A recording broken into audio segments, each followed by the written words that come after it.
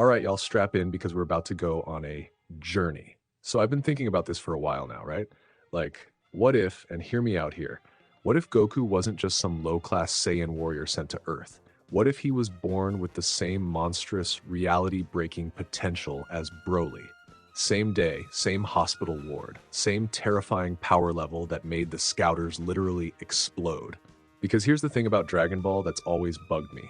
Broly is supposed to be this once-in-a-thousand-years legendary mutation, this walking extinction event, and yet Goku somehow catches up to him through like friendship and training montages. What if they were both that mutation? What if King Vegeta looked at two babies on the same day and thought, damn, if Frieza finds out about this? That's the premise, folks. Two legendary Super Saiyans. Twins in power, if not in blood. One raised on a barren wasteland with nothing but abuse and survival. The other raised on Earth with love and kindness, but who had to lock away everything that made him special just to keep the people around him alive. Let's get into it. King Vegeta's throne room. Big, imposing, all that royal Saiyan nonsense with the red capes and the stone columns. The guy's sitting there looking all regal and powerful, probably thinking about how much he hates working under Frieza when his medical staff comes rushing in looking like they've seen a ghost. And y'all, their scouters are smoking, like literally smoking, because the readings keep climbing and the hardware can't handle it. One of the technicians stammers, both infants, the readings keep climbing. 10,000, both of them. Now, for context, because I know some of you might not be deep in the Dragon Ball power level lore, a power level of 10,000 is insane for a newborn. Most adult Saiyan warriors don't even hit that. Raditz, Goku's actual brother, was sitting at like 1,500 when he showed up on Earth as a grown man. These are babies pulling numbers that would make elite soldiers jealous. King Vegeta's hands start trembling on his throne armrests, because he knows what this means.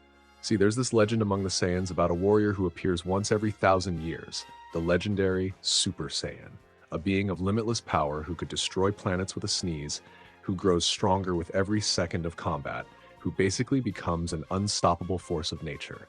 And now there are two of them, in the same generation, born on the same damn day. And here's the thing that really gets King Vegeta sweating. Frieza. Lord Frieza, the galactic tyrant who's been using the Saiyans as his personal attack dogs, is terrified of the Super Saiyan legend. The dude literally destroys entire planets on a whim, and even he is paranoid about some mythical golden warrior showing up to dethrone him. If he finds out that King Vegeta let not one but two potential legendary mutations survive under his nose, Planet Vegeta goes boom a whole lot sooner than scheduled. So King Vegeta makes a decision. A terrible, cowardly, ultimately tragic decision that sets our entire story in motion. Exile them both, he orders. Different planets, as far apart as possible. His advisors exchange nervous glances. If Frieza learns I allowed two legendary mutations to live under his nose, he'll destroy us all anyway, King Vegeta snaps. This way, they're someone else's problem, or they die on hostile worlds. Either way, they're not here. The first baby, Broly, son of Paragus, gets sent to planet Vampa. It's basically the cosmic equivalent of dumping a kid in the Sahara Desert. No food, no water, no civilization. Just barren wasteland and hostile creatures. A death sentence dressed up as exile. The second baby, Kakarot, son of Bardock, gets sent to Earth, a primitive little backwater planet on the edge of the galaxy, so isolated that nobody would ever think to look for him there. And here's where the cover-up gets nasty. King Vegeta tells Paragus that his son died from birth complications. Just straight up lies to his face. Paragus, being the devoted father that he is, discovers the truth anyway. He steals a ship and follows Broly's pod to Vampa, crash landing on that hellhole of a planet to raise his son in exile. Bardock never learns the truth at all. He's told that Kakarot is on a standard infant conquest mission, basically the Saiyan equivalent of sending your kid to boarding school, except the school is whatever planet they're supposed to eventually conquer. He has no idea his son was exiled as a potential threat to the entire Saiyan race. Two pods launch into the void of space, hours apart. Inside each one, a baby sleeps, unaware of the cosmic significance of their existence. Broly's pod spirals toward Vampa, a death sentence disguised as exile. Kakarot's pod drifts toward Earth, a primitive world where he might have a chance. Same power, same potential, opposite fates. One would become a broken weapon, forged by pain and abuse, never knowing anything but suffering and rage. The other would become something the universe had never seen before, a legendary Super Saiyan who learned to suppress everything that made him special, and in doing so, nearly destroyed himself from the inside out. This is a story about two people who were broken in completely different ways, and it's a story about how they saved each other. But we're getting ahead of ourselves. Let's talk about childhood, shall we? All right, so I'm going to do something a little different here. We're going to bounce back and forth between Broly and Goku's childhoods, but I'm going to keep the Broly stuff brief because, honestly, his story is just sad. Like, relentlessly, uncomfortably sad. And while that's important context, I don't want to dwell on it too long before we get to the good stuff. Paragus crash lands on Vampa with his infant son. The ship is totaled. The planet is a nightmare of jagged rocks and monsters that want to eat them. And Paragus, consumed by grief and rage over his exile, makes a choice that will haunt Broly for the rest of his life. He salvages tech from the crashed pod and builds a shock collar. Yeah, a shock collar for his own son. The remote control lets him electrocute Broly into submission whenever the boy's power threatens to spiral out of control. And since Broly's power is always threatening to spiral out of control, because, legendary Super Saiyan mutation, that collar sees a lot of use. Broly learns 3 things on Vampa: pain, survival, and obedience. He speaks in grunts and fragments because no one ever taught him proper language. His only companion is his father, who alternates between protecting him and torturing him depending on the day. Paragus's obsession becomes singular and all-consuming. Revenge on King Vegeta, one day. And that's Broly's childhood. That's it. Just decades of abuse and isolation on a planet that wants him dead, raised by a man who sees him as a weapon rather than a son. Now let's talk about Goku, because his story is way more interesting and way more complicated. So Goku's pod crashes in the mountains of Mount Paozu, right? Creates this massive crater in the forest, which is how Grandpa Gohan finds him. And here's our first sign that something is very different about this kid. Baby Goku grabs Gohan's finger and cracks the bone instantly. Gohan just stares at this newborn infant who just gave him a compound fracture with a casual grip, and he's like, what kind of child? The answer, Grandpa Gohan, is a very dangerous one. See, here's where we get into the mechanics of raising a legendary Super Saiyan, and y'all, it is not easy. Baby Goku's tantrums crack the foundation of the house. When he cries, trees shake and animals flee for miles. The kid is essentially a nuclear bomb wrapped in a diaper, and poor Gohan has absolutely no idea what to do about it. He reaches out to Master Roshi. Roshi reaches out to Korin. Korin comes up with this special senzu paste that they mix into Goku's milk.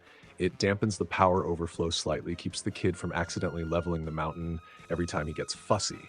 But it's a band-aid on a bullet wound. Then comes the head injury at age 3. Now, in the original Dragon Ball, Goku falls down a ravine and hits his head, which gives him amnesia and erases his Saiyan aggression instincts. That's why he becomes the lovable goofball we all know and love instead of a planet-conquering warrior. But here's the thing.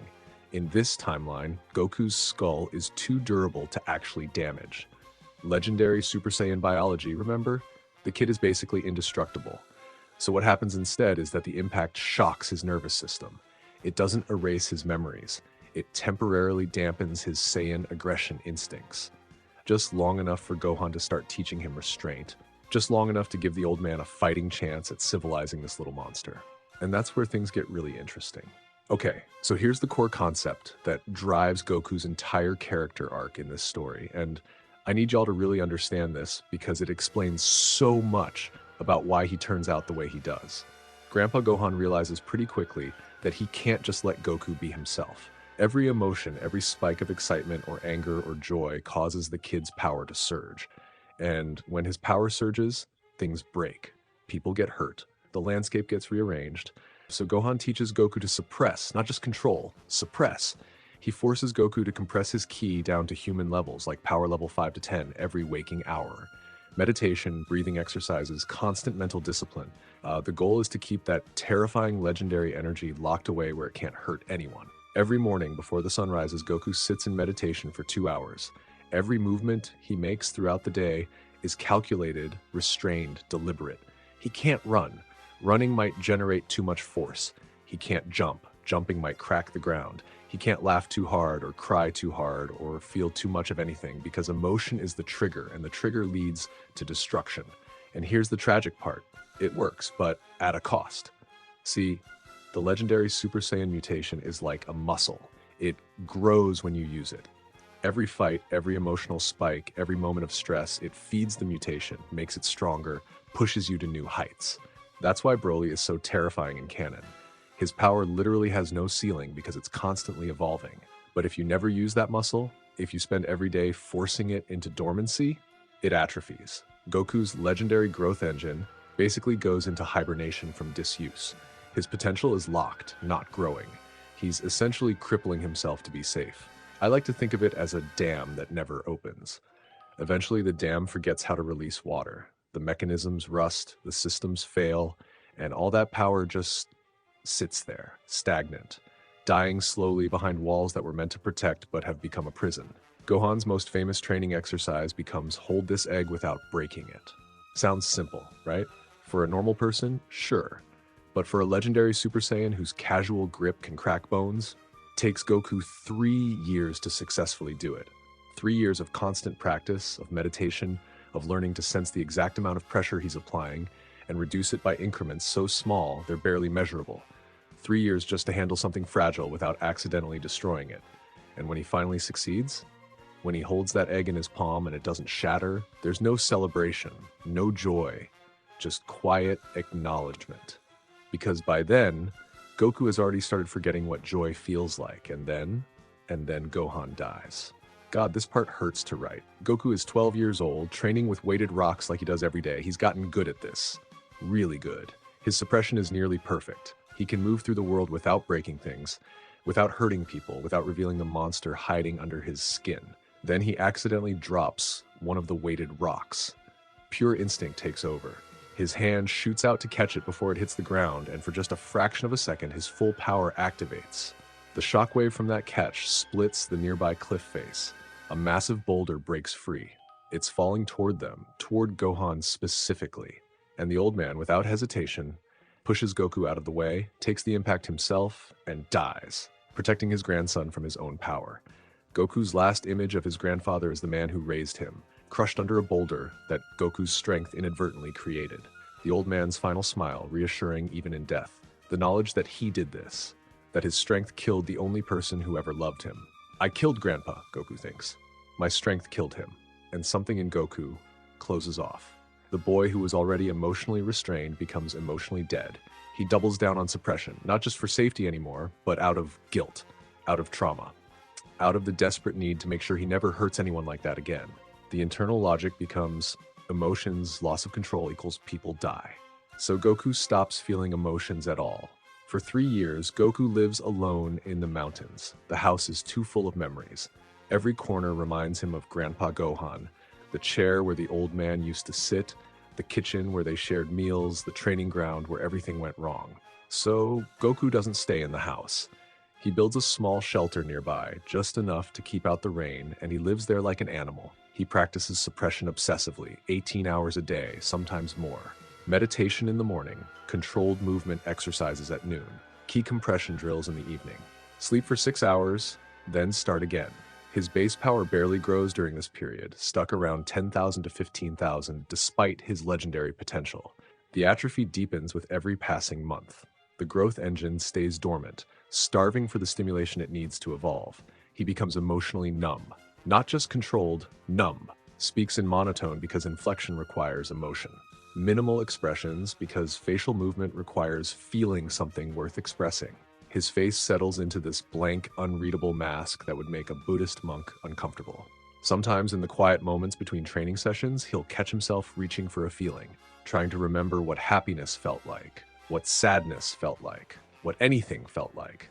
But the feelings don't come. They're locked away with his power, behind walls so thick he can't even remember building them. Animals approach him without fear because he doesn't radiate the predator energy that even normal humans emit. They sense nothing. He's like a void in the shape of a person. And here's what gets me about this version of Goku. He made a choice. He traded his legendary potential, the thing that makes him special, the thing that could have made him the strongest being in the universe, for safety, for the guarantee that he would never hurt anyone again. That's not weakness. That's not cowardice. That's a 15-year-old kid who watched his grandfather die because of him, making the only choice he thought he could live with. It's just Really, really sad.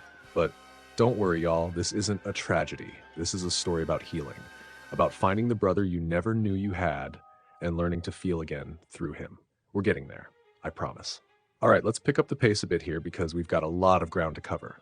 Bulma is 16 years old, brilliant, rich, and hunting for the Dragon Balls because she wants to wish for the perfect boyfriend. Classic Bulma, honestly. She's driving through the mountains in her fancy Capsule Corp car when she literally crashes into Goku. And when I say crashes into, I mean the car crumples against him. Goku doesn't even react, just stands there while this expensive vehicle accordion folds around his body like it hit a brick wall. Bulma stumbles out, absolutely losing it. What are you? And Goku, in that dead monotone he's perfected over the years, just says, I live here. You're trespassing. No anger, no curiosity, no social awareness at all. Just a statement of fact. Now, Bulma being Bulma, she doesn't run away screaming from the weird mountain boy who just tanked her car. Instead, she sees the 4-star Dragon Ball that Goku keeps as a memento of his grandfather. And suddenly this emotionless weirdo becomes very interesting. She explains the Dragon Balls. 7 mystical orbs, gather them all, summon a dragon, get any wish granted. And for the first time, Goku shows a flicker of something. These balls grant wishes, he asks. Still monotone, but with something stirring underneath. Any wish? That's right. And in Goku's mind, maybe I can wish for a way to control this power. Maybe I can wish to be normal. So yeah, that's his motivation for joining Bulma's adventure. Not excitement, not curiosity, not the thrill of exploration, just the desperate hope that a magical dragon might be able to fix him. Early Goku in this timeline is bleak. They travel together, and Bulma slowly realizes something is very wrong with her new companion. Not dangerous. Wrong. Just off. He deflects bullets without trying. They just bounce off his skin like they hit steel. When a wooden wall is in his way, he walks through it like it's made of paper, doesn't even seem to notice. At one point, Bulma's car gets stuck in mud and Goku just picks it up, one hand, casual, sets it on solid ground and keeps walking. How strong are you? Bulma demands. Goku considers the question. I don't know. I've never tested it. Never tested it? What kind of? Testing it would be dangerous. And something in his voice, flat as it is, makes Bulma stop asking questions. They pick up Oolong along the way. The shape-shifting pig joins their group after a standard village-saving adventure. He's terrified of Goku, which is honestly pretty reasonable. The gang collects 6 Dragon Balls. Emperor Pilaf's minions trap them in a steel chamber, planning to steal the Dragon Balls and wish for world domination. Standard villain stuff, right? Goku looks at the steel walls, considers them for a moment. Then he just pushes. The entire wall section crumbles. Not breaks, crumbles, like it was made of sand instead of reinforced steel. They escape easily. Pilaf, watching from his surveillance system, nearly has a heart attack. What is that boy? Pilaf gets to Shenron first, starts making his wish. Make me ruler of... Oolong, thinking fast, shouts over him, I wish for the world's most comfortable pair of panties. Shenron's eyes glow. Your wish is granted. And poof. Dragon disappears, Dragon Balls scatter, Pilaf is left screaming in impotent rage. Bulma is furious. You wasted the wish on panties? Hey, he was about to take over the world. I saved everyone. Goku watches this exchange with no expression whatsoever. The dragon is gone, he observes. We can try again next year. Inside his head, maybe next time I can wish to be normal. Alright, I'm gonna blow through this stuff because y'all don't need me recapping every single Dragon Ball arc beat for beat. The important things, the Red Ribbon Army is a global military organization hunting the Dragon Balls. Commander Red wants to wish for height. I'm not kidding.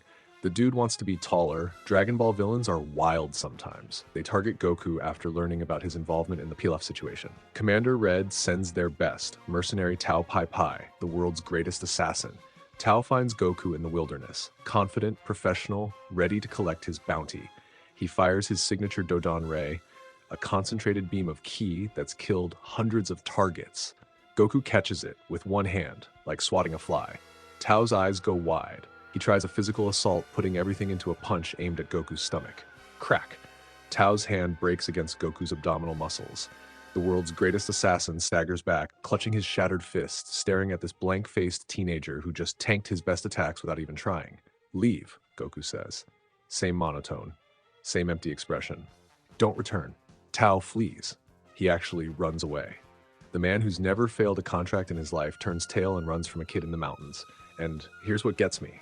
Goku doesn't even seem satisfied, doesn't seem proud. He's just done with the interaction, already walking away. Goku walks through Red Ribbon headquarters. I want you to picture this, okay? This massive military compound, hundreds of soldiers, tanks, aircraft, the works, state-of-the-art security, elite special forces, and Goku just walks through it. Takes him maybe 15 minutes to dismantle the entire army. He doesn't even use ki blasts, just physical dominance.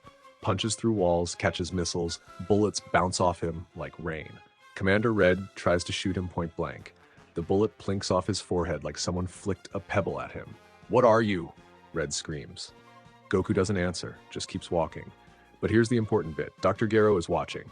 From a hidden laboratory beneath the compound, the mad scientist who will eventually create the androids is recording everything, analyzing Goku's movements, his cellular density, his impossible durability. Incredible. His power seems contained, as if he's holding back an ocean. He downloads all his research data, escapes through an underground tunnel before Goku can find him. That'll be important later. Trust me. After the Red Ribbon thing, Goku climbs Korin Tower seeking answers about control. He's heard rumors about the wise cat who lives at the top, and he's desperate for any guidance on managing his power. Korin takes one look at Goku's energy and just goes quiet. "You're like a star compressed into a human body," the old cat says finally. "But it's been compressed for so long, it's forgotten how to shine." This hits different when you remember that Goku's suppression has been going on for over a decade at this point. Korin teaches him to release power in small, controlled bursts, venting excess energy safely rather than letting it build up. It's helpful, genuinely helpful, and Goku actually gets better at managing his condition. But Korin also delivers a warning that will echo through the rest of the story. Boy, you're killing your own potential. One day you'll need this power and it won't answer. Goku doesn't respond, just files it away and keeps training. He doesn't realize yet that Korin is absolutely right. Emperor Pilaf, still bitter about the whole panties thing, releases King Piccolo from his prison. The Demon King, ancient and terrible, immediately senses the strongest fighter on Earth. He finds Goku and attacks. It barely qualifies as a fight, to be honest. King Piccolo, power level 260, absolutely terrifying by Earth standards, throws everything he has at Goku. Energy blasts, physical strikes, his most devastating techniques. None of it does anything. Goku catches Piccolo's beam with one hand, looks the Demon King dead in the eyes with that blank, empty expression. "You're not strong, you're just old." Then he defeats Piccolo with a finger flick to the forehead. I'm not kidding, a finger flick. Enough force to cause the ancient demon to explode. But before death, Piccolo spits out an egg, his final act creating a reincarnation. Piccolo Jr., who will become very important later. The egg disappears into the wilderness. Goku doesn't pursue it. The threat is neutralized. That's enough for him.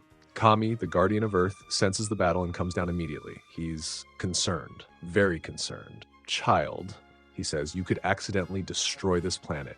Goku just looks at him, waiting. But more troubling, "You're destroying yourself." That gets a reaction. Just a flicker, but it's there. Kami explains what he's sensing, the suppression, the atrophy, the slow death of Goku's potential. He offers a solution. "I can seal your power permanently, make you normal, safe." And Goku actually considers it. For a long moment, he stands there weighing the offer. A chance to be free of this burden, a chance to never worry about hurting anyone again. But then he thinks about Grandpa Gohan, about all the people who might need protection someday, about what it would mean to give up his only advantage in a dangerous universe. "Then I can't protect anyone," he says finally. Kami nods solemnly. "Then I will teach you to carry this burden with wisdom. But know this, you cannot suppress forever." Goku trains on the lookout for 3 years. Mr. Popo teaches him stillness and emotional regulation. Kami teaches him to sense ki, to meditate, to achieve perfect control over his suppression. He learns about his alien heritage through Kami's visions. First time hearing the word Saiyan, first time understanding that he's not human, was never human, came from a warrior race on a planet that no longer exists. It should be earth-shattering news. Life-changing. Goku processes it with the same blank expression he processes everything. "Saiyan," he repeats. That explains the tale. Kami watches him with growing concern. The boy is mastering control, yes, but at what cost? His emotions are completely locked away. His potential is dying. He's becoming a perfect weapon with no one behind the trigger. He's built a cage around a nuclear reactor, Kami confides to Popo, and the reactor is dying from lack of use. But there's nothing more he can do. Goku has chosen his path. All Kami can hope is that someday, something will help this broken boy remember how to feel. Goku enters the 23rd World Martial Arts Tournament at age 19, wanting to test his control in a combat environment. His fighting style is elegant, precise, and deeply unsettling to watch. He uses maybe 0.1% of his actual power, relying entirely on technique to defeat opponents without ever revealing what he's truly capable of. He wins every match without breaking a sweat, without showing emotion, without even seeming particularly interested in the fights themselves. Krillin is there, Yamcha, Tien, all the fighters who would normally be Goku's friends and rivals. They're terrified of him, not because he's mean or threatening, because there's just nothing there. No joy in competition, no excitement about fighting, just cold, mechanical efficiency. That guy gives me the creeps, Krillin mutters to Yamcha. Yeah, Yamcha agrees. It's like fighting a robot. The finals. Piccolo Jr., the reincarnation of King Piccolo, now a young warrior consumed with the desire for revenge, faces Goku. This should be dramatic, tense, the culmination of years of hatred and training. Goku dodges everything effortlessly, blocks without trying. When Piccolo finally lands what he thinks is a devastating blow, Goku doesn't even acknowledge it. What are you? Piccolo demands, breathing hard, sweat dripping down his face. I don't know, Goku replies, same monotone, same empty eyes. Then he defeats Piccolo with a gentle tap that wrings him out of the arena. Not a punch, not a kick, a tap. Just enough force to push Piccolo over the boundary line. Piccolo lies on the ground outside the ring, staring up at the sky, completely shattered. He becomes obsessed with surpassing Goku after this.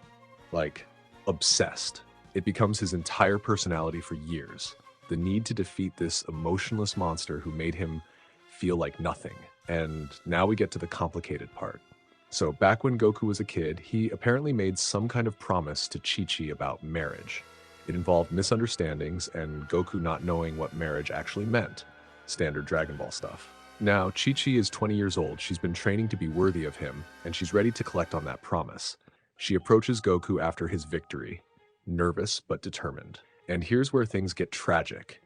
Chi-Chi looks at Goku's cold demeanor, his blank expression, his complete emotional unavailability, and she finds it attractive. She interprets it as mysterious and strong when it's actually traumatized and dissociated. She's a broken person attracted to what she perceives as strength, not realizing she's looking at a different kind of brokenness entirely.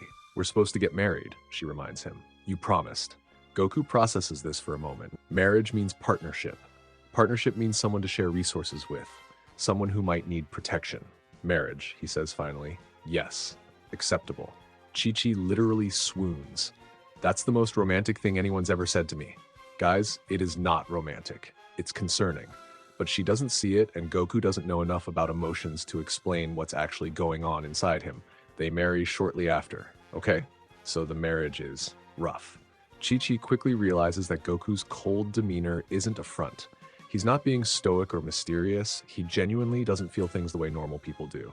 He provides for her, protects her, fulfills his duties as a husband, but there's no warmth, no affection, no emotional intimacy at all.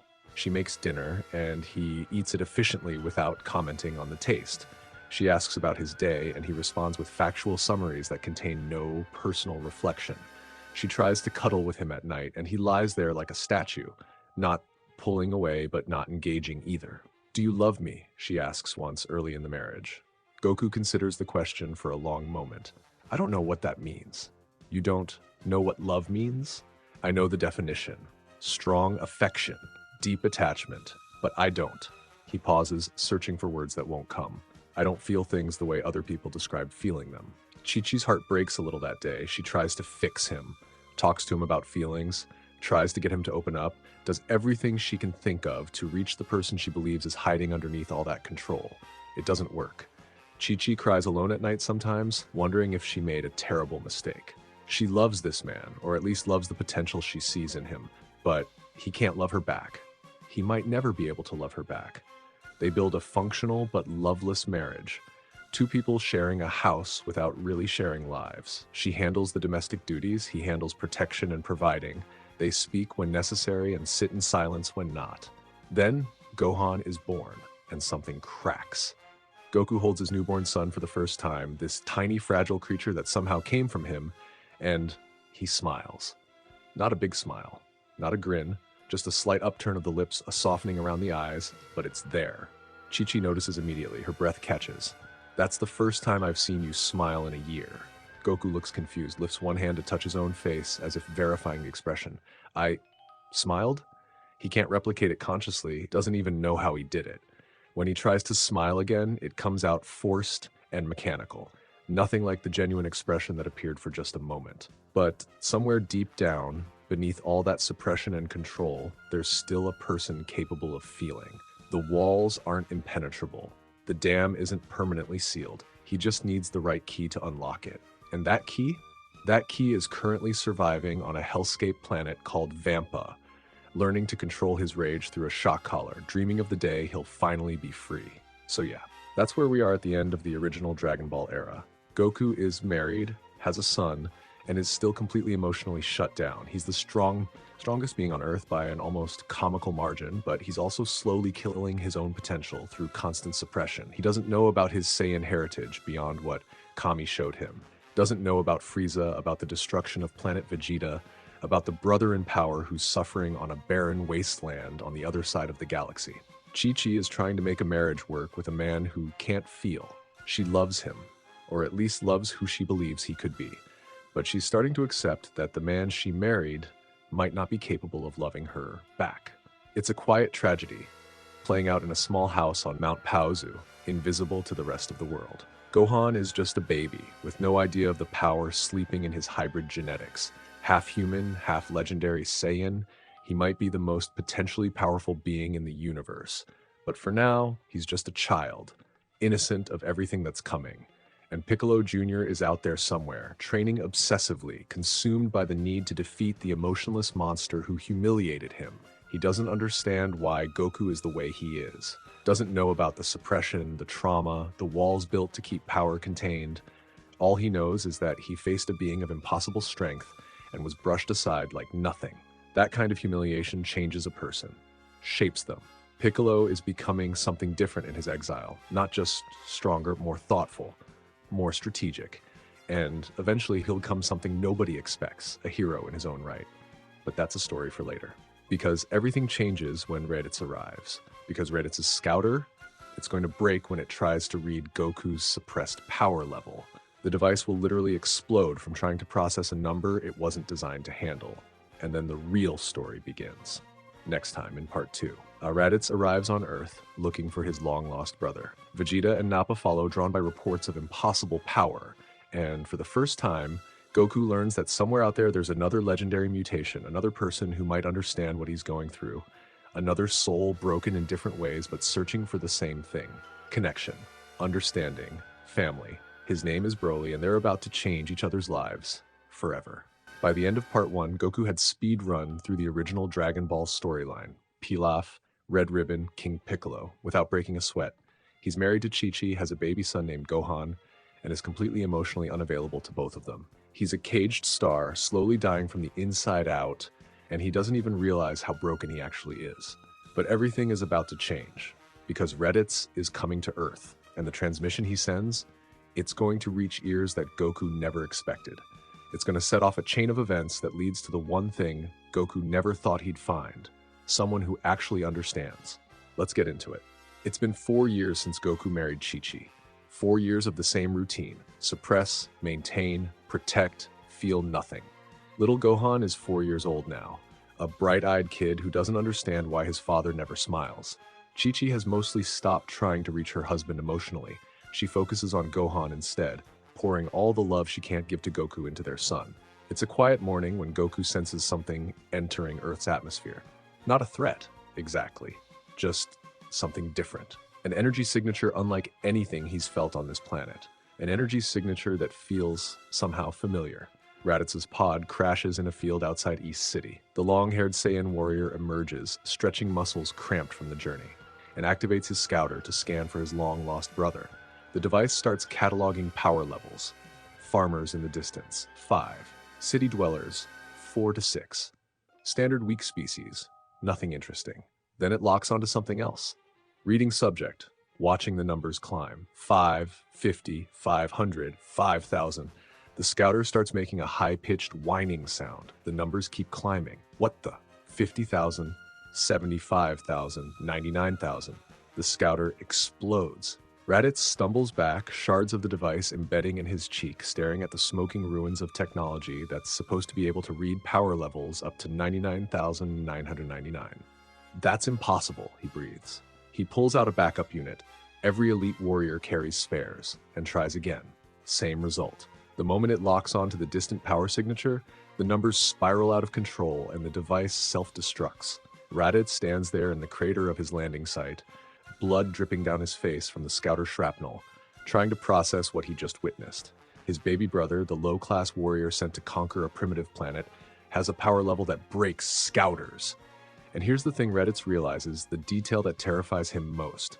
The reading seemed compressed, like it was being held back by something. Like what he was detecting wasn't even the full extent of the power. His power is suppressed? Raditz whispers. But to what level? If the scouter couldn't even register it, he needs backup. He needs to tell Vegeta, but first he needs to find his brother. Raditz tracks the energy signature to a small island in the middle of the ocean. Kame House, Master Roshi's place. Goku is there with Gohan, visiting old friends. Krillin and Roshi are present, chatting about nothing in particular. It's a peaceful scene, domestic and calm. Then Raditz descends from the sky. He's imposing. Tall, muscular, long hair flowing behind him, Saiyan armor gleaming in the sunlight. His tail is wrapped around his waist like a belt, a detail that makes Goku's eyes narrow almost imperceptibly. Kakarot, Raditz announces, landing in front of the group. I am Raditz, your brother. I've come to bring you home. Then there is silence. Krillin and Roshi exchange confused glances. Goku just stares at the newcomer with that blank expression he's perfected over 2 decades of emotional suppression. Brother, Goku repeats. Not a question, not surprise, just acknowledgement. Yes, you were sent to this planet as an infant to conquer it, but clearly you failed or forgot your mission. No matter. Come with me now, and together we'll serve Lord Frieza as Saiyan warriors. We'll conquer planets, grow stronger, restore our race to glory. Raditz is putting on a good show, all confidence and bravado, but inside he's terrified. Every second he's this close to Goku, he can feel that impossible power pressing against his senses like standing next to a star. Goku considers the offer for approximately 2 seconds. No. What? No. I won't conquer planets. I won't serve this Frieza. I live here. This is my home. Raditz's eye twitches. You don't understand. This isn't a request, Kakarot. Lord Frieza commands. No. Same monotone, same empty expression. Like he's discussing the weather rather than refusing a galactic warlord's recruitment pitch. Raditz clenches his fists. He'd planned for this possibility. The possibility that his brother had gone native, forgotten his heritage, needed motivation. His eyes land on little Gohan, hiding behind Goku's leg, staring up at the scary man with the tail. Then I'll take your son as hostage, Raditz snarls, lunging forward. He grabs Gohan with one hand, lifting the crying child by his shirt, and blasts into the sky before anyone can react. Come find me at my landing site if you want to see your brat alive, he shouts over his shoulder. You have 3 hours. He's betting on parental instinct, overriding whatever strange passivity has infected his brother. Nobody can ignore a threat to their child, right? Raditz gets about half a mile before Goku appears in front of him. No warning. No build-up. One instant, the sky is empty. The next instant, Goku is just there, floating in the air with one hand extended toward Gohan. Raditz's blood runs cold. How? I didn't even see you. Goku doesn't respond. He simply takes Gohan out of Raditz's grip, movements so fast that Raditz's eyes can't track them.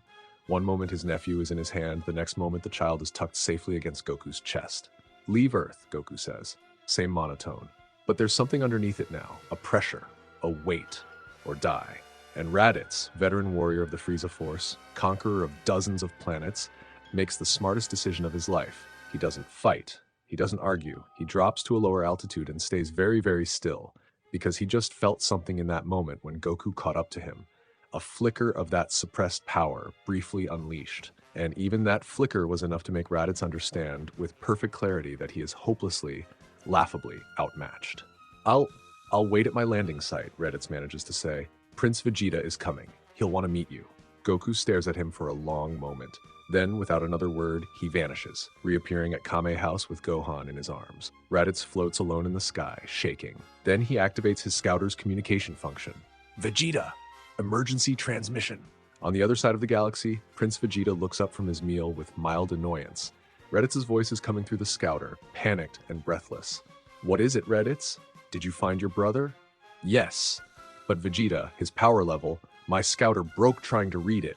It's over 99,999. Repeat, over 99,999. Nappa, sitting across from Vegeta, nearly chokes on his food. Over 99,999? That's impossible. That's stronger than the Ginyu Force. Vegeta doesn't respond immediately. His eyes have gone distant, calculating. And you're certain of this reading? He asks slowly. The scouter exploded twice, and it seemed like he was suppressing it. Like that wasn't even his full power. Interesting.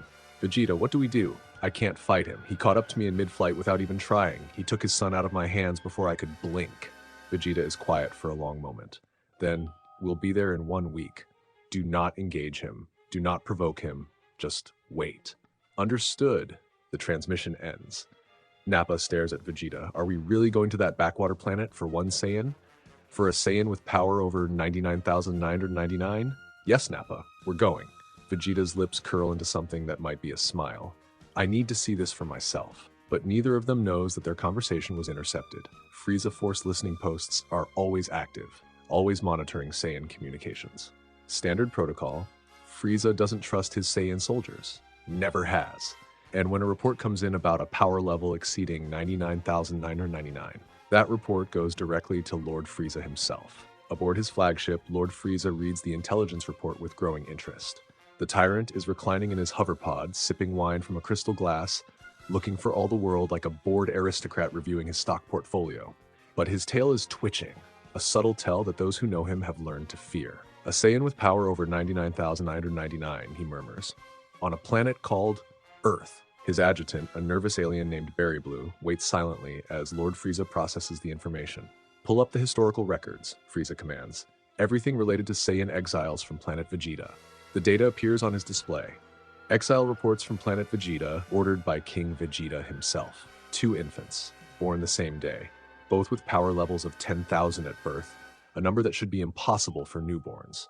Both ordered exiled to remote planets, far from the Saiyan homeworld. Frieza remembers that day, remembers King Vegeta coming to him with assurances that all potential threats had been dealt with, remembers the fear in the Saiyan King's eyes, fear that Frieza had attributed to his own magnificence, but now recognizes as something else entirely.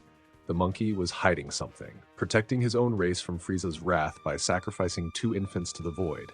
And now one of those infants, maybe both of them, has grown into something that breaks scouters. He lied to me, Frieza whispers, his grip tightening on his wine glass. The crystal cracks.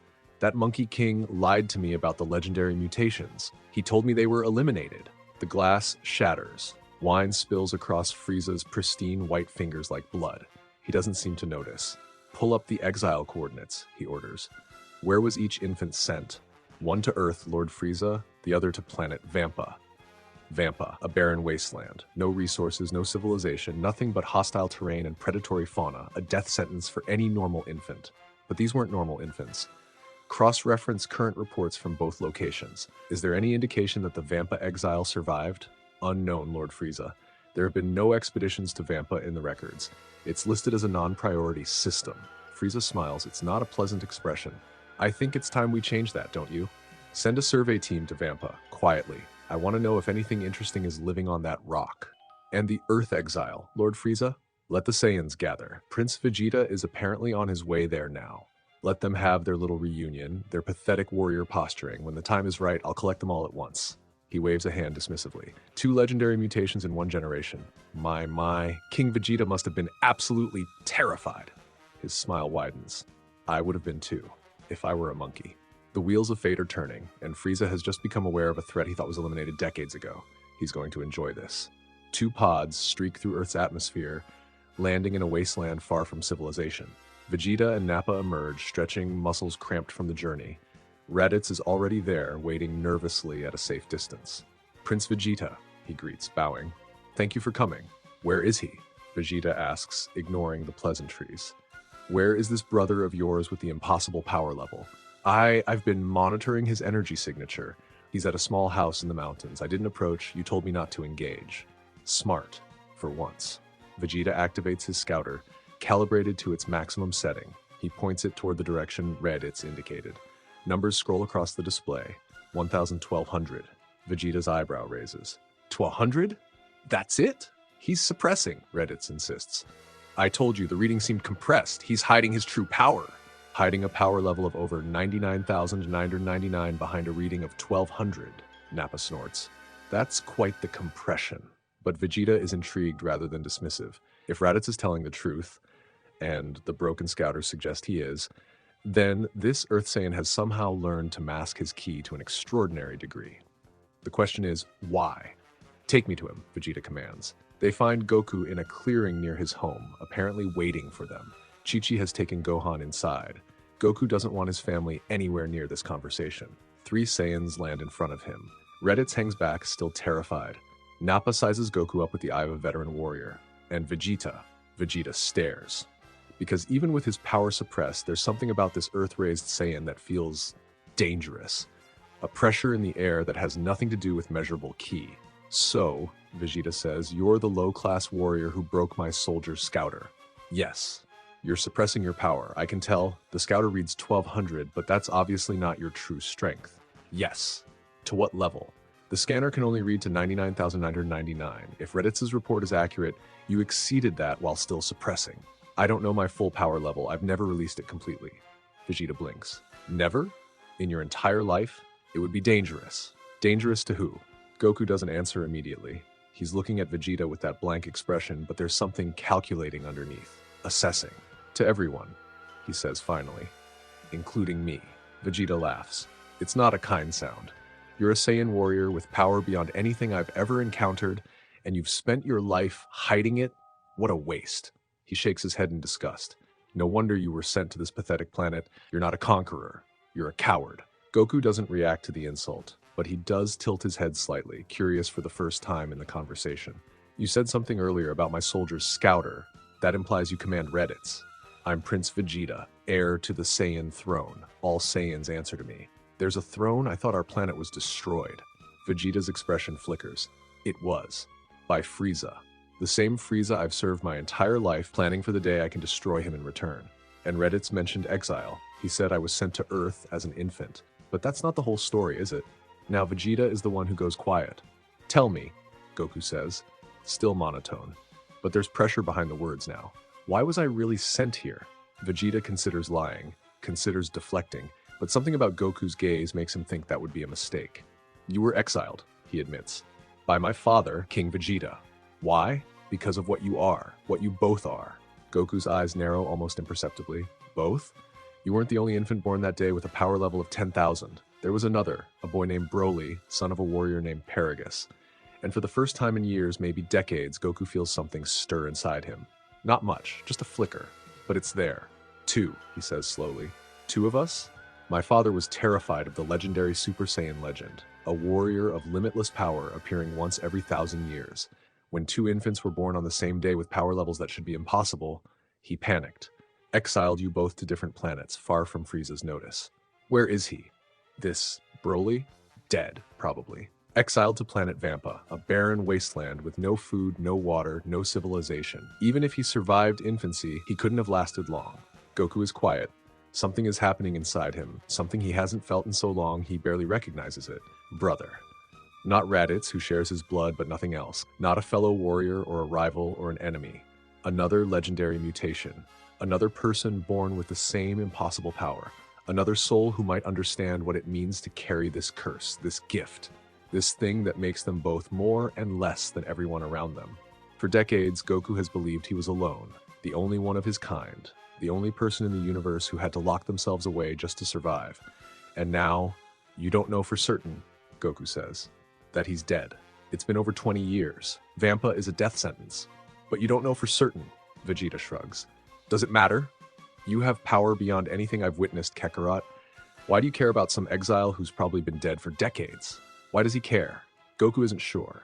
He's not supposed to feel things. That was the whole point of the suppression, the emotional lockdown, the walls he built after Grandpa Gohan's death. Feeling leads to power spikes.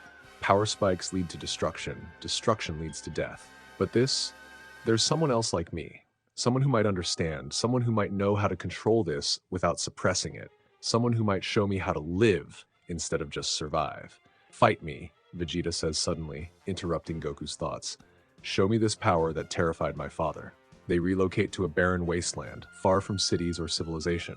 Nappa and Raditz hang back at a safe distance. Vegeta takes a fighting stance. Whenever you're ready, Kakarot. I should warn you, Goku says. I haven't fought at any significant power level in years. My suppression, it's hard to release. Then try. I want to see what a legendary Super Saiyan can really do. Goku closes his eyes. For years, he's been building walls, constructing dams, locking away the monster inside him behind barriers of meditation and discipline, and the constant, exhausting effort of keeping everything contained. Now, for the first time since Grandpa Gohan died, he tries to let it out. It's difficult. The mechanisms have rusted, the pathways have degraded. It's like trying to remember how to run after being paralyzed for years. The body has forgotten how. Goku pushes. Sweat breaks out on his forehead, his muscles tremble. He's fighting against decades of conditioning, trying to unlock a door that's been welded shut from the inside. And then, finally, something gives. A flicker of green-tinted aura surrounds him. Not stable, flickering, inconsistent, but there. The signature of the legendary mutation, visible for the first time since he was an infant. Vegeta's eyes go wide. The pressure in the air increases, dramatically. Even this partial release, this fraction of Goku's suppressed power, is enough to make the ground tremble and the sky darken. That's... Nappa starts, then stops. His scouter is going haywire, numbers spinning out of control. Incredible, Vegeta breathes. Even suppressed for this long, even barely able to release, this pressure is immense. They clash. Vegeta is a prince, an elite warrior. He's been trained since birth, fought across 100 worlds, honed his skills to a razor's edge. His base power level is 18,000, extraordinary by any standard. He comes at Goku with everything he has. The first exchange is brutal. Vegeta's fist connects with Goku's jaw, or at least that's what should happen. Instead, Goku's head tilts slightly from the impact, and Vegeta's knuckles ache like he just punched a steel wall. You're not even trying to dodge, Vegeta snarls. You're just taking the hits. I'm not used to fighting at this level, Goku admits. The suppression, it makes everything feel wrong, like trying to run through water. Then stop suppressing, Goku tries. The green-tinted aura flickers brighter, and suddenly his movements become sharper, more fluid. He catches Vegeta's next punch and redirects it, sending the prince spinning. Vegeta recovers in midair, grinning despite himself. Better, that's more like it. They clash again, and again, and again. Vegeta is fast. Vegeta is skilled. Every technique he throws is polished, precise, the product of decades of training under the most ruthless conditions imaginable. He's fought warriors, monsters, entire armies. He's killed beings that most people couldn't even comprehend. But Goku is something else entirely. Even with his power barely released, even fighting against years of suppression conditioning, even struggling to remember how to fight rather than just defend, Goku is overwhelming. When he lands hits, mountains shake. When Vegeta blocks, the prince's arms go numb. The difference in raw power is staggering, undeniable, almost comical, and yet Vegeta makes him work for it. Because Vegeta is a genius of combat. He reads Goku's inexperienced attack patterns, exploits the hesitation that comes from fear of his own strength, finds angles that even superior power can't easily counter. 15 minutes into the fight, both warriors are breathing hard. You're holding back, Vegeta accuses between gasps. You're still holding back. I have to. Why? Because if I don't, Goku's aura flickers, and for just a moment, Vegeta sees something else underneath, something vast and terrifying and green. I don't know if I can stop. Vegeta stares at him, then he laughs. You're afraid of winning? Of being too strong? He shakes his head. You really are pathetic, Kakarot. Maybe. The fight continues. At the end, Vegeta lies in the dirt, bloodied and beaten but not destroyed. Goku stands over him, breathing hard, green aura still flickering unstably around him. How? Vegeta gasps. How is a low-class warrior this strong, and you're not even at full power? I don't know, Goku admits. I've never released it fully. I'm afraid to. Afraid? Vegeta laughs, bloody and bitter. You have power beyond anything I've ever seen, and you're afraid to use it? The last time I lost control, someone I loved died. That shuts Vegeta up.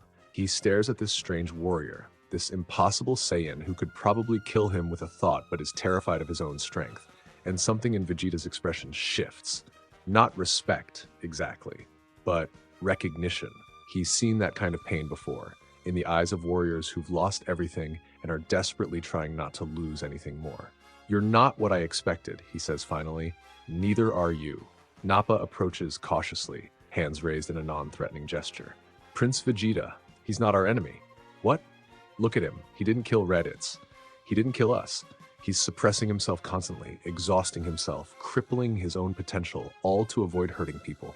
Nappa is old by Saiyan standards. He's seen a lot, fought alongside warriors of every temperament, watched talented fighters destroy themselves through arrogance or rage or fear. And he can see what Goku is, underneath the blank expression and the impossible power, someone carrying a burden that's slowly crushing him. The Earth is his home, Nappa continues. He protects it. He married a native woman, had a half-breed child. Whatever Saiyan instincts he might have had, they've been buried under something else. Raditz speaks up, nervous but hopeful. Brother, please. Earth could be our home too. Frieza would kill us if we return without conquering worlds. But here we could be safe. Goku looks at the three Saiyans, his brother who tried to kidnap his son, the prince who demanded a fight, the veteran who sees more than he lets on. Stay on Earth, he says finally. I don't care. Vegeta pulls himself to his feet, pride wounded but intact. I'll surpass you, Kakarot. One day, I will surpass you. Acceptable. It's not friendship. It's not even alliance, really. Just tolerance. An acknowledgement that they exist in the same space now. But it's a start. Over the following weeks, the Saiyan warriors settle into their new lives on Earth. Raditz builds a small house in the Mount Paozu area, keeping his distance from Goku's family but staying close enough to maintain some connection to his brother. He's not sure what he wants from the relationship. He's spent his whole life believing Kakarot was a failed low-class warrior, and now he's trying to reconcile that belief with the reality of what his brother actually is. Nappa wanders. He's always been more contemplative than his warrior exterior suggests, and Earth offers something the Frieza Force never did: peace. He meditates in wastelands, trains alone in the mountains, slowly comes to terms with the fact that the life he's known is over. Sometimes he visits human towns, watches how they live, these weak, fragile creatures who have no idea how dangerous the universe really is. There's something almost enviable about their ignorance. Vegeta ends up at Capsule Corp. Not by choice, exactly. Bulma tracks him down after hearing rumors about aliens in the wasteland, and being Bulma, decides that investigating potential extraterrestrial life is more interesting than whatever project she was working on. She finds Vegeta fascinating. Not the arrogance, though that's entertaining to Needle, but the biology, the culture, the fact that he's from an entirely different species with different capabilities and history. So, you can just fly? She asks, circling him with a measuring tape. Without any technology? Just raw biological capability? Yes. And the tail, does it serve a function? Is it prehensile? Goku had one too. Can you? Woman, I am the prince of all Saiyans. I didn't come to this backwater planet to be measured like some laboratory specimen. Cool. What about the energy projection? Is that a biological process or more like controlled nuclear fusion? Vegeta sputters. No one has ever talked to him like this. Not subordinates, not equals. Certainly not some fragile human woman who should be terrified of him. I could destroy you with a thought, he growls. Sure, but then who would fix your broken scouter? She holds up the device, which she apparently pickpocketed during one of her measuring attempts. I've already figured out the frequency modulation. Give me a week and I can probably build you one that doesn't explode when it reads high numbers. Vegeta stares at her. Bulma stares back, completely unintimidated. You are either very brave or very stupid, Vegeta finally says. Little bit of both, probably. Now are you going to let me study your biology, or do I have to keep guessing? He stays anyway. Tells himself it's for the upgraded equipment, the training facilities, the chance to grow stronger without interference from the Frieza Force or his own injured pride. But somewhere in the back of his mind, he knows that's not entirely true. There's something about this strange, fearless woman that makes him want to prove himself, to show her that he's more than just a displaced prince from a dead world. It's deeply annoying. And all three Earth Saiyans begin training, pushing themselves to catch up to Goku's impossible level. None of them believe they can actually match him, but the attempt itself becomes a purpose. A reason to exist beyond serving Frieza. A reason to become something more than what they were. One evening, Goku sits alone on a cliff near his home watching the sunset. Chi-Chi finds him there. You've been different since those other Saiyans arrived, she says, settling beside him. Not a lot, but different. Have I? You asked me about dinner yesterday. Actually asked, not just ate what I put in front of you. Goku considers this. I didn't notice. I did. Chi-Chi hesitates. What did they tell you? The other Saiyans? Goku is quiet for a long moment. The sunset paints the sky in oranges and purples, beautiful and transient. They told me there was another one, he says finally. Another infant born the same day as me, with the same power. We were both exiled because the king feared what we might become. Where is he? A planet called Vampa. Probably dead. Goku pauses. Probably. Chi-Chi watches her husband's profile. Even now, after all these years, his face is hard to read. But she's learned to catch the subtle shifts, the tiny tells that suggest something happening underneath the surface. And right now, there's something. A tension in his jaw. A distance in his eyes. You're thinking about finding him, she realizes. I don't know what I'm thinking. Goku turns to look at her. Actually look at her, which is rare. I've spent my whole life controlling this power, suppressing it, building walls so strong I can barely feel anything anymore. And it's killing me, Chi-Chi. Slowly. I can feel it. Then stop suppressing. I can't. If I release it, if I lose control, people die. You could die. Gohan could die. So what, you just suffer forever? Lock yourself away until there's nothing left? Goku doesn't answer. Because that was the plan, wasn't it? Contain the monster until the monster gives up. Trade potential for safety, power for peace, feeling for emptiness. But now there's this. The knowledge that somewhere out there, another person carries the same burden. Another legendary mutation who might understand, who might have answers. If he's alive, Goku says slowly, he might know things about what we are, about how to control it without losing everything. Then find him. Vampa is a wasteland. He's been there for over 20 years. The chances, find him, Chi-Chi repeats. Because I'd rather have a husband who's searching for answers than one who's slowly disappearing in front of me. It's the most honest they've been with each other in years. And somewhere deep inside Goku, beneath all the walls and the suppression and the carefully maintained emptiness, something stirs. Hope. Just a flicker. But it's there. So yeah, that's where we are at the end of the Saiyan saga. And honestly, I love how different this is from canon. In the original Dragon Ball Z, the Saiyan saga is all about Goku learning how strong he is, pushing past his limits, dying heroically against Raditz, training with King Kai, and coming back to fight Vegeta in an epic battle that defines the rest of the series. But in this timeline, Goku already knows how strong he is. That's the problem. He's been living with this knowledge for years, and it's been slowly destroying him from the inside out. The drama isn't, can Goku get strong enough to beat the bad guys? The drama is, can Goku learn to use his strength without losing himself in the process? And the answer, the key to everything, isn't training montages or Zenkai boosts or last-minute power-ups. The answer is Broly, another legendary mutation, another person carrying the same burden, another soul who might understand what it means to have power so vast that it terrifies even you. The three Saiyan warriors, Raditz, Nappa, and Vegeta, have become unexpected residents of Earth. Not friends of Goku, exactly, but not enemies either. They're training, adapting, trying to figure out who they are without the Frieza force defining their existence. Vegeta's living at Capsule Corp and slowly driving Bulma crazy. Or is she driving him crazy? Probably both. The seeds of one of anime's greatest relationships are being planted, even if neither of them realizes it yet. Nappa's found something like peace in Earth's wilderness, meditating and training and slowly coming to terms with a life without war. And Raditz is awkwardly trying to build some kind of relationship with the brother he never knew, showing up at Goku's house at random times and not knowing what to say when he gets there. It's messy, it's complicated, it's very human, despite involving a bunch of aliens. But the bigger news is the revelation. Broly. Goku now knows there's another legendary mutation out there. Someone who might understand his burden. Someone who might have survived decades on a death world, carrying the same power, fighting the same fight. He can't stop thinking about it, can't stop wondering. The clock is ticking, the pieces are moving, and somewhere on a barren wasteland on the far side of the galaxy, a broken warrior with cruel life and vacant eyes looks up at the sky and feels, for the first time in 2 decades, something other than despair. Something like hope. Next time, in Part 3. Frieza makes his move. King Kai delivers a warning. The Z-Fighters race to Vampa, desperate to reach Broly before the tyrant can claim him. And Goku finally meets the brother he never knew he had. A man raised in hell, who speaks in fragments and only knows pain.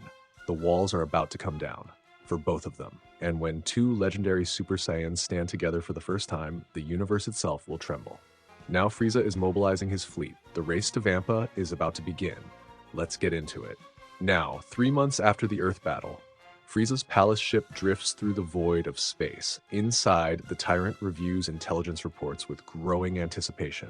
His scouts returned from Vampa 2 weeks ago. Their report confirmed what Frieza suspected. The second legendary mutation survived. A Saiyan male, approximately 25 years old, living in the wasteland with an older companion. Power readings were inconsistent. The scouts' equipment malfunctioned whenever they tried to get accurate measurements. Sound familiar? 2 of them. Frieza murmurs. 2 legendary Super Saiyans, both alive, both with power that breaks scouters. Shall I prepare the fleet for immediate departure, Lord Frieza? Not yet.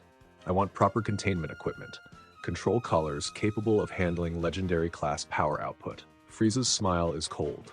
King Vegeta used such a device on the Vampa Exile according to the scouts' observations. Crude technology, but effective. I want something better. And the Earth Exile, my lord? He'll come to us?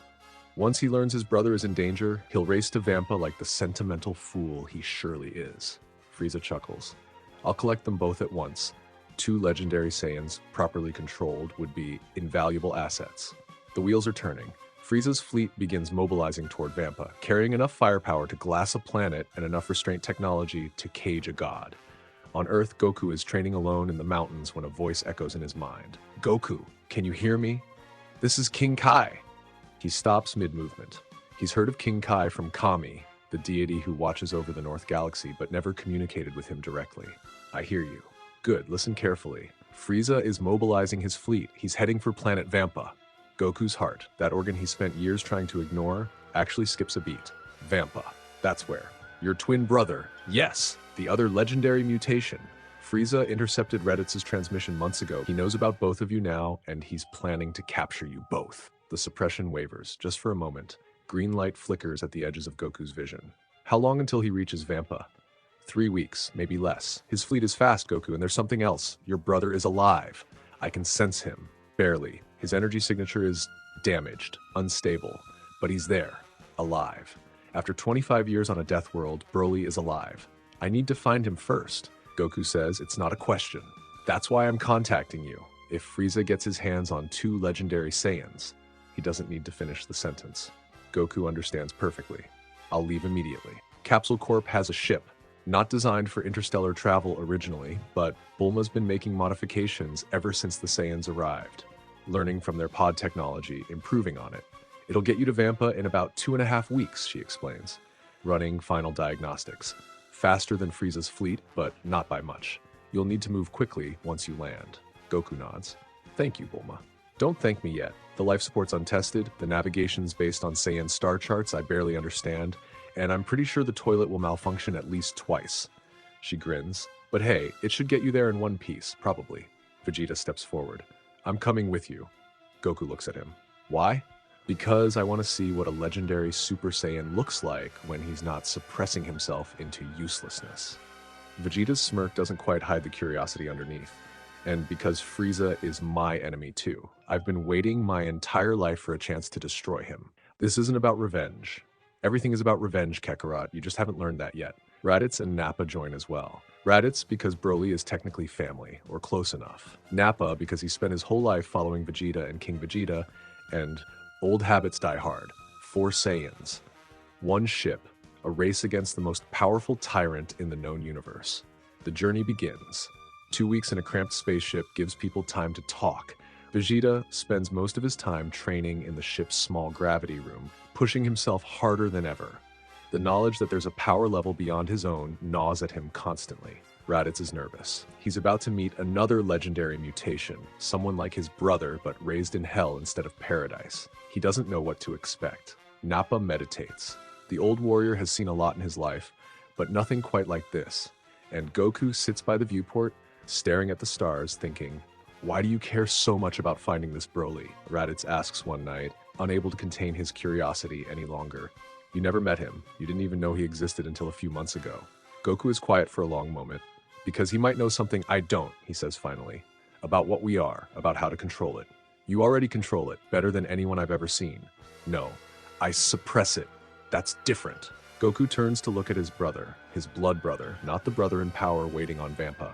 I've spent my whole life building walls, locking the power away, and it's killing me, Raditz, slowly. I can feel my potential dying. So you think Broly might have answers? I think he's been living with this power for 25 years without anyone teaching him to suppress it. He's been forced to survive with it, not hide from it. Maybe he knows something about control that I never learned. Maybe he can help me figure out how to actually live instead of just existing. Raditz doesn't have a response to that. And maybe, Goku adds quietly, I can help him too. If he's been alone all this time, maybe he needs someone who understands. Now, 2 weeks later, the planet looks exactly as terrible as advertised. Goku stares through the viewport at the barren wasteland below. Jagged rock formations stretch to every horizon, no visible water, no vegetation, dust storms across the surface. He survived here for 25 years? Raditz mutters. Saiyans are resilient, Nappa says, especially legendary ones apparently. Vegeta is scanning for power signatures. I'm getting 2 readings, both in the same location, some kind of cave system in the northern hemisphere. One is small, barely registering, the other is... He trails off. Is what? Goku asks. Massive and fluctuating. It can't decide how powerful it wants to be. That's him. That's Broly. Land as close as you can, Goku orders. We find them before Frieza arrives. They touch down a kilometer from the cave system. The air is thin, barely breathable, filled with particulate matter that scrapes the throat. Hostile creatures watch from the shadows of rock formations, the predators that call this hellscape home. Goku leads the way. He can sense the energy signatures now, even without a scouter. One weak and bitter, twisted with decades of resentment. One vast and turbulent, like an ocean trying to contain itself. They find the cave entrance. Inside, lit by bioluminescent fungi, 2 figures wait. The first is an old Saiyan, gray-haired, scarred, wearing armor that's been patched and repaired countless times. He holds a small device in his hand, a remote control of some kind.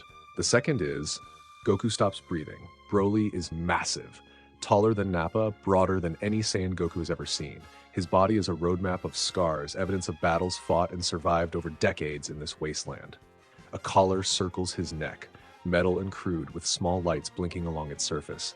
But it's his eyes that hit Goku hardest. Vacant. Empty. Like windows into a house where no one lives anymore. Stay back, the old Saiyan snarls, raising the remote. He's mine. I found him. I raised him. He belongs to me. Paragus, the father who followed his son into exile. The man who built a shock collar to control his own child. Goku stares at Broly, and Broly stares back. And in that moment, Goku understands something terrible. This is me. This is what I would have become if Grandpa Gohan never found me. Not the power. Not the size. The emptiness. The look of someone who's been broken so thoroughly they've forgotten what whole felt like. Brother, Goku says quietly. Broly's eyes flicker. Just slightly. A reaction to the word buried under years of conditioning. Don't call him that, Paragus snaps. He doesn't have a brother. He only has me.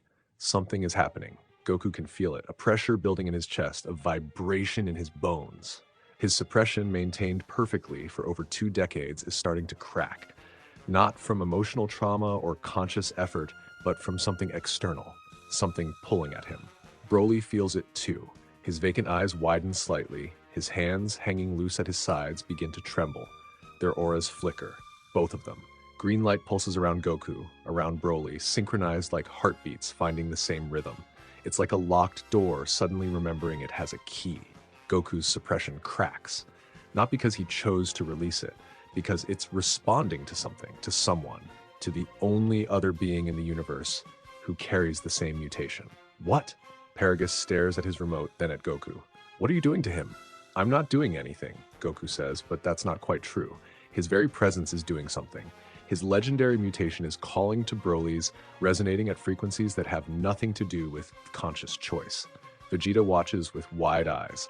They're synchronizing. Their energies are responding to each other. And Goku realizes something profound. He's the key. He's what I've been missing. All those years of suppression, of loneliness, of carrying this burden alone. And the answer never about better walls or stronger control. The answer was connection. Finding someone who understood. Goku's suppression cracks further. Green light intensifies around him. Broly's collar sparks. Warning lights flash. Paragus jams his thumb on the remote. Electricity surges through Broly's collar, making the massive Saiyan convulse.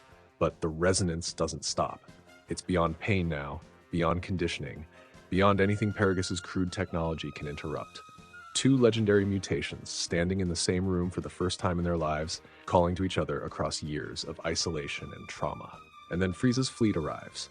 The sky darkens as dozens of ships descend through Vampa's thin atmosphere. Frieza force vessels bristling with weapons, carrying thousands of soldiers, and at the center of the formation, the largest ship of all, Frieza's personal transport. The tyrant descends from his vessel like a god visiting mortals. Hoverpod carrying him above the rocky ground, wine glass in hand, smile playing at his lips. Well, well, Frieza says, surveying the scene. Both legendary mutations in one place, and you even brought them together for me. How thoughtful, Prince Vegeta. Vegeta's hands clench into fists. Frieza. And the Earth Saiyan. Kakarot, isn't it? The one whose power level broke Scouters. Frieza's eyes glitter with malice and interest. I've been looking forward to meeting you. Paragus stumbles forward, suddenly obsequious. Lord Frieza, I brought you the weapon, just as I always planned.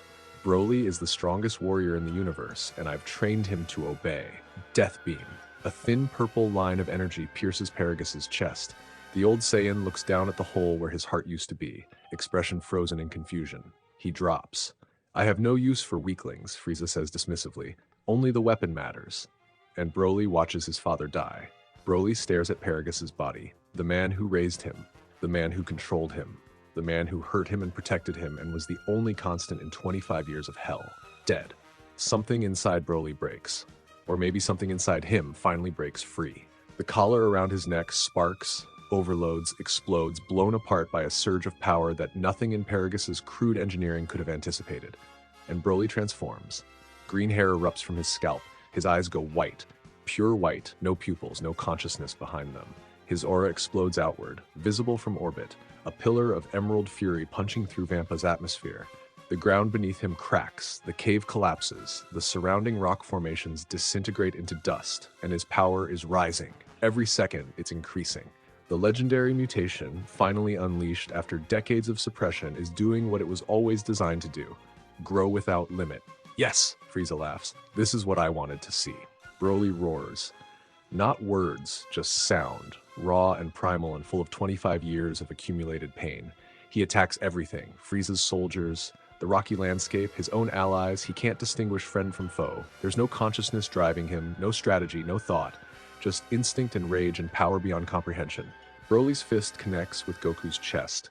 The impact should kill him, should pulverize his ribcage, liquefy his organs, scatter his atoms across the wasteland. Instead, it cracks his suppression further. Each hit from Broly damages the walls Goku has spent 25 years building. Each impact forces more of his sealed power to the surface, breaking down barriers that were never meant to withstand this kind of assault. Need to suppress, need to control, another hit, more cracks. But he's suffering. He's lost in there, just like I was afraid of being lost. Another hit. The dam is failing it. Goku makes a choice. For the first time since Grandpa Gohan died, he stops suppressing. He releases. Legendary Super Saiyan, green hair erupts. His eyes go white, then flicker, struggling, fighting for consciousness against the overwhelming tide of power. And that's the difference. That's the crucial difference. 25 years of control training, of emotional regulation, of learning to hold himself back. It doesn't vanish when the power emerges. It becomes the anchor. The lifeline that keeps Goku's mind from drowning in legendary rage. His eyes stabilize, white to black, conscious, aware, still transformed, still radiating power that makes the planet tremble, but aware, and his atrophied potential comes flooding back all at once. Decades of suppressed growth released in an instant. Power that should have been developing this whole time, suddenly surging to the surface. Vegeta watches from a safe distance, barely able to process what he's seeing. He was holding back that much. The prince breathes. This whole time, two legendary Super Saiyans fighting on a dying planet. The environmental destruction is beyond anything the witnesses have ever seen. Mountains don't crumble, they evaporate, reduced to plasma by the shockwaves of their clashes. The planet's crust splits open, magma erupting from wounds miles deep. The atmosphere itself begins to burn. Broly attacks without thought, without strategy, without anything resembling technique. Pure instinct and overwhelming force. Goku defends, redirects, tries to minimize the damage while simultaneously surviving an assault that would annihilate almost any other being in the universe. We need to leave. Vegeta shouts over the chaos. This planet has maybe 30 minutes before it tears itself apart. I'm not leaving him, Goku shouts back. He's berserk. He doesn't even know you're trying to help. I know. Goku takes another hit. Staggers. Recovers. He's not trying to win this fight. He's trying to reach Broly. Trying to find the person buried under all that rage and pain and power. Mid-fight, something shifts. A memory surfaces. Grandpa Gohan's voice from decades ago. Control, Goku, but control doesn't mean suppression.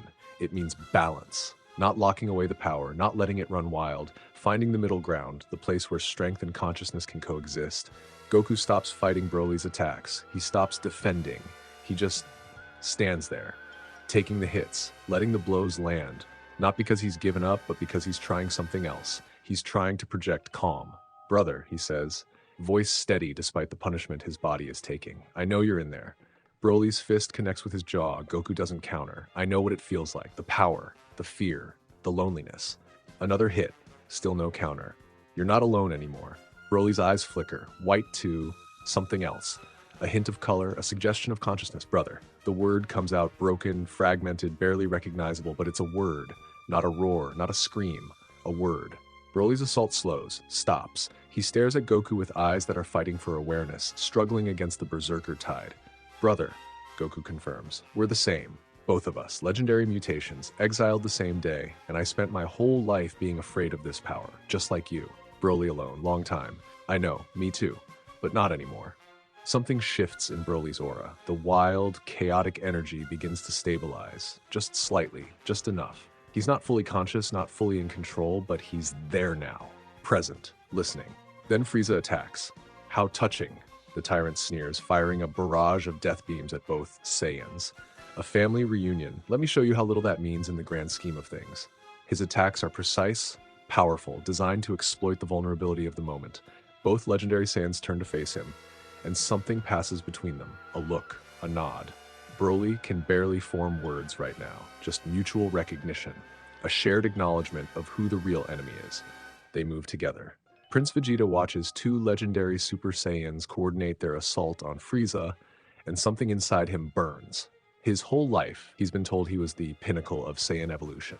The prince, the elite, the destined ruler of a warrior race, and now he's watching two low-class Saiyans wield power that makes his own look pathetic. Frieza, the monster who destroyed his planet, murdered his people, kept him as a pet soldier for decades, is being pushed back by warriors who share Vegeta's blood but not his training, his heritage, his birthright. The burning intensifies. It's not jealousy, it's not despair, it's something older, deeper, more primal. Pride. Saiyan pride, concentrated and refined through a lifetime of humiliation and servitude, finally finding its voice. "I am the prince of all Saiyans," Vegeta roars, and his power explodes. Golden light, golden hair, golden aura crackling with electricity. Super Saiyan. Not the legendary mutation, that's something else. It's something unique to Goku and Broly. This is the transformation of legend, the golden warrior that Frieza has feared his entire life. "Impossible," Frieza breathes. Another one. Goku, still maintaining his legendary form, actually smiles. A real smile, despite everything. "Nice, Vegeta." The prince doesn't acknowledge the compliment, but he doesn't reject it either. Vegeta joins the fight. Frieza at full power versus legendary Goku, conscious, balanced, still learning his own strength. Legendary Broly, partially conscious, unstable but directed. Super Saiyan Vegeta, furious, precise, fighting with decades of pent-up hatred. It should be overwhelming. Three warriors of impossible power against one tyrant. But Frieza is Frieza. He's been the strongest being in the universe for so long that power has become an extension of his will. He exploits every gap in their coordination. And he tries manipulation. "Kakarot killed your father, Broly," Frieza shouts, dodging between energy blasts. "I saw him do it!" That blast that killed Paragus, it came from him. Broly hesitates, looks at Goku. "Not me," Goku manages, struggling to speak clearly through the overwhelming power.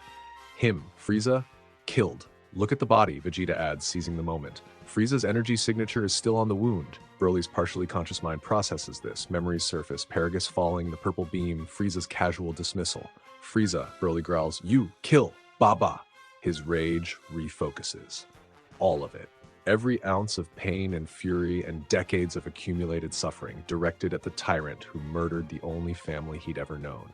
Goku and Broly's attacks synchronize instinctively. It's the resonance again, that connection between their mutations that defies explanation. When their auras touch, power multiplies. Their combined strength becomes greater than the sum of its parts. Vegeta provides tactical strikes, exploiting openings that the legendary brothers create. He's not as strong as they are, but he's precise. Every attack lands exactly where it needs to. Frieza begins to lose ground. "Impossible," the tyrant screams, blocking a combined blast that pushes him back through the atmosphere. Two legendary mutations and a Super Saiyan?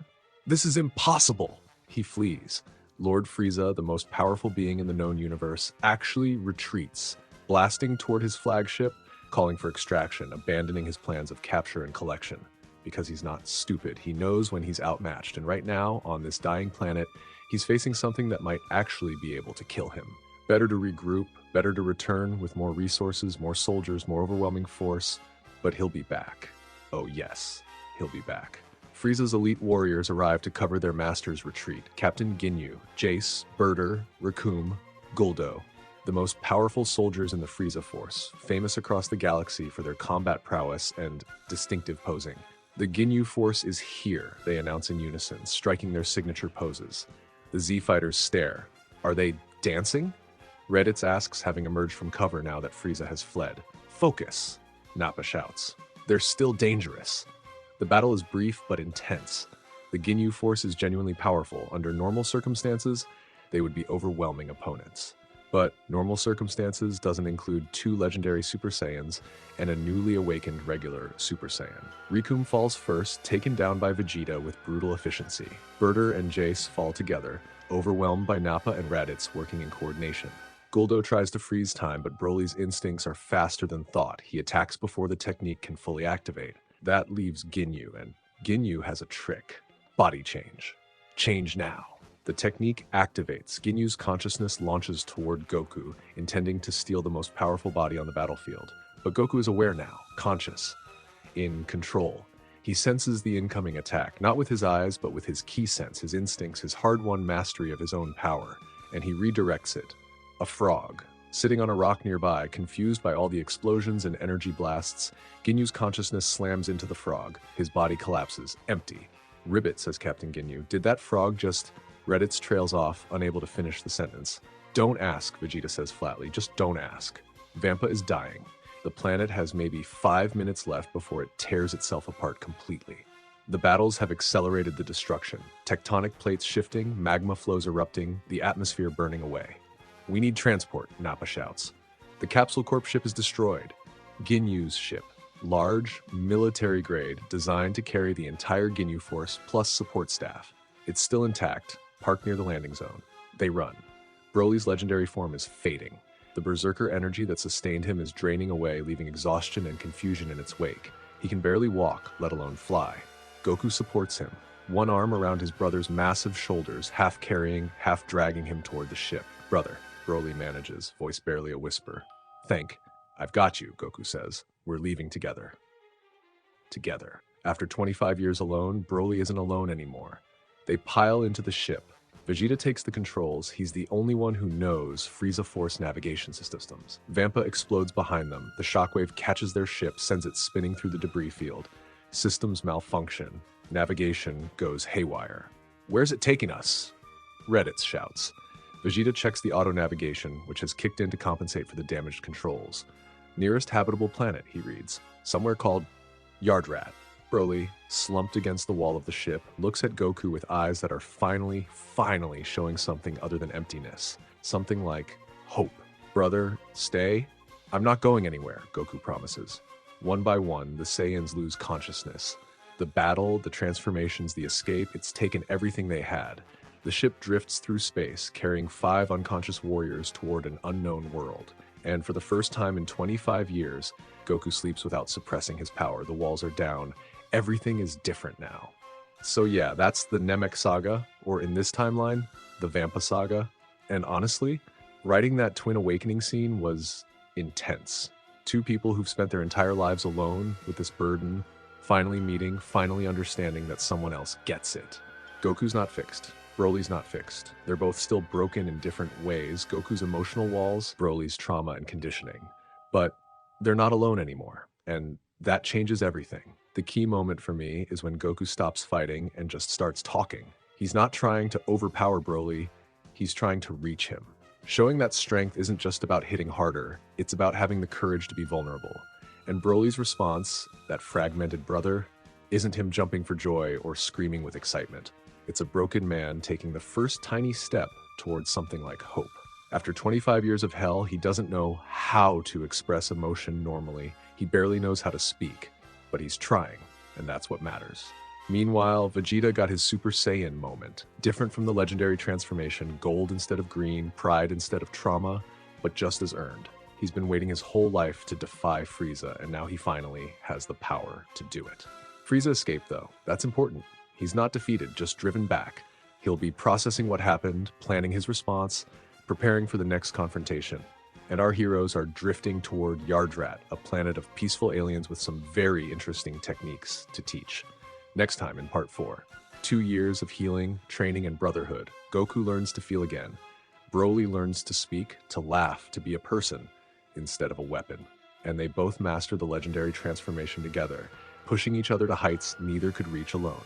The story is just getting started. This is where everything changes. Not through epic battles or power-ups or universe-threatening villains, through something harder and more important than any of that, through learning to be human again. Let's get into it. The Yardratians are a peaceful people, small, pink-skinned, with large eyes and gentle dispositions. They're not fighters. Their planet has been at peace for centuries.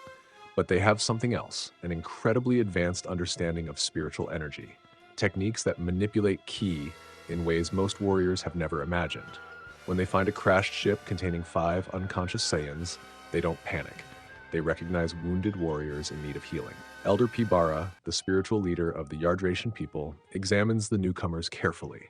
These warriors, he murmurs, their energy is like storms that just passed, vast, turbulent, but now, quiet. His assistants move the Saiyans to a medical facility. Clean beds, gentle light, the soft hum of Yardratian technology designed to promote healing. Goku wakes first, his eyes open slowly, adjusting to the unfamiliar surroundings. The suppression is gone. He can feel that immediately. His power just present without being locked away, flowing without being forced. It feels strange. After 25 years of constant compression, the freedom is almost disorienting. Then he remembers. Broly. He sits up too fast, head spinning. A Yardratian nurse gently pushes him back down. Your companion is alive, but his condition is complicated. Pibara explains the situation to Goku once he's stable enough to listen. Your companion is severely malnourished. 25 years of inadequate nutrition on a barren planet. His body has been running on emergency reserves for most of his life. He's also deeply traumatized. His mind is fractured. The neural pathways for normal emotional processing were never properly developed. Goku absorbs this quietly. Will he recover? Yes, with time and proper care. Mentally? That depends on him and on the people around him. What can I do? Be present. Be patient. He spent his entire life with only one companion, a man who controlled him through pain. You may be the first person who's ever shown him kindness without conditions. Goku stays by Broly's bedside for 2 weeks straight. He doesn't know what else to do. He's not good at comfort. He barely remembers how to feel emotions himself, let alone express them to someone else. But he can be there. He can sit in that chair and wait. And somewhere in those long, quiet hours, something starts to shift inside him. Watching Broly sleep, this massive, scarred warrior who's been through hell, Goku feels something he hasn't felt in years. Concern. Genuine concern for another person. It's small, fragile, like a plant trying to grow through concrete, but it's there. 2 weeks after arriving on Yardrat, Broly wakes up. His eyes snap open and he immediately goes into fight mode. Muscles tense, hands clench into fists, power flares, and then he sees Goku, sitting in a chair beside his bed. Same blank expression, but present, waiting. Broly's aggression falters. Confusion replaces it. You, brother? His voice is rough, barely used for anything but screaming for decades. Yes, Goku says, brother. And Broly, this broken warrior who has known nothing but pain and survival his entire life, feels something crack open in his chest. Broly has brother? Yes. It's not dramatic. There's no music swelling, no emotional outburst. Just 2 broken men sitting in a medical room, acknowledging a connection that neither of them fully understands. Broly's eyes start to water. He doesn't even know what the sensation means. He's never cried from anything but pain before. Broly, not alone? No, Goku says, not alone. Not anymore. And then Goku realizes he doesn't know what to do next. He wants to comfort Broly. He can feel that want, buried under years of emotional suppression, but he doesn't have the tools, doesn't have the language. He just sits there uncertain while tears start to come out of Broly's eyes. Pibara, watching from the doorway, asks softly, "You've never shown emotion, have you?" Goku shakes his head. "I don't know how." "Then perhaps you and your brother can teach each other." Quick check on the rest of the Saiyans. Vegeta is obsessed. The moment he recovered enough to stand, he started training. Super Saiyan isn't enough. He needs to master it, refine it, push it further. The image of two legendary mutations fighting side by side haunts him. He will surpass them, somehow. Raditz is trying to process everything that's happened. His brother is one of the most powerful beings in the universe. His other brother, not by blood but close enough, is a traumatized giant who can barely speak. The Frieza Force, his entire identity for most of his life, is now his enemy. He doesn't know who he is anymore. Nappa is, surprisingly, the most at peace. The old warrior has been fighting his whole life, and Yardrat is the first place that's ever felt calm. He meditates with the Yardratians, learns their breathing techniques, finds something like serenity for the first time in decades. But the real story is happening in that medical room where two legendary mutations are slowly, painfully learning to connect. For the first several weeks, Goku teaches Broly to speak properly. It's slow. Broly has spent 25 years with only Paragus for company, and Paragus wasn't exactly focused on vocabulary lessons. Most of Broly's language consists of grunts, fragments, basic survival concepts. Week 1. They sit in a garden area surrounded by Yardratian plants with bioluminescent flowers. Goku points at things, names them. Dog, Goku says, indicating a small Yardratian creature that resembles a dog. Broly concentrates. Dog. Correct. Goku pauses, uncertain how to respond to success. Good. It's robotic, awkward. Neither of them knows how normal people interact. But Broly's eyes light up slightly at the praise. It's so different from what he's used to. Paragus only spoke to give orders or punishments. This is different. Week 4. Progress is visible now. Broly can form complete sentences, though they're still simple. Tree, Goku says. Tree. My name is Goku. Your name is Broly. Broly. He considers this. Brother, name. Goku. Yes. Broly. Call brother. He pauses, working through the words. Brother. You can call me Goku, or brother. Either is acceptable. Broly shakes his head slowly. Broly, call you brother. Brother. Only family now. Something shifts in Goku's chest. That small plant pushing through concrete grows a little stronger. Okay, he says, brother. Broly laughs for the first time. It happens unexpectedly. They're walking through the Yardratian settlement when a small native animal, something like a cross between a squirrel and a balloon, makes a ridiculous honking noise and waddles past them with exaggerated dignity. Broly stops, stares, and then this sound comes out of him. Rusty, unpracticed but unmistakable. Laughter. Deep, genuine, belly-shaking laughter. 25 years of suppressed joy finding an outlet in one absurd moment. Goku watches, fascinated and confused. When the laughter subsides, Broly notices Goku's blank expression. Brother, not laugh? Goku struggles to explain. I don't remember how. Not remember? Broly's face falls. Brother, sad? I don't know what sad feels like anymore. I don't know what anything feels like. I locked it all away a long time ago. Broly is quiet for a moment. Then, Broly teach. What? Broly not know many words. Brother teach words, but brother not know feelings. Broly teach feelings. It's so simple, so direct, and somehow exactly right. Okay, Goku says slowly. Teach me. Broly's approach to teaching emotions is practical. Smile, he says, demonstrating. His face splits into a wide grin, all teeth and crinkled eyes. It's genuine, unguarded, completely without self-consciousness. Goku tries to copy it. The result is disturbing, a forced rictus that looks more like a threat display than an expression of happiness. Broly laughs again. No, not like that. Like this.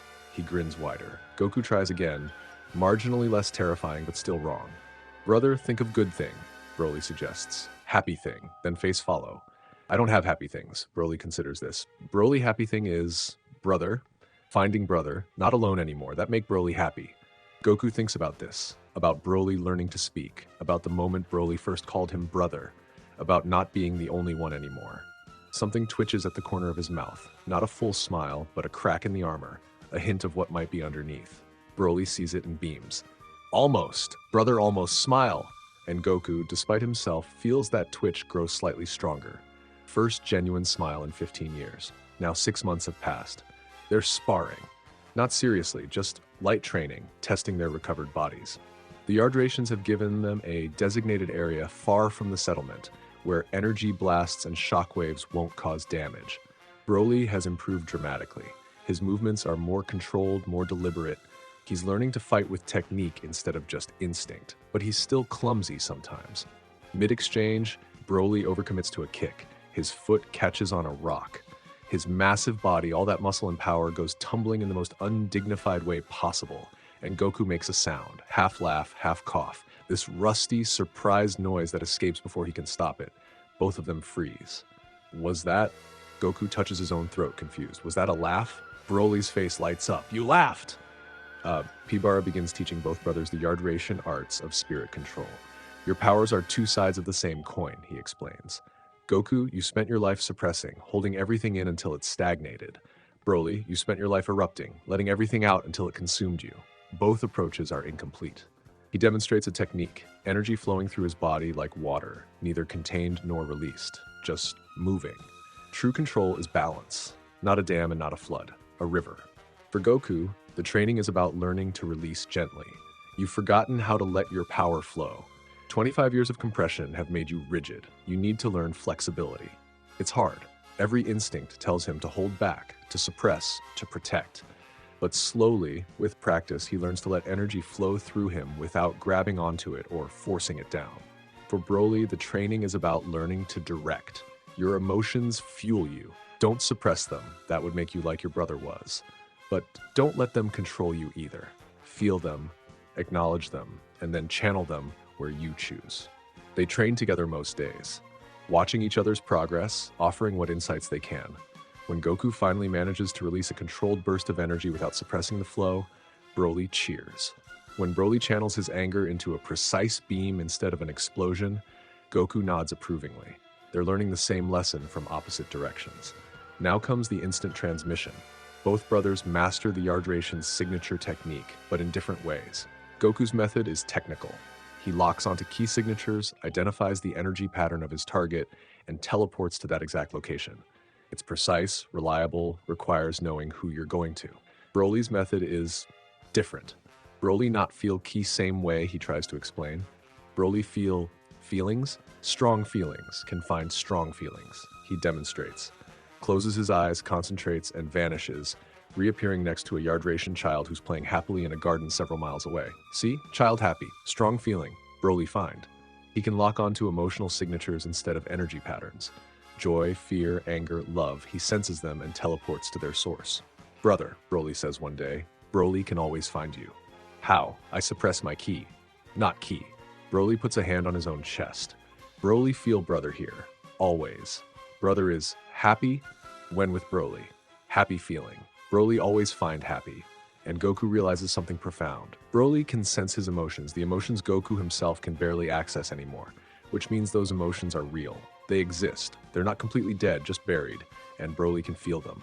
Daily sparring in legendary forms becomes their routine. Months 1 to 3, disaster. Both of them go berserk frequently.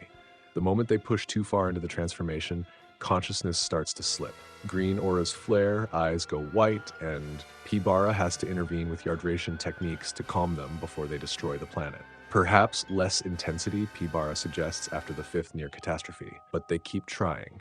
Every day, pushing a little further, holding on a little longer. Months 4 to 6, progress.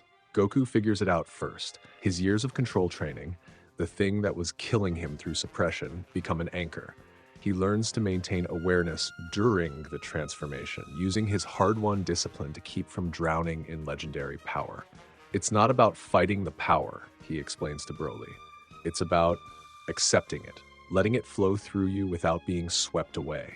He starts helping Broly do the same, talking him through the transformation, being an anchor when the rage threatens to overwhelm. Months 7 to 9, breakthrough. Broly achieves partial consciousness during transformation. He can stay aware, recognize friend from foe, direct his power instead of just unleashing it. Brother, he says, green-haired and wide-eyed but present. Broly feel you. Broly hold on. Months 10 to 12, mastery. Both can toggle the transformation consciously. They can access the legendary state like flipping a switch. All the strength, none of the berserker rage. The difference from their fight on Vampa is staggering. 2 controlled legendary Super Saiyans sparring with precision instead of chaos. And they're pushing each other higher. Every day, finding new limits and breaking them. Every session, growing stronger in ways they never could alone. The second year is where things get fun. They start keeping score of their sparring matches, not obsessively but consistently. A friendly competition that motivates them both to improve. Early year 2, they're walking back from training, both in base form, pleasantly exhausted. That's 112 wins for me, Goku says. Broly frowns. You counted wrong. 115 for me. I distinctly remember winning that last match. I distinctly remember pinning you to ground. That was a draw. Was not a draw. Was my victory. Goku's mouth twitches. Not quite a smile, but close. We'll spar again tomorrow. Yes, and I will win. Again. Mid-year 2, the score is now Goku 487, Broly 493. Broly just won a match with a technique he invented himself, a feint that exploited Goku's tendency to overcommit to defensive positions. And Goku is laughing.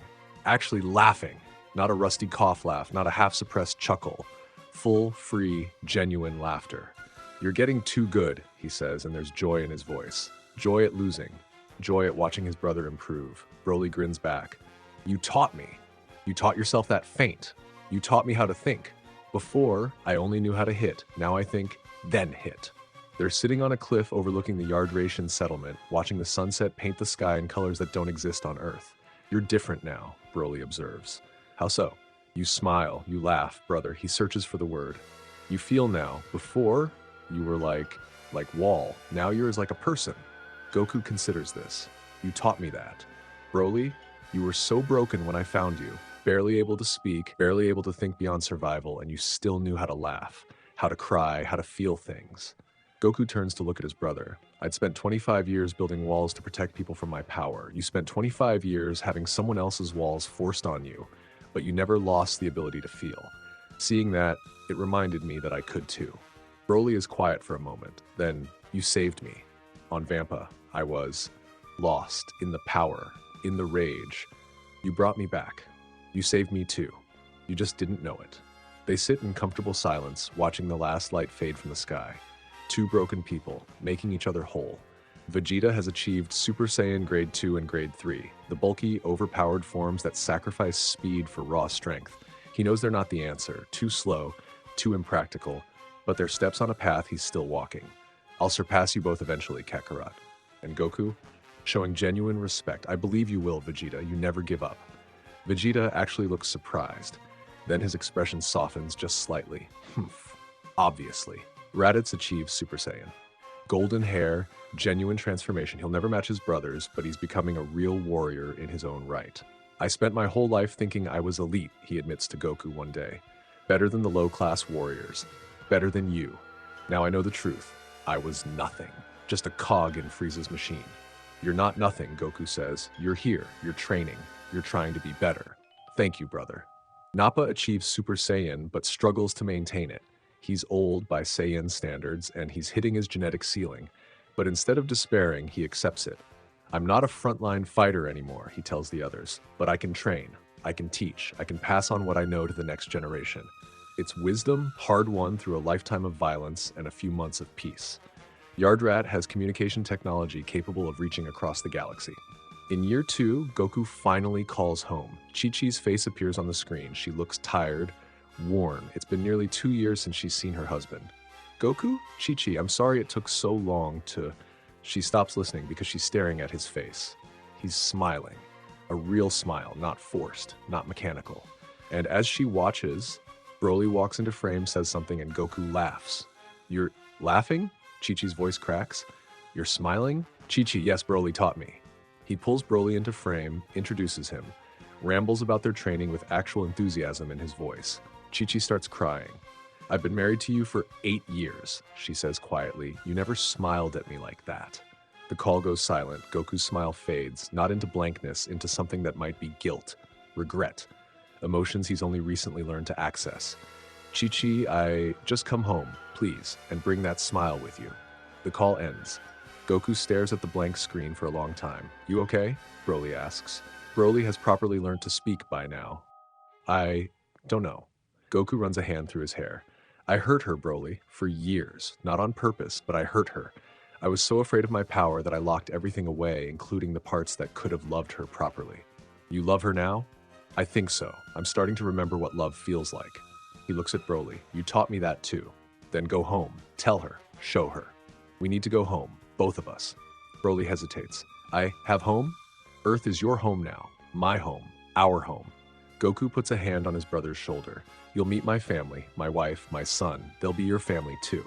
Wife? Son? Broly's eyes widen. I have true family? Yes. And Goku finally truly understands what that word means. We're family. King Kai's voice echoes in Goku's mind during meditation. Goku, Gohan is 7 now. He misses his father, and I think Earth needs you. 7 years old, Goku's son has grown up without him, trained with Piccolo, learned from Roshi, but never had his father there. The guilt is sharper now. Before, Goku couldn't feel it. Now, with his emotional walls crumbling, it cuts deep. Brother? Broly finds him sitting alone in the garden. Something wrong? I have a son. Gohan, he's 7 years old, and I've barely been there for him. Then we go, now. It's not that simple. I was so afraid of hurting them that I kept my distance even when I was there. Present, but not really there. And now you're different. Now you can be there. Really there. Goku looks at his brother, this man who went from barely able to speak to offering genuine emotional wisdom. 2 years of growth for both of them. You're right, Goku says. We should go home. We go home, together. Earth is our home now. Broly's face cycles through emotions he's only recently learned to express. Surprise, hope, joy. Broly has home. Yes, and you'll meet Gohan. He's your nephew. Nephew? Broly sounds out the unfamiliar word. What is nephew? Brother's son. Your family. He's emotional again, but these are different than the ones he had on Vampa. These are tears of joy. Thank you, bro. For what? For everything. For finding me. For teaching me. For giving me life. Goku smiles at him. Properly this time, no hesitation, no awkwardness. You gave me life too, Goku says. I was dying inside and you saved me. We saved each other. They break apart, both wiping their eyes, both smiling. Time to go home, Goku says. Yes, home. So yeah, that's the Yardrat arc. And honestly, this might be my favorite part of the whole story so far, because it's not about fighting, it's not about power levels or transformations or universe-threatening villains. It's about two broken people learning to be whole. Goku spent 25 years building walls to protect everyone from his power. He locked away his emotions, his potential, his ability to connect with other people. By the time we met him in part 1, he was basically a walking void, present but not really there. Broly spent 25 years being controlled, abused, reduced to a weapon. He never learned to speak properly, never learned to process emotions normally, never had anyone show him kindness without conditions. And they saved each other. Broly taught Goku to feel, to laugh, to smile. He showed Goku that emotions weren't something to fear, that joy could exist alongside power. Goku taught Broly to control, to speak, to think, to be a person instead of a weapon. He showed Broly that strength could be directed, that rage didn't have to consume you. By the end of year 2, they're not just brothers in power, they're brothers in every way that matters. They understand each other in ways no one else can. They push each other to be better. They make each other whole. And now they're going home. Next time, in part 5, Goku brings his family together. Chi-Chi finally gets the husband she always wanted. Little Gohan meets his uncle, and the Saiyan warriors begin preparing for threats they know are coming. But for now, there's peace, growth, love. For now, there's family. Now they're heading home to Earth. But here's the thing about Dragon Ball. Peace never lasts. And there's a mad scientist named Dr. Gero who's been watching, planning, building weapons specifically designed to counter legendary class opponents. The android saga is about to begin. Let's get into it. 5 Saiyans materialize in the courtyard of Capsule Corp. Instant transmission. Goku brought them all at once, locking onto Bulma's familiar energy signature from across the galaxy. One moment they're on Yardrat, the next they're standing on Earth soil for the first time in 2 years. Bulma drops her coffee cup. You're back. She rushes forward, then stops when she sees the massive scarred warrior standing next to Goku. And you brought? Who is that? This is Broly. Bulma's eyes go wide. The other legendary mutation? He's alive? Very alive? Goku's smiling. Actually smiling. Bulma notices immediately. She's known Goku for years, watched him go from a blank-faced stranger to whatever this is. Goku, are you smiling? Goku taught me, Broly says, his voice deep but calm. Took a long time. He is very stubborn. I'm not stubborn. I was just out of practice. Very stubborn, Broly repeats, and there's warmth in it. Affection. The kind of easy back and forth that only comes from years of genuine connection. Chi-Chi appears at the entrance. She's been waiting, 2 years of waiting, of raising Gohan alone, of wondering if her husband would ever come back. 2 years of remembering that video call where he smiled at his brother, laughed with his brother, but never smiled at her. 2 years of hope and fear and loneliness. Goku sees her. And for the first time in their entire relationship, he walks toward her with his arms already open, not waiting to be hugged, initiating, reaching for her. Chi-Chi. She crashes into him, holds on tight, feels his arms actually wrap around her, actually squeeze back instead of just hanging there like they always did before. Feels him present in a way he never was. "You're different," she whispers against his chest. "I learned how to feel again. I'm sorry it took so long." "You're sorry?" "For everything. For being absent even when I was here. For locking you out along with everything else." He pulls back to look at her face, and his eyes are wet. Goku, a motionless, controlled wall of a man. Goku has tears in his eyes. "I want to try again. Really try this time." Chi-Chi stares at her husband, this man she married hoping he'd eventually open up. This man who spent 8 years as a wall she couldn't climb, a door she couldn't open. And now he's here. Present. Feeling. Apologizing. She's dreamed of this moment, prayed for it, and now it's happening, and she doesn't know what to do except hold on tighter. "Okay," she says, tears running down her face. "We'll try." A small figure peeks out from behind Chi-Chi's legs. Gohan. 7 years old now, bright-eyed, curious, with his father's wild hair and his mother's features. He's been training with Piccolo for the past 2 years, learning discipline and control from the Namekian warrior who's become like a father figure. "Dad," he sounds uncertain, "you're happy?" And Goku does something he's never done before. He scoops Gohan up, spins him around. "Gohan, you've grown so much." "Dad." Gohan is shocked, delighted, confused. "You're laughing. I learned how, and I have someone for you to meet."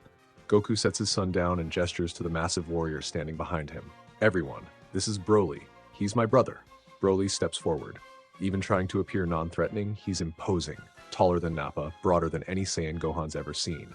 Scars crisscross his arms and face. His eyes are gentle, but his body screams danger. He bows. Awkward, unpracticed, clearly something he learned recently. "Hi, my name is Broly. I'm happy to meet you." Gohan's eyes go wide. "Uncle Broly?" Something shifts in Broly's expression. "Uncle?" "Yeah. If you're Dad's brother, that makes you my uncle." Gohan rushes forward without fear, kids are like that, and grabs Broly's massive hand. "Nice to meet you, Uncle Broly." Broly stares down at this small child holding his hand. This nephew he didn't know he had. This family. His eyes start to water. His power spikes involuntarily, a pulse of energy that cracks the courtyard floor beneath his feet. "I'm sorry." He immediately clamps down on the power. "I'm still learning control. Emotions make power surge." Goku puts a hand on his brother's shoulder. "It's okay. We'll work on it together." "Together," Broly repeats, and the word sounds like a prayer. The Saiyan warriors establish their new lives on Earth. Goku and his family return to their house on Mount Paozu. For the first time, it actually feels like a home instead of just a building where Goku sometimes stays. Broly builds a house nearby, with Goku's help. It's simple, sturdy, designed to withstand the occasional power surge from emotional moments. Close enough to visit daily, far enough to have privacy. Vegeta stays at Capsule Corp. His relationship with Bulma has been developing in his absence. Letters, communications, a connection neither of them fully understands. He's not ready to call it love, but he's not leaving either. Raditz has his own place in the Mount Paozu area. He's still figuring out who he is without the Frieza Force, but having family nearby helps. Nappa wanders. The old warrior has found peace in Earth's wilderness, meditating and training and occasionally visiting the others. He's talking about opening a martial arts dojo, teaching discipline to humans who've never known real combat. For the first time since planet Vegeta was destroyed, there's a Saiyan community. Small, scattered, but real. Now comes 3 years of peace. 3 years of peace. 3 years of family dinners and training sessions, and Broly learning to cook, badly at first, then better. 3 years of Gohan growing up with a father who's actually present, an uncle who adores him, and a family that keeps expanding. Then future Trunks arrives. A time machine appears in a field outside West City. A young man emerges. Purple hair, sword on his back, wearing a Capsule Corp jacket. He looks exhausted, desperate, like someone who's been fighting a losing war for most of his life. The Z fighters sense his arrival and converge. Future Trunks stares at the assembled warriors. So many of them. So much power gathered in one place. In his timeline, they were all dead before he was old enough to remember them. "I'm looking for Son Goku," the stranger says. "I have a warning." Goku steps forward. "I'm Goku." Future Trunks examines him. The calm confidence, the controlled power, the presence that this version of Goku carries. And something else. A warmth in his eyes that the stories never mentioned. "You're Different than I expected, Trunks admits. I've been told that a lot lately. In 3 years, Trunks says, getting to the point, androids will appear. Artificial humans created by Dr. Gero of the Red Ribbon Army. They're stronger than anything you've faced. In my timeline, they killed everyone, destroyed civilization. I'm one of the last survivors. He explains everything. The timeline, the androids, the virus. In my timeline, you died from a heart condition before the androids even arrived. He hands Goku a small case. This medicine will save your life. Take it at the first sign of symptoms. Goku takes the medicine, his expression turns serious. Thank you. There's something else. Trunks looks at Broly standing silently beside his brother. In my timeline, there was no second legendary mutation. No Broly, just you dying and everyone else falling one by one. What difference does that make? I don't know. History has already changed so much here. The androids might be stronger, they might be different entirely. Dr. Gero is nothing if not adaptive. Trunks pauses. Train hard, all of you. The androids appear in 3 years on May 12th near South City. He returns to his time machine, pauses at the door. And Goku, in my timeline, your power at death was nothing compared to what I'm sensing now. Whatever you've been doing, keep doing it. He vanishes into the time stream. The Z-Fighters are left with a warning and a countdown. 3 years to prepare for something that destroyed the future. Montage time, y'all. Broly learning to live normally. He burns food at first, crushes doorknobs just by using them, accidentally puts his fists through walls when he gets startled, but he learns. Gohan becomes his teacher for gentle things. The 7-year-old has infinite patience, showing his uncle how to handle fragile objects, how to move through human spaces without breaking everything. Uncle Broly, hold the egg like this. Broly concentrates so hard, tongue sticking out, massive hands cradling this tiny, fragile thing. I did it. Great job, Uncle. Goku watches from the doorway, pride swelling in his chest. His son teaching his brother, his family coming together. Now Vegeta and Bulma. Their relationship develops over these 3 years.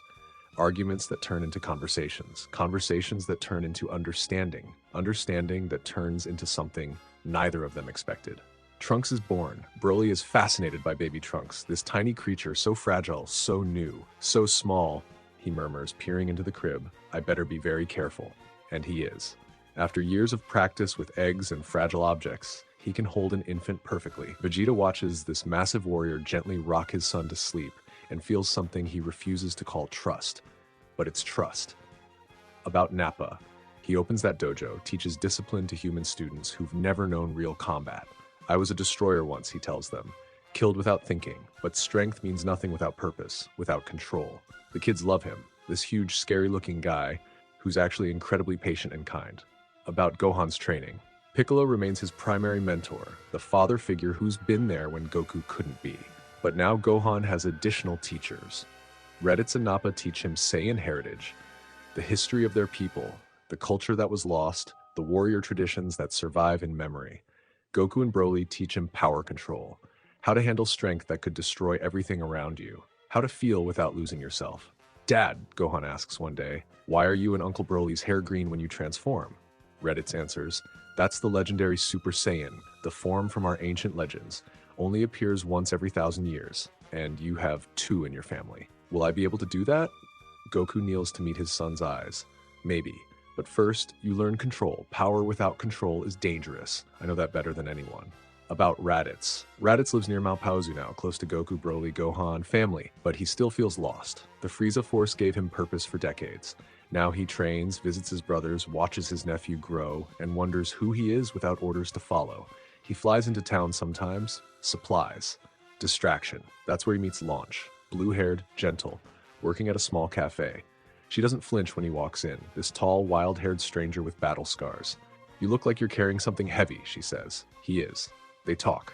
She sneezes mid-conversation, goes blonde, pulls a gun. Raditz doesn't react. He's faced Frieza. Ha! Blonde Launch lowers the weapon. You're not scared. Should I be? She grins. I like you. It becomes routine. He visits. Sometimes Blue Launch serves him coffee and listens. Sometimes Blonde Launch drags him into trouble. Both versions accept him. No judgment, no expectations. You're the same person, he tells her once, just different moods.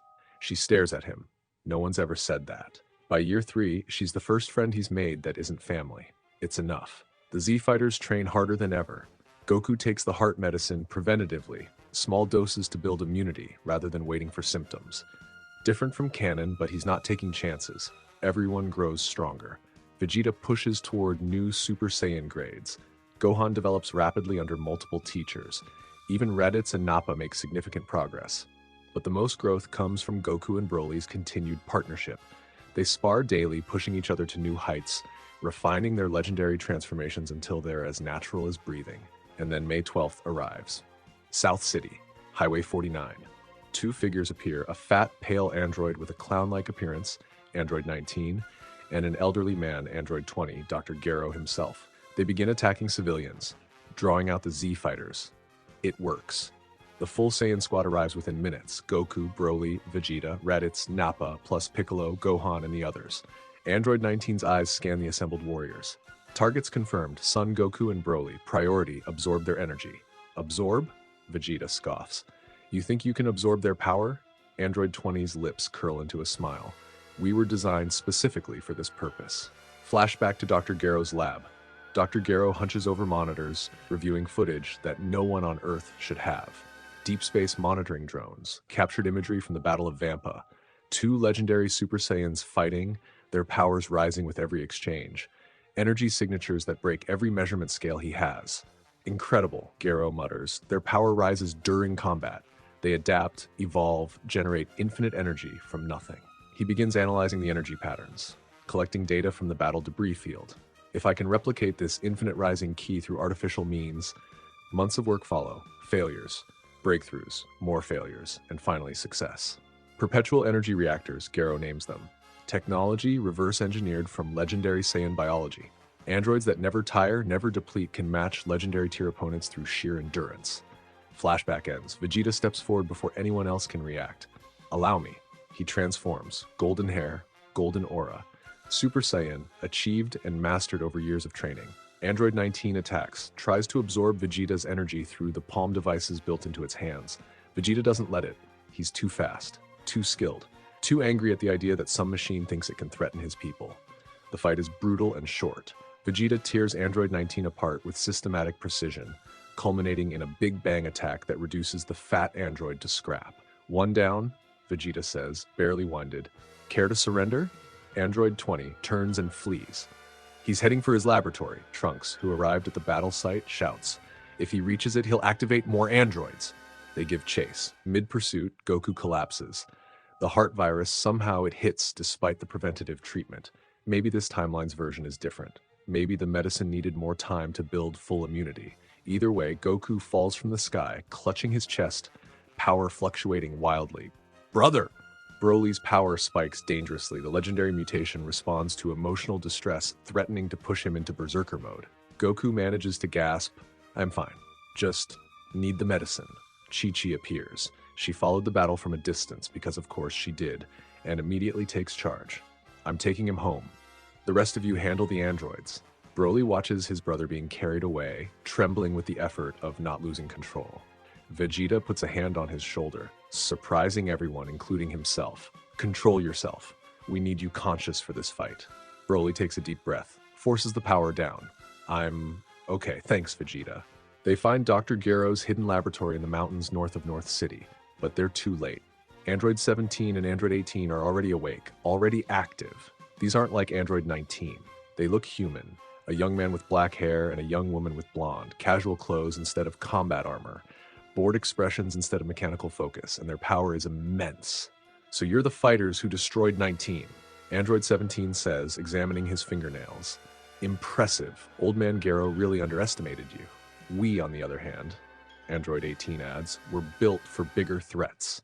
She moves, faster than Vegeta can track, and slams her fist into his jaw. The Saiyan Prince goes flying through 3 walls. Unlimited energy, 17 explains casually. We never tire, never weaken, and we were specifically designed to counter legendary class opponents. They fight. All of them. Vegeta, Broly, Piccolo, who's fused with Kami, dramatically increasing his power, future Trunks, Raditz, Nappa. 6 powerful warriors against 2 androids. It should be overwhelming. It should be a slaughter in the Z-Fighters' favor. But 17 and 18 don't play by normal rules. Vegeta transforms to Super Saiyan, hammering 17 with everything he has. The android blocks, counters, matches him blow for blow. 10 minutes of intense combat, and 17 isn't even breathing hard. because he doesn't need to breathe. Not really. He's a machine wearing human skin, powered by technology that will never run out. Getting tired, Prince? 17 taunts. I can do this all day, literally. Broly enters the fight.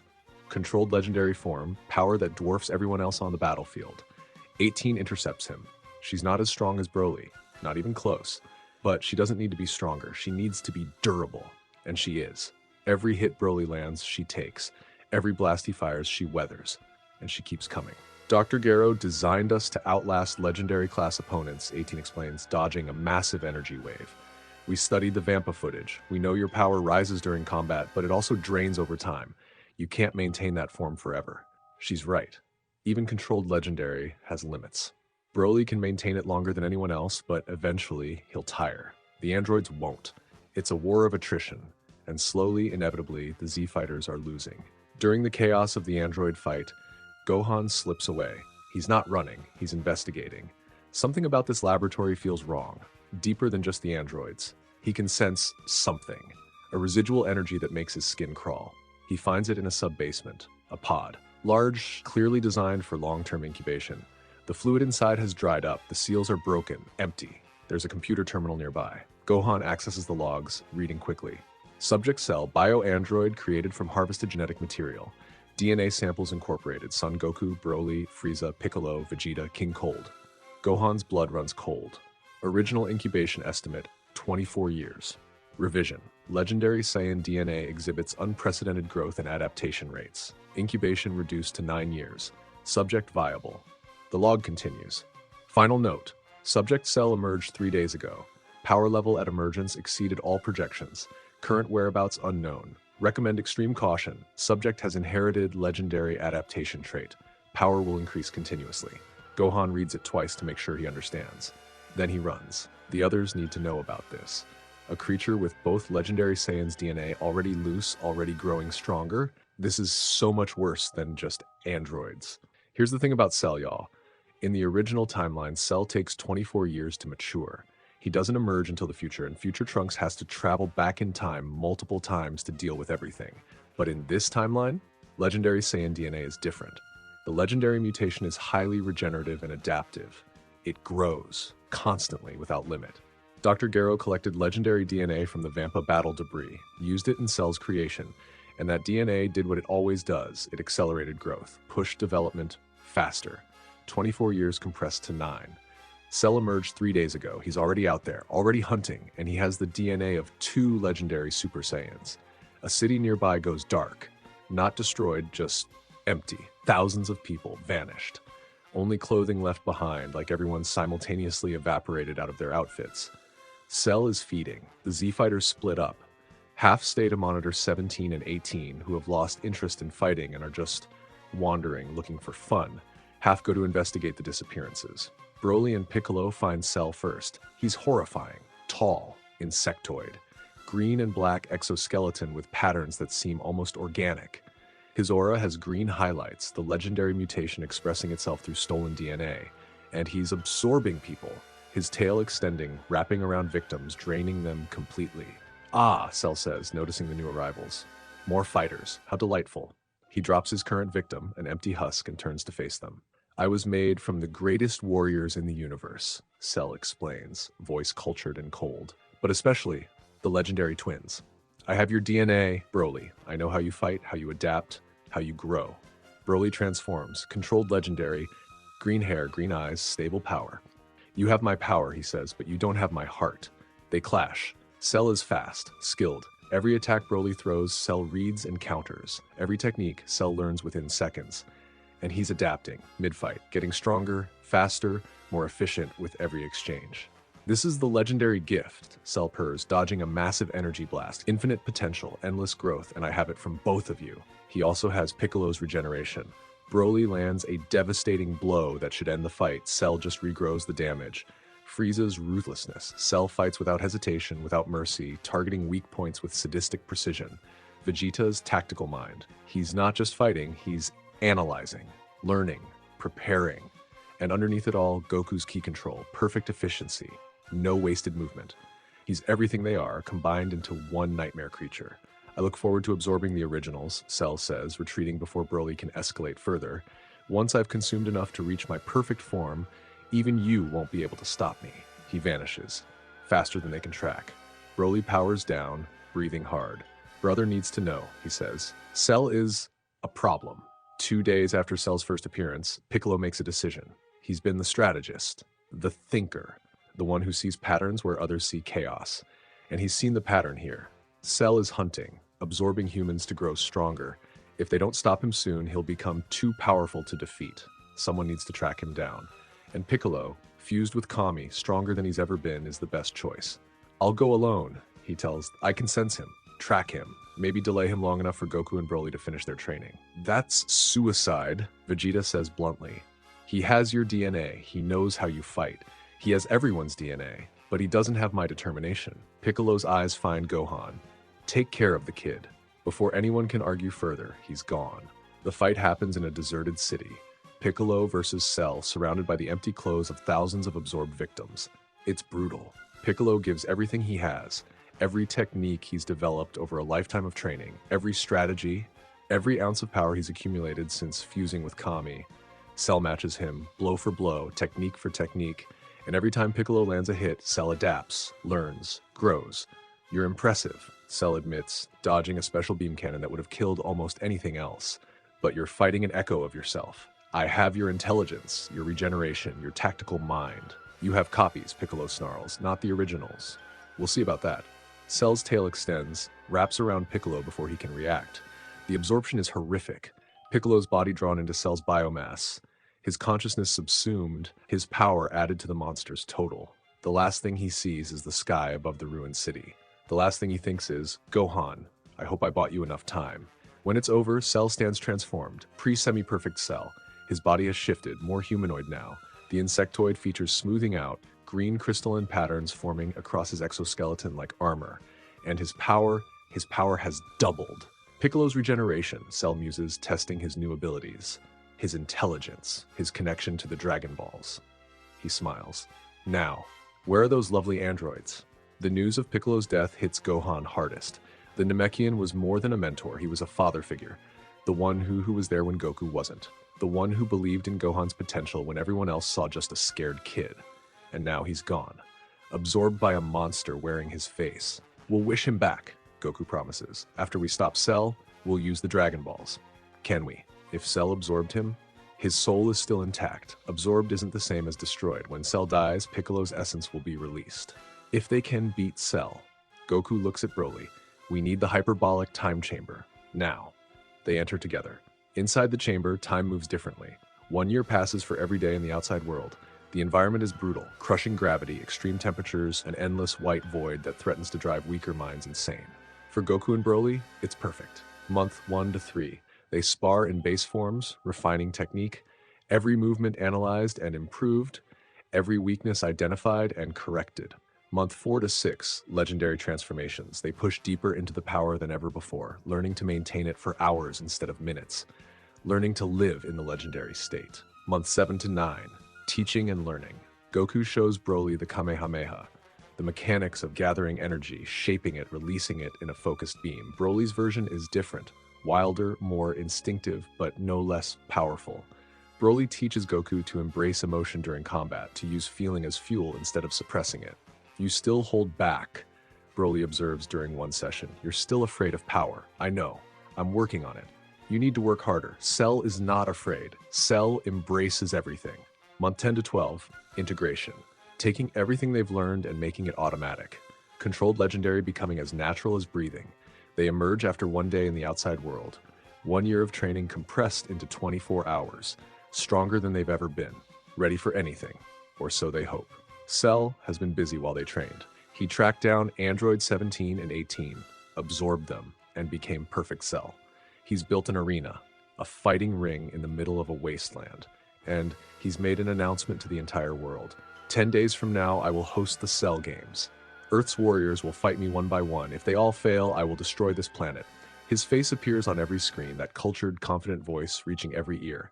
I am particularly eager to face the legendary twins, Cell adds. Goku and Broly, I have your DNA. I am your superior form. I am what you could have been. He smiles. Come and prove me wrong. So yeah, that's where we will end this part. I love how different this is from canon. In the original story, the androids are a threat because Goku is sick and Vegeta's ego keeps getting in the way. Here, the androids are specifically designed to counter legendary class opponents. They have infinite energy based on reverse-engineered legendary biology. That's a much scarier premise, honestly. But with the androids absorbed, the real threat is Cell. In canon, Cell is dangerous because he has the DNA of powerful warriors. Here, he has the DNA of 2 legendary Super Saiyans. He can adapt mid-fight, he grows without limit, he has Goku's control and Broly's raw potential. And he's already absorbed Piccolo and the androids. The stakes are higher than they've ever been. Next time, in Part 6, the final battle approaches. Goku and Broly face the monster made from their own DNA. Gohan discovers a power no one expected. And the family that saved each other will have to save the world. Alright y'all, we're in the endgame now. Dr. Gero built androids 17 and 18 using technology reverse-engineered from legendary Saiyan biology. They have unlimited energy. They can fight forever without tiring.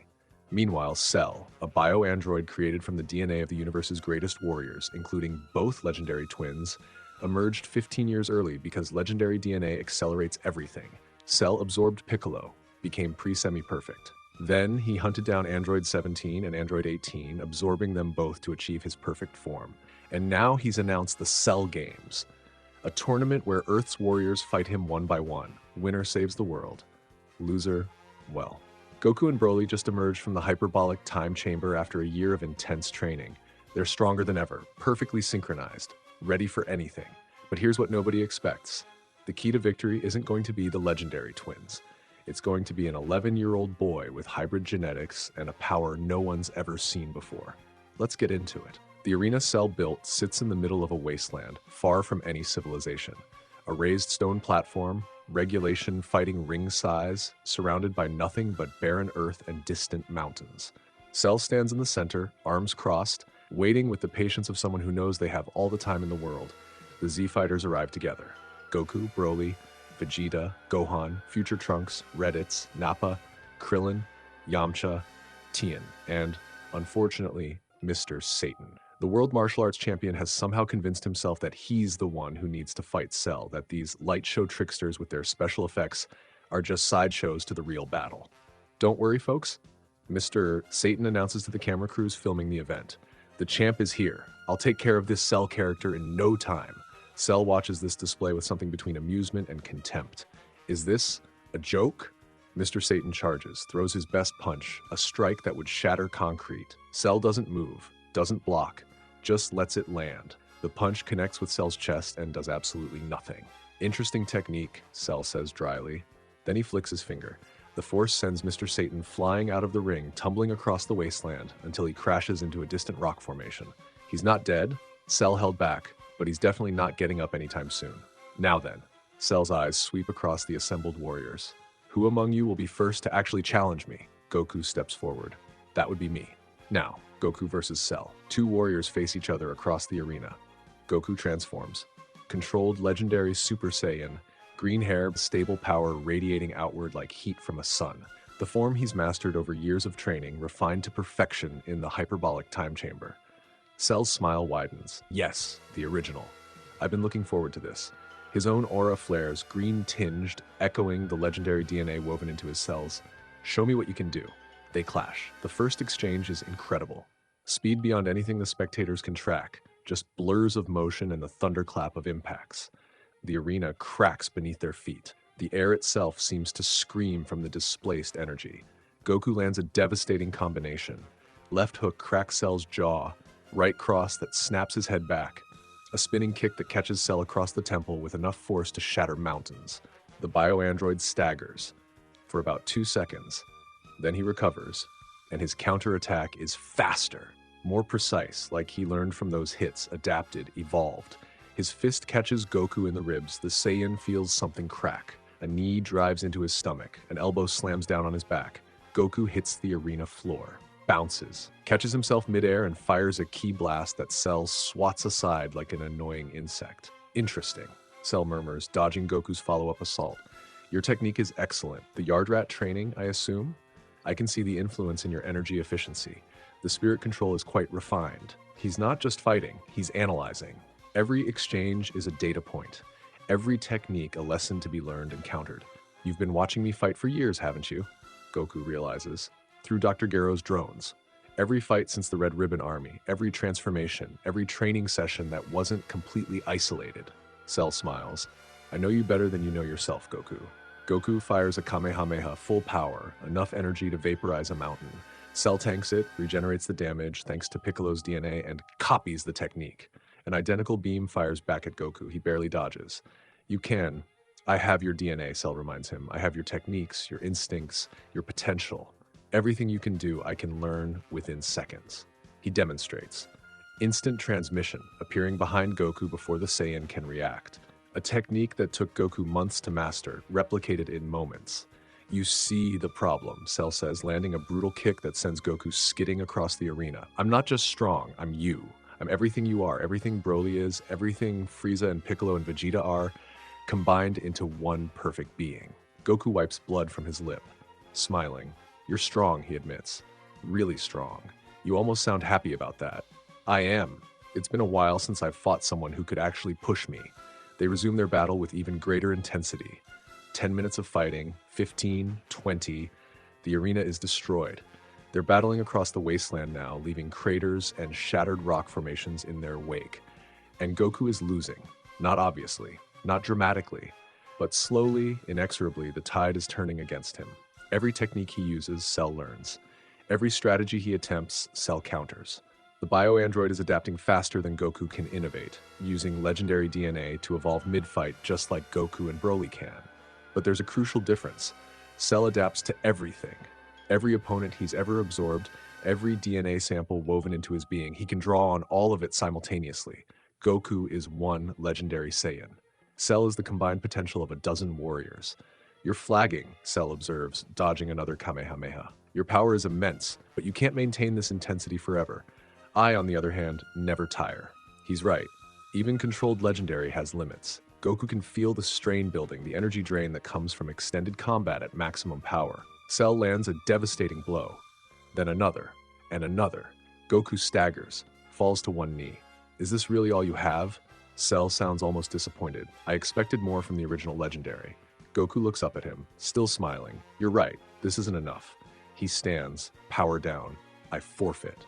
Then there is silence. Everyone stares. The Z-Fighters, the camera crews, even Cell seems taken aback. You forfeit? I can't beat you, Goku says simply. You adapt too fast, you have too many advantages. In a prolonged fight, you'll always win. So you surrender, accept your planet's destruction? No. Goku turns to look at the assembled fighters. His eyes find Gohan. I'm just not the one who's going to beat you. Gohan's face goes pale. Dad? Gohan. Goku's voice is calm, certain. The voice of a father who has spent years learning to feel again, and who feels absolutely certain about this. It's your turn. What? Dad, I can't. Cell is he almost beat you. You have more potential than me, son. More potential than any of us. Goku walks to his son, kneels to meet his eyes. You've been holding back your whole life, afraid of the power inside you, just like I was. Broly watches from the sidelines, understanding dawning on his face. He felt it too, during their training sessions, during family sparring. Gohan's energy would spike when he got emotional, then immediately clamp down. The same pattern, the same fear. But remember what I told you, what Broly taught me? Power isn't something to fear, it's something to accept. Goku puts a hand on Gohan's shoulder. You have both bloodlines in you, son, my control and my potential. You're not half of what we are, you're both of what we are. Gohan looks at his father, at his uncle Broly, who gives him a slow, encouraging nod, at the monster waiting in the arena. He's terrified, but his father believes in him, his uncle believes in him, and somewhere deep inside, beneath all the fear and doubt, there's a power waiting to be unleashed. He steps forward anyway. Now, Gohan versus Cell. A child? Cell laughs, the sound echoing across the wasteland. This is your secret weapon? This is who you think can defeat me, an 11-year-old boy? Gohan doesn't respond. He transforms, Super Saiyan, golden hair, power that would be impressive from anyone who wasn't standing in Cell's shadow. Cell's laughter dies. His eyes narrow, analyzing the power reading. Interesting. Your power level just spiked significantly, higher than I expected for your age. He tilts his head, studying Gohan like a scientist examining a specimen. But it's still not enough to threaten me, not even close. I know, Gohan admits quietly, but I have to try. Oh, I'm counting on it. Gohan attacks. It's not enough. Cell has Piccolo's intelligence, the tactical mind of the warrior who trained Gohan for years. He knows this is a trap, knows Goku wouldn't sacrifice his son without reason, so he fights carefully at first, probing Gohan's defenses, searching for the hidden power Goku clearly believes exists. And when he finds it, when he senses the vast potential locked away behind Gohan's fear, his smile turns predatory. There it is, Cell whispers. I can feel it, this enormous reservoir of power, just waiting, held back by your own psychological limitations. I don't know what you're talking about. Don't you? Your father sees it, your uncle sees it, and now I see it too. Cell's eyes gleam. The question is, how do I make you release it? The next 10 minutes are brutal. Cell stops fighting to win. He fights to cause pain, to push Gohan's emotional buttons, to break him down until whatever's hiding inside has no choice but to emerge. He beats Gohan across the arena. Not killing blows. Cell is too smart for that. Just enough damage to hurt, to humiliate, to break. Your father is quite cruel, you know, Cell muses, dodging Gohan's desperate counterattack and slamming his knee into the boy's stomach. Sending his child to fight his battles. What kind of parent does that? Gohan spits blood, keeps fighting. He believes in me. Does he? Or does he just not want to sacrifice himself? Cell grabs Gohan by the hair, forces him to look at the sidelines where Goku stands watching. Look at him. He's not even trying to help you. Some father. You don't understand. I understand perfectly. You're a sacrifice, a test subject. He wants to see if you'll unlock some hidden power, and if you don't, Cell shrugs. Well, he still has Broly. He throws Gohan into the dirt, stands over him. Let's try something different. He turns toward the other Z fighters. Krillin, Yamcha, Tien, loyal friends who fought beside Goku for decades. No, Gohan screams, but he's too slow, too weak. Cell fires, not to kill, to hurt. Precision blasts that shatter bones, tear through muscle, leave the warriors writhing in agony. Krillin goes down with a scream. Yamcha's arm hangs at a wrong angle. Tien is bleeding from a dozen wounds. Stop it! Gohan charges, golden aura blazing. Cell swats him aside like a fly. I can feel it, boy. Every time someone you care about suffers, your power spikes. Just a little. Just a taste. Cell licks his lips. Let's see how high we can push it. He fires at Broly next. Not a killing blast, nothing that could actually threaten a legendary, but enough to show he can. Broly takes it without flinching. His eyes meet Gohan's across the battlefield. It's okay, that look seems to say. Focus. Find it. Your uncle is quite stoic, Cell observes. Let's try someone else. Someone smaller. He looks at Goten, at Trunks, at the civilians cowering in the distance. How many people need to suffer before you stop hiding? Android 16 has been watching. The massive android, rebuilt by Bulma after the earlier battles, peaceful by nature but capable of great violence when necessary, has been analyzing the situation. Running calculations, considering options. He sees Gohan suffering, sees the boy's potential locked behind walls of fear and trauma, sees Cell methodically breaking him down, and he makes a decision. Moving faster than Cell expects, 16 grabs the bioandroid from behind, wraps his massive arms around Cell's torso in an unbreakable grip. Self-destruct sequence initiated. 16 announces calmly, detonation in 3 seconds. Cell's eyes widen. What? You can't. You'll kill yourself. I know, but I will also kill you. That is an acceptable trade. 2 seconds. Release me. 16's eyes find Gohan's. Calm, peaceful, accepting. Gohan, he says gently, it's okay to fight. It's okay to protect what you love. Life is precious. That's why it's worth defending. 1 second. You have a beautiful soul. Don't let him destroy it. Don't let fear control you. Release your power. Save them. 0. Nothing happens. Cell stares, then laughs. High, manic, relieved. Oh, you fool. Bulma removed your bomb when she rebuilt you. Safety precautions. Did you really think? He tears 16's arms off, steps back, still laughing. Such a noble sacrifice, such a waste. Cell raises his foot over 16's head. Any last words, machine? 16 looks at Gohan one final time. It's okay to let go, he whispers. Cell crushes him. The android's head shatters beneath Cell's foot. Circuits and metal and something that might have been hope ground into the dirt. Gohan watches 16 die. 16, who only wanted peace, who loved nature and animals and the simple beauty of existence, who tried to sacrifice himself to save everyone, who spoke to Gohan with such gentleness, such kindness, such faith, gone, like garbage. Something inside Gohan breaks. Or maybe, just maybe, something inside him finally breaks free. The transformation isn't like anything anyone has seen before. It starts slowly, a trembling in the air, a pressure building like a storm about to break. Gohan is on his knees, staring at the remains of Android 16. His hands are shaking, his breath comes in ragged gasps, and his power is rising. Not gradually, not in controlled increments. It's exploding outward, raw and uncontrolled and absolutely massive. Yes, Cell breathes, watching with hungry fascination. Yes, there it is. Let it out, boy. Show me what you're hiding.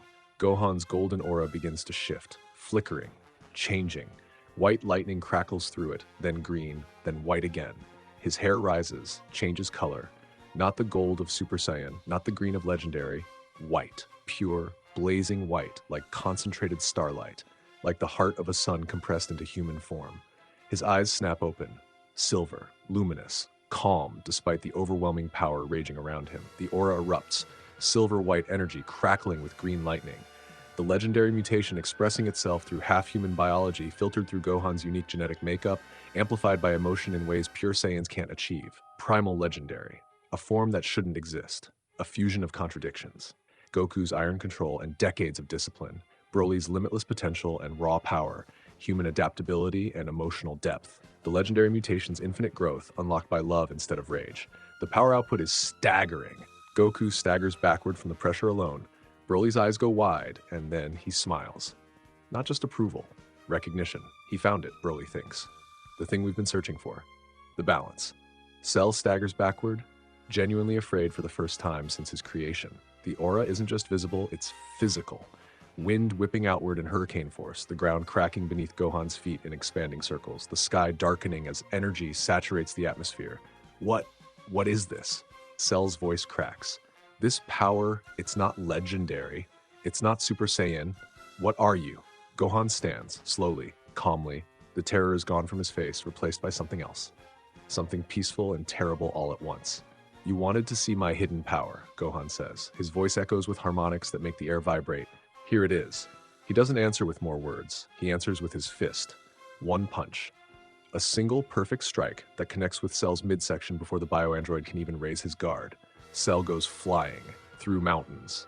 Through them, not around, pulverizing stone and earth for miles, carving a canyon through the landscape before finally coming to a stop, embedded in a distant cliff face. The impact creates a shockwave that knocks everyone off their feet. When Cell crawls out of the debris, he's regenerating from damage that should have been instantly fatal. His entire midsection was gone. Organs, spine, everything. And it's growing back from Piccolo's stolen regeneration. Impossible. Cell breathes, fear naked in his voice for the first time. How? You're a child, you can't be this strong. Gohan appears in front of him. No instant transmission, just pure speed, so fast it looks like teleportation. You killed 16, Gohan says. His voice is calm, terrifyingly calm. You've hurt everyone I care about. You've murdered thousands of innocent people. He raises one hand. This ends now. Cell is not stupid. He recognizes immediately that he's outmatched. Even in his perfect form, achieved by absorbing both Android 17 and Android 18, Primal Gohan is faster, stronger, more overwhelming than anything Cell prepared for. His perfect body, the culmination of Dr. Gero's life work, is being dismantled piece by piece. So he tries everything. Regeneration pushed to its limits. Gohan destroys him faster than he can reform. Adaptation through legendary DNA, Gohan's power rises to match then exceed. Every technique in his arsenal, Kamehameha, Special Beam Cannon, Death Beam, Final Flash, Gohan swats them aside like insects. Why? Cell screams, regenerating from a blast that vaporized his upper body. I have everyone's DNA. I should be superior. I am perfect. You have their power, Gohan says, calm despite the white aura raging around him. But you don't have what matters. And what's that? Cell throws everything at Gohan, every ability, every adaptation, the full power of his perfect form unleashed without restraint. But Gohan is still stronger. Every exchange ends the same way. Gohan recovering faster, hitting harder, forcing Cell to regenerate from increasingly devastating damage. Why? Cell screams, regenerating from a blast that vaporized his upper body. I have everyone's DNA. I should be superior. You have their power, Gohan says, calm despite the white aura raging around him. But you don't have what matters. And what's that? Their hearts. He gestures to the sidelines, to Goku watching with pride, to Broly ready to intervene if needed, to the fallen Z-fighters wounded but not broken. They fight for each other, protect each other, love each other. That's something you can't absorb, can't copy, can't steal. Sentiment, Cell snarls. Weakness. Maybe, but it's also why I'm going to beat you. They clash again. Harder. Faster. the planet itself shaking from the impacts. Cell realizes he can't win in direct combat. Every exchange, Gohan dominates. Every regeneration takes longer, costs more energy, leaves Cell slightly weaker than before. The primal form isn't just overwhelming, it's efficient. Gohan is burning through Cell's reserves faster than the bio-android can replenish. So Cell goes for the nuclear option. If I'm going to die, he announces, floating high above the battlefield and gathering energy on a scale that defies comprehension, I'm taking this whole planet with me. His aura expands, darkens, energy spiraling inward from across the battlefield, from the atmosphere itself, condensing into a sphere of destruction that makes the sun look dim. Solar Kamehameha, Cell screams, full power, everything I have. He fires, not at Gohan, at the Earth, a beam so massive it could crack the world in half, so bright it turns the sky white. Gohan reacts instantly. He drops into the familiar stance, hands cupped at his side, energy gathering, white and silver and crackling green. His own beam, primal energy, pure and brilliant Kamehameha, launches upward. The beams collide in the sky, push against each other. The point of impact creates a sphere of raw destruction that vaporizes clouds and sends shockwaves across the planet. Beam struggle. You can't hold this forever, boy. Cell laughs, pouring more power into his attack. His veins bulge with the effort. His perfect form begins to crack under the strain. I have infinite energy reserves. Legendary adaptation, I can keep this up until you burn out. He's partially right. Cell's regeneration and stolen legendary DNA give him incredible endurance. And Gohan, for all his power, is also 11 years old, running on trauma and adrenaline. His body wasn't built for sustained combat at this level. Cell's beam gains an inch, then another. Come on, Gohan. Goku shouts from the sidelines, his voice hoarse with desperation. You can do this. I know you can. Push, Broly roars. Push harder, nephew. But it's not enough. The scale tips further. Cell's beam is gaining ground, inch by inch, driving Gohan's attack back toward the planet. Gohan's arms tremble, his aura flickers. The white of his hair dims slightly as exhaustion sets in. I can't, Gohan gasps. It's too much. Yes, Cell cackles. Yes, give up. Accept your failure. Accept that even your primal form isn't enough to... And then Goku appears beside his son. Instant transmission. One moment Goku is on the ground, the next he's floating beside Gohan. One hand on his son's shoulder, the other extended towards Cell. You're not alone, Goku says. You're never alone. That's what being family means. His aura flares. Controlled legendary, green energy joining Gohan's white. Their powers don't just add together, they resonate, the same way Goku and Broly's powers resonated on Vampa. Kamehameha! A second beam merges with Gohan's. The combined attack pushes back, regaining lost ground. Cell's eyes go wide. What? No, you can't interfere. This is a one-on-one. You're the one who attacked the planet, Goku says grimly. All rules are off. But Cell adapts, pushes harder. His legendary DNA kicks into overdrive, generating more power to match the combined assault. It's not enough, but it's close. Then Broly appears on Gohan's other side. He doesn't say anything. Words were never his strong suit, even after years of practice. He just places one massive hand on his nephew's other shoulder, extends his arm towards Cell, and pushes. Deep emerald energy, the purest expression of the original legendary mutation, joins the attack. 3 beams, 3 colors, 3 generations of Saiyan warriors. Green from Goku, controlled, precise, tempered by decades of discipline. White from Gohan, brilliant, overwhelming, the fusion of human and Saiyan potential. Emerald from Broly, vast, primal, the raw power of legend. They merge, spiral around each other, become something that's never existed in the history of the universe. A tricolored beam of destruction pushing back Cell's attack with the combined strength of 3 legendary class warriors. Impossible! Cell screams, abandoning all pretense of composure. 3 legendary powers combined? This isn't... You can't. The energy requirements alone would. He's adapting. Even now, even facing certain death, his legendary DNA is trying to evolve, trying to match this unprecedented combination of power. It's actually working. In a sense, his beam stabilizes, pushes back slightly, but adaptation has limits, and love doesn't. Uncle Broly, Gohan gasps, feeling the resonance between all 3 of them. Dad, I can feel you, both of you. We're connected. The resonance, Broly rumbles. What your father and I share, now you share it too. We're family. Goku adds, his voice thick with emotion. Not just by blood, by choice. We chose each other, we saved each other, and now we're going to save the world together. Their powers synchronize, 3 hearts beating as one, 3 auras merging completely. The combined Kamehameha surges forward. Cell has one moment to realize he's lost. One instant of perfect, terrible clarity. I was supposed to be perfect, he whispers as the light consumes him. I had everything. Everyone's DNA, everyone's power. I was supposed to be the ultimate being. How can love be stronger than perfection? No one answers him. The beam destroys him completely, not just his body. Every cell of his body, down to the last microscopic nucleus that could regenerate. The legendary energy, combined and amplified through family bonds, annihilates him on a level so fundamental there's nothing left. No DNA, no consciousness, no possibility of return. Cell is gone. Forever. Only silence remains. The kind of silence that only comes after something enormous has ended. The dust settles, the light fades, the sky slowly returns to its normal blue. 3 Saiyan warriors float where the beam originated, breathing hard, powers slowly returning to normal. Gohan's white hair fades back to black. The primal form dissipates, leaving an exhausted 11-year-old swaying in midair. His eyes flutter. His body goes limp. Goku catches him before he can fall. You did it, son. Goku is proud. You surpassed us all. We did it. Gohan mumbles, barely conscious. Together. Family. Yeah. Goku's voice cracks. Family. Broly approaches, floats closer. His massive hand, the same hand that once only knew violence, rests gently on his nephew's head. A gesture of affection, of pride. Gohan, you did great up there. His voice is rough with emotion. You made me proud. Gohan manages a weak smile before unconsciousness claims him. They descend to the ground. The other Z-fighters, wounded, exhausted, but alive, gather around. Krillin is crying openly. That was incredible. Yamcha just stares, clutching his broken arm. 3 Kamehamehas, 3 legendary class warriors. I've never seen anything like that. Teen is silent, but his respect is written on his face. From the sidelines, Vegeta watches with an expression that cycles through disbelief, envy, grudging respect, and something that might be pride. The boy, he says quietly, has surpassed even me. He doesn't sound bitter, just accepting. Perhaps that's as it should be, the next generation exceeding the old. He looks at baby Trunks, held protectively by Bulma at a safe distance. One day, Vegeta murmurs, you'll surpass them too. The world is saved, but victory came with a price. It always does. Piccolo is dead, absorbed by Cell, his soul released when the bio-android was destroyed.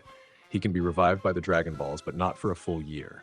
Earth's guardian is gone, and the Dragon Balls have turned to stone until someone takes his place. Android 16 is destroyed. Truly destroyed. No dragon magic can restore a machine. His peaceful soul, if androids have souls, is gone forever. Gohan will carry that sacrifice with him for the rest of his life. Androids 17 and 18 were absorbed by Cell before the tournament, and were hybrid androids, were ejected out with Gohan's punch. They're released. Alive, but traumatized. 18 in particular struggles with what happened to her, though she hides it behind a cold exterior, and Gohan bears scars that aren't visible. The trauma of watching 16 die, the weight of being the one who ended it, the knowledge that his power, this primal form, was unlocked through pain and loss. He's 11 years old, and he's already a veteran of one of the most devastating battles in Earth's history. But Earth survived. The planet endures. And the warriors who protect it are stronger than ever, not just in power, but in their bonds with each other. 7 years of peace follow. The longest stretch of calm the Z-fighters have ever known. Time to heal, to grow, to become more than just warriors. Piccolo returns after a year, revived by the Dragon Balls. Dende took his place for the Dragon Balls, the new Kami. Piccolo is different now, quieter, more contemplative. Death and absorption changed something in him, but he's still Gohan's mentor, still the gruff warrior who hides a caring heart beneath layers of stoicism. You've grown, he tells Gohan at their first meeting after his revival. Not just in power, in spirit. I had good teachers. Humph, don't get sentimental on me. But Piccolo is smiling, just a little. Gohan grows up. He goes to high school, Chi-Chi's non-negotiable demand, becomes the great Saiyaman, much to everyone's embarrassment. A dorky superhero persona that somehow works despite being ridiculous. Meets a girl named Videl who doesn't take any of his nonsense and makes him work to earn her respect. He doesn't train as intensely as the others. The primal form takes a toll. He's not sure he can even access it again without extreme emotional trauma, and he's not eager to find out. The scars from the Cell games run deep, but he's still powerful, still ready if needed. Goku and Chi-Chi have a second son, Goten, born in age 767, conceived before the Cell games, born shortly after. The kid is a spitting image of his father, with wild hair and an infectious grin and power that seems to come as naturally as breathing. He transformed to Super Saiyan at age 3, Chi-Chi tells the others, half proud and half exasperated. Goku just laughs. That's my boy. Vegeta and Bulma raise Trunks together. The prince trains obsessively, chasing forms and power levels that remain frustratingly out of reach. But he's also, slowly, learning to be a father, learning to value something beyond strength. Why do you train so hard, Papa? Young Trunks asks one day. Vegeta pauses, considers. To protect you, he admits finally. To protect all of you. It's the most vulnerable thing he's ever said. Bulma, watching from the doorway, wipes away a tear. Broly continues to integrate into Earth society. He helps with construction projects. Controlled legendary strength is very useful for heavy lifting. He visits Goku's family almost daily. He learns to cook. He's actually pretty good now, specializing in massive portions that can feed an army of Saiyans. And he watches Goten and Trunks grow up. Sees the next generation of Saiyans, raised in peace, surrounded by family, learning power without trauma. This, he tells Goku one quiet evening, is what childhood should be. Yeah, Goku agrees. It really is. 7 years of peace, 7 years of happiness. But nothing lasts forever. Somewhere in the depths of the cosmos, ancient powers are stirring. A creature sealed away millennia ago, sustained by magic beyond comprehension, is beginning to sense the incredible energies being generated on a small blue planet. The power of legendary Saiyans. It's like a beacon, a dinner bell, and something very, very old is waking up hungry. Meanwhile, a wizard named Babidi searches for the power to complete his father's work. He's heard whispers of Earth, of warriors with godlike strength, of power that could fuel the resurrection of the most destructive force the universe has ever known. The next threat is coming, and it's going to make Cell look like a warm-up. So yeah, that's the Cell saga. And honestly, y'all, the Father-Son-Uncle Kamehameha might be my favorite moment in this entire story. Not because of the power levels, though those are great, because of what it represents. Cell was perfect. He had everyone's DNA. Goku, Broly, Piccolo, Frieza, Vegeta, King Cold. Every technique, every ability, every genetic advantage combined into one ultimate being. By every logical measure, he should have been unbeatable. But he was missing something. He had Goku's technique, but not his heart. He had Broly's adaptation, but not his capacity for growth through love. He had Piccolo's intelligence, but not his dedication to those he protects. Cell was the sum of his parts. The Z-Fighters, they're more than the sum of theirs. That's what the combined Kamehameha was really about. 3 warriors, father, son, uncle, who saved each other in different ways over the years. Goku learned to feel because Broly taught him. Broly learned to live because Goku found him. And Gohan? Gohan learned to accept his power because his family showed him it was safe to be strong. When their beams merged, it wasn't just adding power levels. It was the physical expression of family bonds, of love made manifest, of everything Cell could copy but never truly possess. How can love be stronger than perfection? Because perfection is static. Love grows. The primal legendary form is unique to Gohan, born from his hybrid genetics unlocked through tragedy, powered by emotion in ways pure Saiyans can't achieve. It's not Super Saiyan 2, it's something entirely new. White hair, silver eyes. That incredible aura with green lightning crackling through it.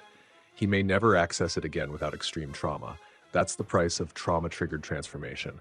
But if he ever needs it, if the world ever needs him to be that warrior again, it's there, waiting. Okay, so a lot of y'all have been asking, how did Dr. Gero get DNA from the Vampa fight? And how did he get Frieza and King Cold's DNA? Here's the deal. Dr. Gero had deep space monitoring drones. Yeah, the guy was paranoid.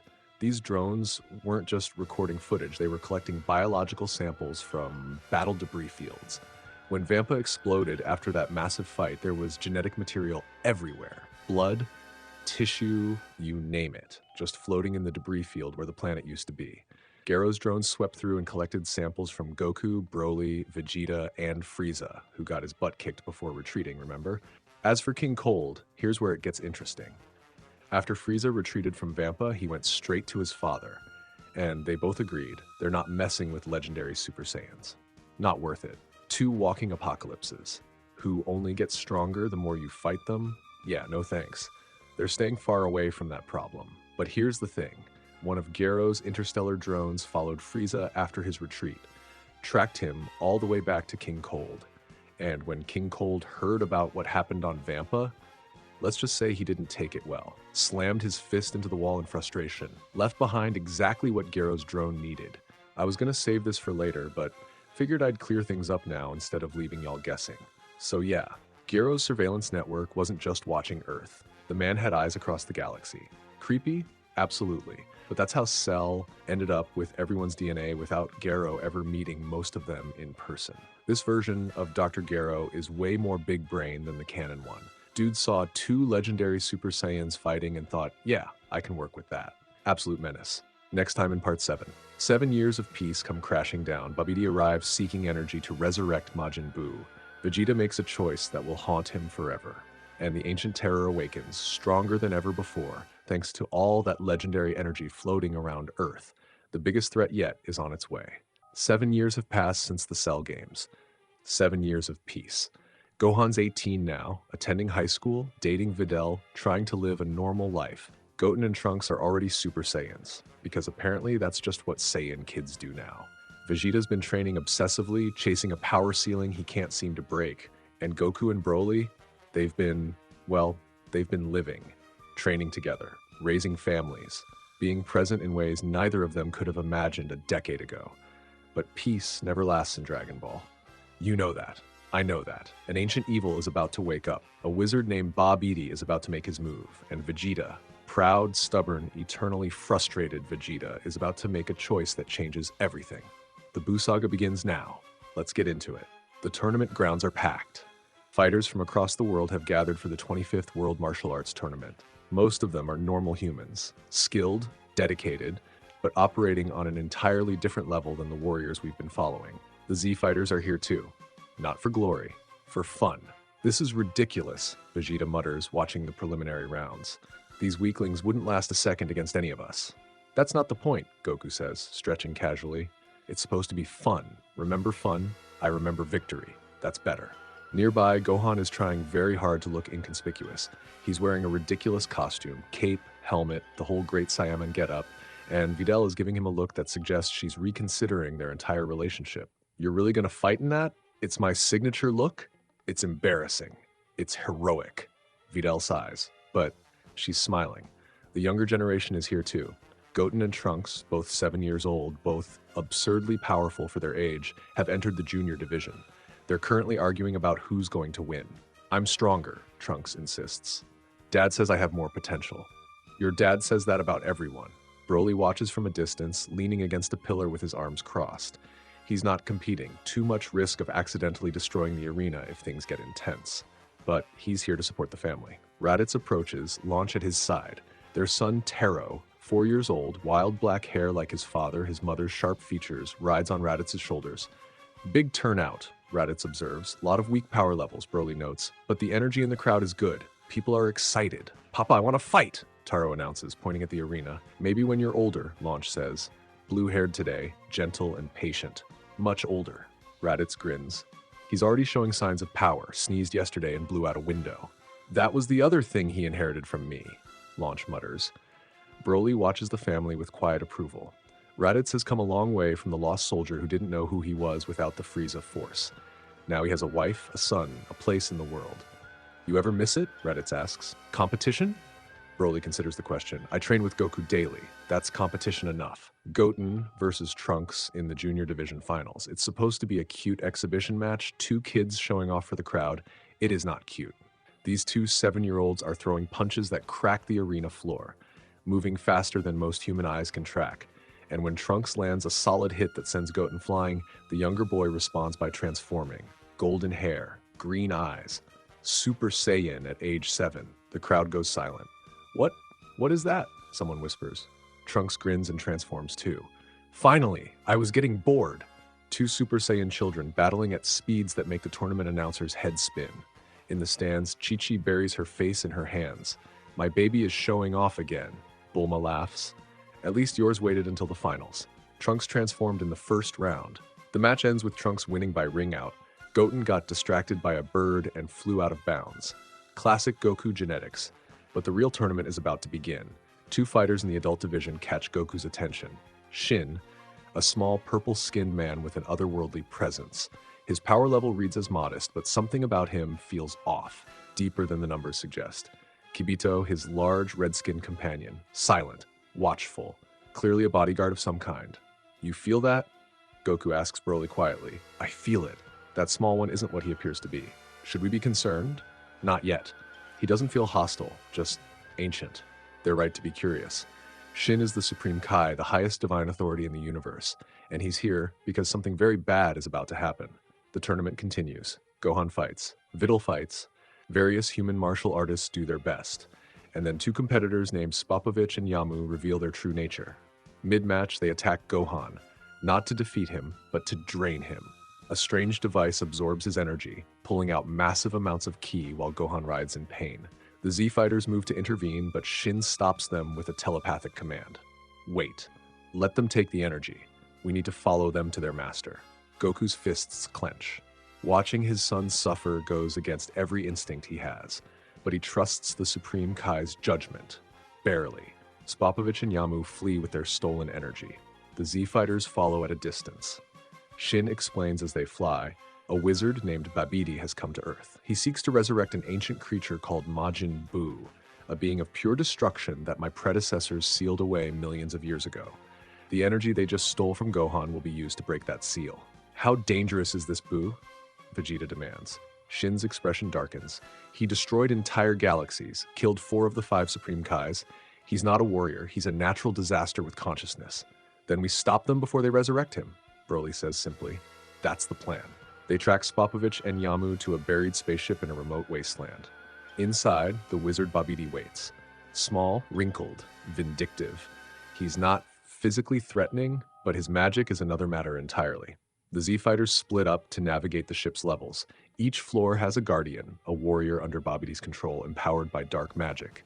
Vegeta takes the first, destroys his opponent without breaking a sweat. Goku takes the second.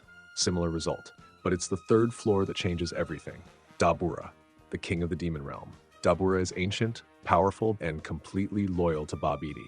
His signature ability? Turning people to stone with his spit. He demonstrates this immediately, petrifying Piccolo and Krillin before anyone can react. Piccolo! Gohan charges forward, but Dabura is ready. The fight is intense. Dabura matches Gohan blow for blow, his demonic power enhanced by Babidi's magic. They're evenly matched, which means Gohan can't end it quickly. And while they fight, Babidi is watching the other warriors, analyzing them, looking for weakness. He finds it in Vegeta. Such pride, Babidi murmurs, observing Vegeta through his crystal ball. Such frustration, such rage buried beneath that royal composure. Vegeta has been struggling for years, training obsessively, pushing himself to exhaustion daily, and still, he can't close the gap. Goku surpassed him long ago. Broly was born stronger. Even Gohan, that half-breed child, achieved a form Vegeta can't replicate. The Saiyan Prince has never stopped being second best, third best, fourth, and it's eating him alive. You want power? Babidi whispers across the magical connection. I can give you power. All you have to do is stop resisting. Vegeta feels the dark magic probing his mind, feels it offering exactly what he's always wanted, the strength to surpass them all. Vegeta. Goku's voice cuts through. Don't. Stay out of this, Kakarot. I know what he's offering. It's not worth it. You don't know anything about what I've sacrificed. Vegeta's power flares. Years of frustration boiling over. You and Broly with your precious legendary forms. Gohan with his hidden potential. Even Raditz has surpassed me now. Vegeta. I am the prince of all Saiyans. I should be the strongest. I deserve to be the strongest. Babidi's magic finds its opening. The darkness rushes in, and M appears on Vegeta's forehead. Majin Vegeta. The power boost is immediate and overwhelming. Majin Vegeta's aura explodes outward, darker, more intense, crackling with energy that wasn't there before. His eyes are colder, his smile is crueler. Finally, he breathes. Finally, I can feel it.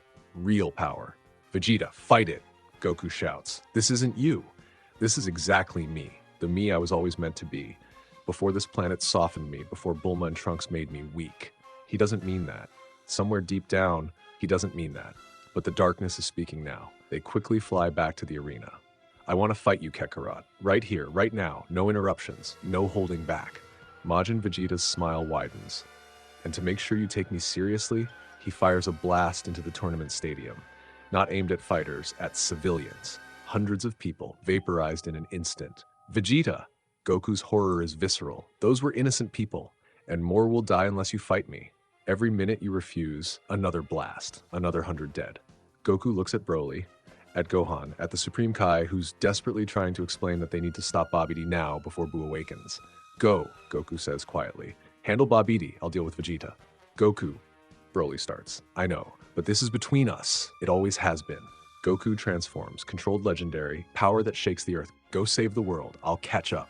Broly holds his gaze for a long moment, then nods. Don't die. Wasn't planning on it. Goku versus Majin Vegeta, the fight of a lifetime. Not the strongest opponents they've ever faced. Not the most world-ending stakes, but the most personal. Two Saiyans who've been rivals since the day they met, finally settling the score. Majin Vegeta is fast. The dark magic has amplified everything. His speed, his strength, his aggression. He fights without restraint, without the tactical caution that usually defines him. Goku matches him. Controlled legendary against Majin Super Saiyan. Green against gold tinged with darkness. You could have had this power years ago. Vegeta screams, landing a devastating combination. If you'd stopped holding back, stop being so satisfied with mediocrity. I was never mediocre, and neither were you. Don't patronize me. They clash again, again, again. The landscape transforms around them, craters forming, mountains crumbling, the very air catching fire from displaced energy.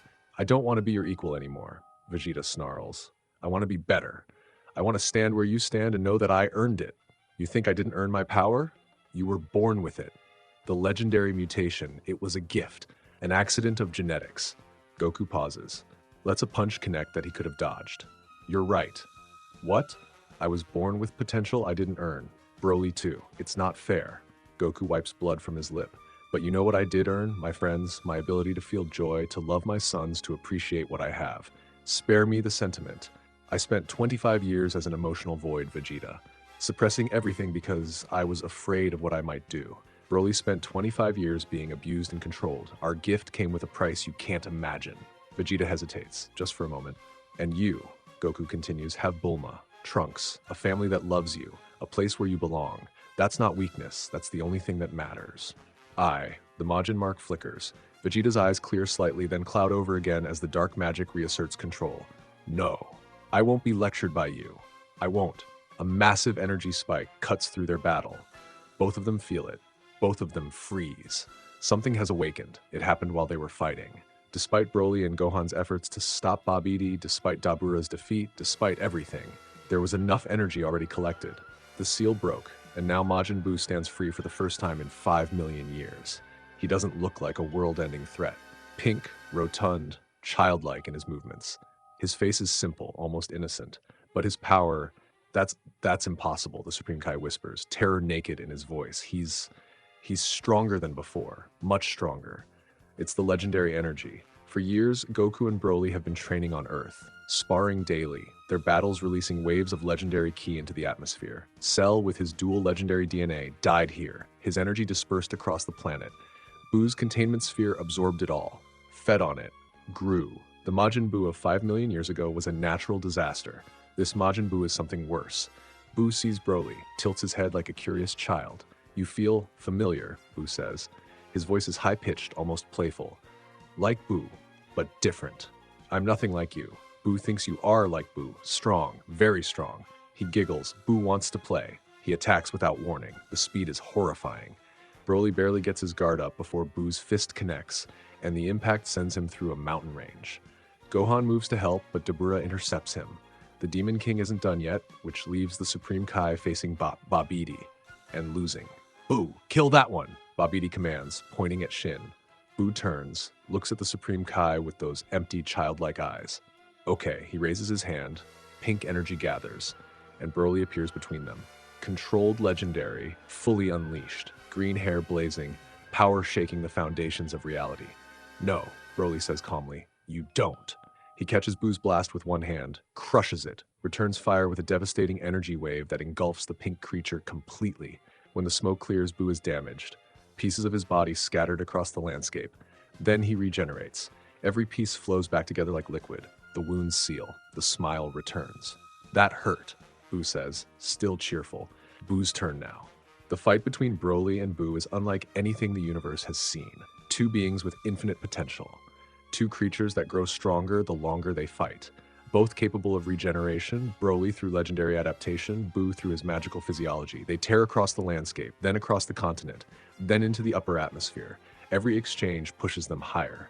Every clash releases energy that would vaporize normal planets. You're strong, Buu admits, blocking a barrage of ki blasts. Strongest thing Buu has fought in long time. I'm just getting started. And he is. Broly's power is rezzing. The legendary mutation doing what it does best, adapting, growing, evolving to meet the threat. But Buu is rising too. Every attack Broly lands, Buu learns from. Every technique, Buu absorbs and incorporates. He's not just regenerating, he's improving. Buu can do that too. The pink creature demonstrates, mimicking one of Broly's energy patterns.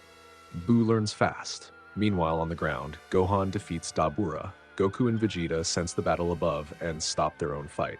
The Supreme Kai scrambles to find a solution, and Babidi realizes his creation is beyond his control. Buu, listen to me. I am your master. You will... Buu's arm extends, wraps around Babidi, squeezes. The wizard pops like a grape. Buu doesn't need master, the creature says, watching the remains fall. Buu just wants to have fun. He turns back to his fight with Broly, giggling. Goku appears beside the Supreme Kai. We need a plan. Broly can match him right now, but Buu keeps regenerating, keeps adapting. This could go on forever. There might be a way, Shin says, thinking frantically. Fusion. Fusion? The Metamoran technique, or the Patara earrings, combining two warriors into one being with exponentially multiplied power. Show me. Shin hands over his earrings. Explains the technique quickly. One earring each on opposite ears. The fusion is permanent with these. Choose carefully. Goku looks up at the battle above.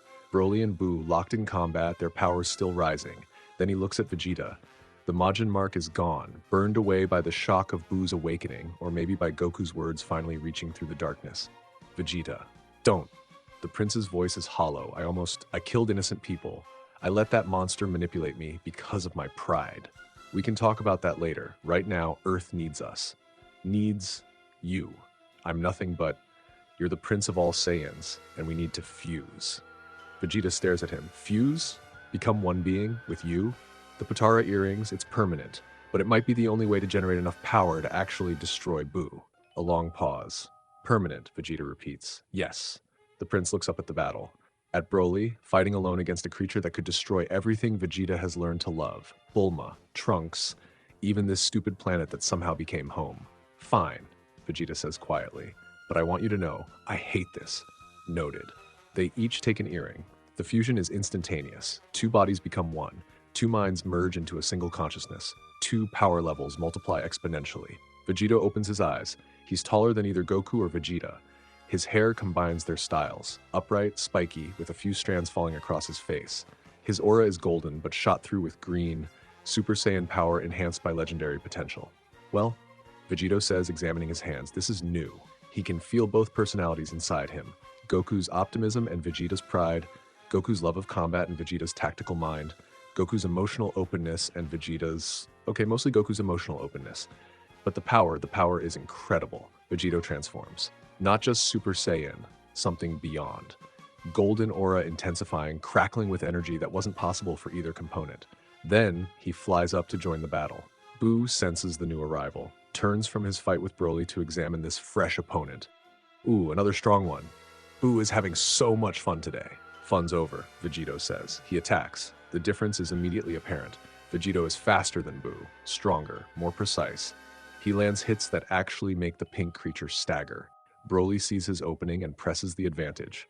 Two legendary class warriors now fighting in coordination. Buu regenerates, adapts, tries to match their combined assault. He can't.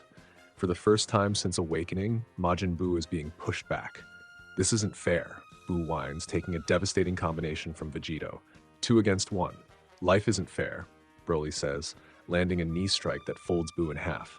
You destroyed entire galaxies, Vegeta adds, following up with an energy blast that vaporizes Buu's upper body. Cry me a river. But Buu regenerates again and again and again. No matter how much damage they deal, he keeps coming back. We need to destroy him completely, Broly realizes. Every cell at once. I know a technique, Vegeta says, but I need time to charge it. Then I'll buy you time. Broly plants himself between Buu and Vegeta, transforms even deeper into the legendary state, pushing past his usual limits, letting the power flow unrestricted. His hair blazes brighter, his aura expands, his eyes flicker between green and white as he rides the edge of berserker rage. Come on then, he tells Buu. Show me what you've got. Buu charges. Broly meets him. The exchange is brutal, neither holding back, neither showing mercy. Broly's controlled technique against Buu's chaotic regeneration. Behind them, Vegeta gathers energy. This is a technique Goku learned from the Supreme Kai during their brief conversation. The Spirit Bomb, but modified. Not the King Kai version, but the Supreme Kai version. Instead of drawing energy from living beings, this version draws from the planet itself, the accumulated legendary energy that's been saturating Earth for years. It takes time. Too much time. Buu starts gaining ground. Broly is powerful, but even he has limits, and Buu doesn't. Broly, Vegeta shouts, just a little longer. I know. Broly digs deeper, finds reserves he didn't know he had. For a moment, just a moment, he thinks about Goku, about the years they spent together, the training, the brotherhood, the family they built. He didn't come this far to let some pink blob destroy it. You want to see legendary power? Broly says quietly. Fine, let me show you what it really looks like.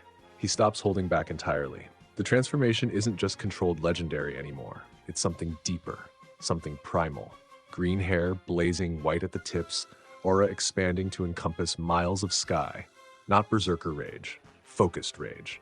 Every emotion he's learned to feel over the past decade. Love for his family, gratitude for his second chance, determination to protect what matters, channeled into pure, overwhelming power.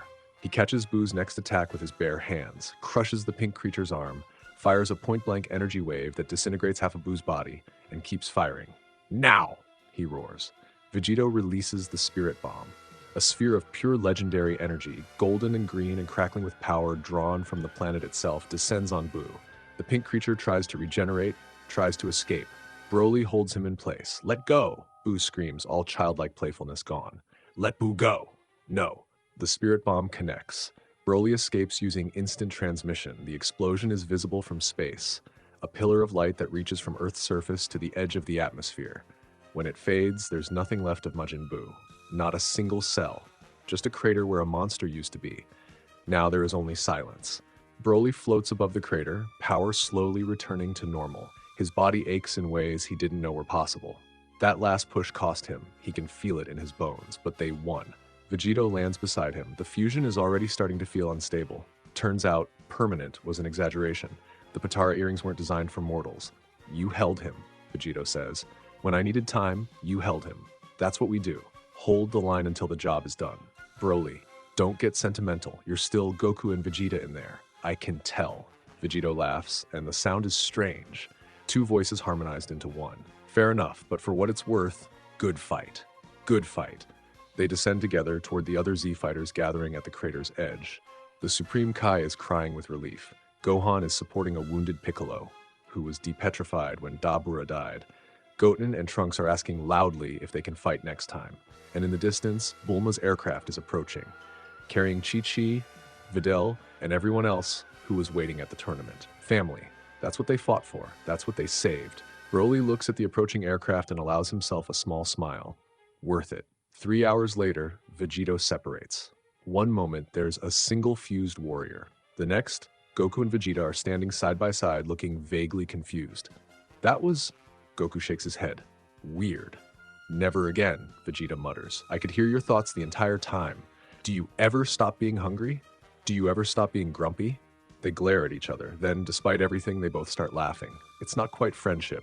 Probably never will be. But it's something. Respect, maybe. Understanding. I owe you an apology, Vegeta says quietly, after the laughter fades. And the people I killed, I can never... will use the Dragon Balls. Bring them back. That doesn't erase what I did. No, but it gives you a chance to be better. Goku puts a hand on Vegeta's shoulder. That's all any of us can ask for. That night, they gather at Capsule Corp, all of them. Goku, Chi-Chi, Gohan, Goten, Videl, Vegeta, Bulma, Trunks, Broly standing slightly apart but still present. Raditz, Launch, and little Taro, who's already fallen asleep in his father's arms. Even Nappa, who flew in when he heard about the battle. Piccolo lurks in a corner, pretending he doesn't enjoy the company. To surviving, Bulma says, raising a glass. To surviving, they echo. Raditz looks down at his sleeping son, then at Launch beside him. 4 years ago, he was a man without purpose. Now he has everything. Never thought I'd have this, he admits quietly to his wife. Have what? A family, a real one. Launch squeezes his hand. You earned it. Goku finds Broly on the balcony later, looking up at the stars. You okay? Fine. Just thinking. About? Broly is quiet for a moment. I pushed harder than I ever have today, touched something I didn't know I had, and it wasn't rage. What was it? Purpose. I had something worth protecting, people worth fighting for. He turns to face Goku. You gave me that when you found me on Vampa, when you refused to give up on me. Goku doesn't know what to say. After a moment, Broly continues, I just wanted you to know, it mattered. Broly, don't make it weird. Goku laughs. Okay, but for what it's worth, you've saved my life more times than I can count. We're even. We're family. That's not about keeping score. They stand in comfortable silence, watching the stars. Brothers in every way that matters. So yeah, that's the Buu saga. And look, I know what you're thinking. Wait, that seemed almost too easy. And you're right. In canon, Buu goes through like 4 different transformations, absorbs half the cast, and requires a universe-wide spirit bomb to defeat. But here's the thing. This timeline has 2 fully trained legendary Super Saiyans, plus fusion technology, plus years of accumulated legendary energy saturating the planet. And we had that new spirit bomb technique from Supreme Kai himself. The circumstances are just different. Buu was stronger than his canon version, sure, but so were the heroes. The real story of this arc wasn't the fight anyway, it was Vegeta. Majin Vegeta is one of the most compelling moments in all of Dragon Ball. A proud warrior selling his soul for power, only to realize too late what he sacrificed. And in this timeline, Goku's words actually reach him. Not because Goku is better at speeches, but because Goku has lived the journey from emotional void to fully present person. He knows what it costs to suppress yourself. He knows what it means to finally let yourself feel. And Broly showed what he's become. Not just a weapon or a walking disaster, a protector, a warrior who fights for something beyond himself. The legendary form he touched at the end, that focused transformation beyond controlled legendary, is going to be important later. Next time in Part 8, a god wakes up hungry for a challenge. Beerus, the god of destruction, comes to Earth looking for a Super Saiyan god and threatens to erase the planet if he doesn't find one. Goku and Broly go all out. It's not enough, but then Beerus slaps Bulma and Vegeta breaks. An ancient ritual, 2 paths forward, and Raditz is about to train with an angel. The Battle of Gods begins. 4 years have passed since Majin Buu was erased from existence. 4 years of peace, which in Dragon Ball time is practically an eternity. The Saiyan family has grown, trained, settled into something resembling normal lives. Goten and Trunks are 11 now, still causing chaos whenever they're in the same room. Gohan married Videl and they're expecting a baby. Raditz's son Taro is 8 years old and already showing serious power, though he inherited his mother's sneezing quirk, which makes training sessions unpredictable. And our core warriors? They've been busy. Vegeta finally broke through to Super Saiyan 2. Years of obsessive training, combined with the emotional growth he went through during the Buu Crisis, pushed him past his plateau. He's still not at legendary level. That's a mutation, not a transformation you can train into, but he's closed the gap considerably. Raditz hit Super Saiyan 2 as well. Slower than Vegeta, less raw talent, but steady progress through dedication. Launch jokes that he trains harder than he does anything else. He doesn't deny it. Nappa plateaued at regular Super Saiyan.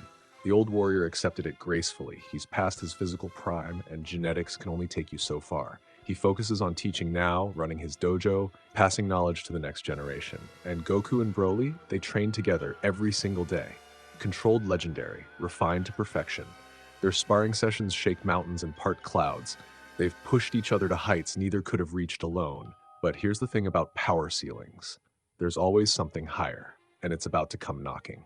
Somewhere in the cosmos, on a world that exists outside normal space, a being stirs from slumber. Beerus, the god of destruction. He's been sleeping for 39 years, a short nap by his standards. But something woke him. A dream, a vision, a Super Saiyan god. Whis, Beerus calls, yawning. His voice carries the casual authority of someone who's destroyed galaxies on a whim. I had an interesting dream. His attendant appears, tall, blue-skinned, perpetually composed. Whis is an angel, guide to the destroyer, and quite possibly the strongest being in Universe 7. Oh, do tell, my lord. A Super Saiyan god, I saw one in my dream, fought one. Beerus's eyes gleam with something that hasn't been there in centuries. Interest. It was entertaining. Super Saiyan god? That's quite the ancient prophecy. I wasn't aware any Saiyans still existed. Find out. Whis taps his staff. Information flows. His eyebrows rise slightly, which for Whis is the equivalent of shocked gasping. Well, this is unexpected. Not only do Saiyans still exist, but there's a rather impressive concentration of them on a planet called Earth. He pauses. And 2 of them appear to be legendary Super Saiyan mutations. Beerus sits up fully. Legendary? Indeed, the ancient Berserker bloodline. Quite rare. Supposedly only one appears every 1,000 years. Earth has 2. Interesting. Beerus stretches cat-like. Very interesting. Let's pay them a visit. Earth. Bulma's birthday party is in full swing. The entire extended family has gathered, Saiyans, humans, one Namekian pretending he's not enjoying himself. Goku and Broly are at the buffet table, because of course they are. You're going to eat all the meat, Broly observes, watching Goku demolish his fifth plate. There's plenty. Bulma always overorders. She overorders because she knows you're coming. Vegeta stands apart from the crowd, arms crossed, watching the festivities with his usual expression of mild disdain. But his eyes keep drifting to Bulma, tracking her movements through the party. 4 years of marriage, real marriage, not just cohabitation, have changed him more than he'd ever admit. Trunks and Goten are demonstrating fusion to an impressed audience. Gotenks makes an appearance, immediately starts showing off, and diffuses 30 seconds later when they lose concentration. Raditz sits with Launch and Taro at a table near the garden. The boy is practicing energy control, making small key balls float between his hands. Careful, Launch warns. Remember what happened last time? That was one explosion, Mom. One explosion that took out the garage. Raditz hides a smile. The kid has potential. Wild, unfocused potential that reminds him uncomfortably of himself at that age, before the Frieza Force beat discipline into him. Piccolo lurks near the punch bowl, pretending to meditate while actually eavesdropping on gossip. Some habits never die. It's peaceful, warm, the kind of gathering that would have been unthinkable a decade ago, when half these people were trying to kill each other. And then the sky splits open. Beerus and Whis descend from a pillar of light. Every warrior at the party feels it immediately. This power, it's unlike anything they've encountered. Not just strong, different. Operating on a level that makes even legendary energy feel mundane. Well, Whis says pleasantly, surveying the gathering. What a lovely party. I do hope we're not interrupting. Goku steps forward, food forgotten. His instincts are screaming, not danger exactly, but significance. This being matters in ways he can't articulate. Who are you? Beerus yawns. I am Beerus, god of destruction, and you must be one of the legendary Saiyans I've heard about. God of destruction? I destroy things, planets, stars, civilizations that annoy me. He says it casually, like describing a hobby. It's my function in the universe. Balance and all that. Vegeta's face has gone pale. He knows this name. Old Saiyan legends, stories his father told him before Frieza wiped out their race. Lord Beerus, he says, stepping forward, the destroyer who ordered Frieza to eliminate planet Vegeta. Ah, you remember. Yes, that was me. Your father was quite rude during our last meeting. I considered destroying the planet myself, but I was feeling lazy, so I outsourced. The casual admission hangs in the air. Decades of tragedy, the near extinction of an entire race, dismissed as a minor inconvenience. Broly's power flickers, just slightly. His expression remains calm, but his energy betrays him. Beerus notices, smiles. Oh, you're the other one, the second legendary mutation. He inhales deeply, like a wine connoisseur appreciating a vintage. Your energy is exquisite, raw, primal, but not what I'm looking for. And what are you looking for? Goku asks. A Super Saiyan god. Do you know what that is? Then there is silence. I'll take that as a no. Pity. Beerus looks around the party with diminishing interest. Well, if there's no Super Saiyan god here, perhaps I should just destroy this planet and move on. What? It's nothing personal. I'm simply bored, and bored gods tend to break things. The tension ratchets up immediately. Every Z-fighter drops into combat stance. Goku and Broly transform simultaneously, controlled legendary, green auras blazing. Vegeta goes Super Saiyan 2, lightning crackling around his golden form. Beerus watches with mild amusement. Oh, you want to fight? How delightful. If you threaten this planet, Goku says evenly, we will stop you. Will you now? He moves. Nobody sees it, not even Goku, not even Broly. One moment Beerus is standing there, the next he's behind them, and both legendary Saiyans are crumpling to the ground from impacts they never registered. Interesting, Beerus muses. You're stronger than I expected, but still nowhere near divine level. Vegeta attacks, full power, everything he has. A barrage of ki blasts, physical strikes, techniques he's developed over decades of training. Beerus blocks it all with one finger. Super Saiyan 2. Impressive by mortal standards. He flicks Vegeta away like an insect, but mortals have such low standards. Vegeta crashes through a wall. Struggles to stand, Bulma runs to him. Vegeta, are you? Beerus appears beside her. You, woman. You're the one throwing this party, yes? Yes, I'm Bulma. Do you have any food? Whis tells me Earth has excellent cuisine. The tonal whiplash is jarring. One moment threatening genocide, the next asking about appetizers. But that's Beerus, destruction and appetite intertwined. Bulma, to her credit, adapts quickly. We have sushi and pudding. The caterers brought pudding. I want to try this pudding thing. They walk toward the buffet. Everyone watches, confused and terrified. And then it happens. Beerus tries the pudding, frowns. This is acceptable, but I was promised excellent cuisine. This is merely adequate. Well, excuse me for not meeting divine standards, Bulma snaps. Her fear has given way to irritation. She's never responded well to criticism of her hosting. Maybe if you gave some advance notice before dropping in? Bulma, Vegeta warns. No, this rude cat shows up uninvited, threatens to destroy the planet, and then complains about the pudding?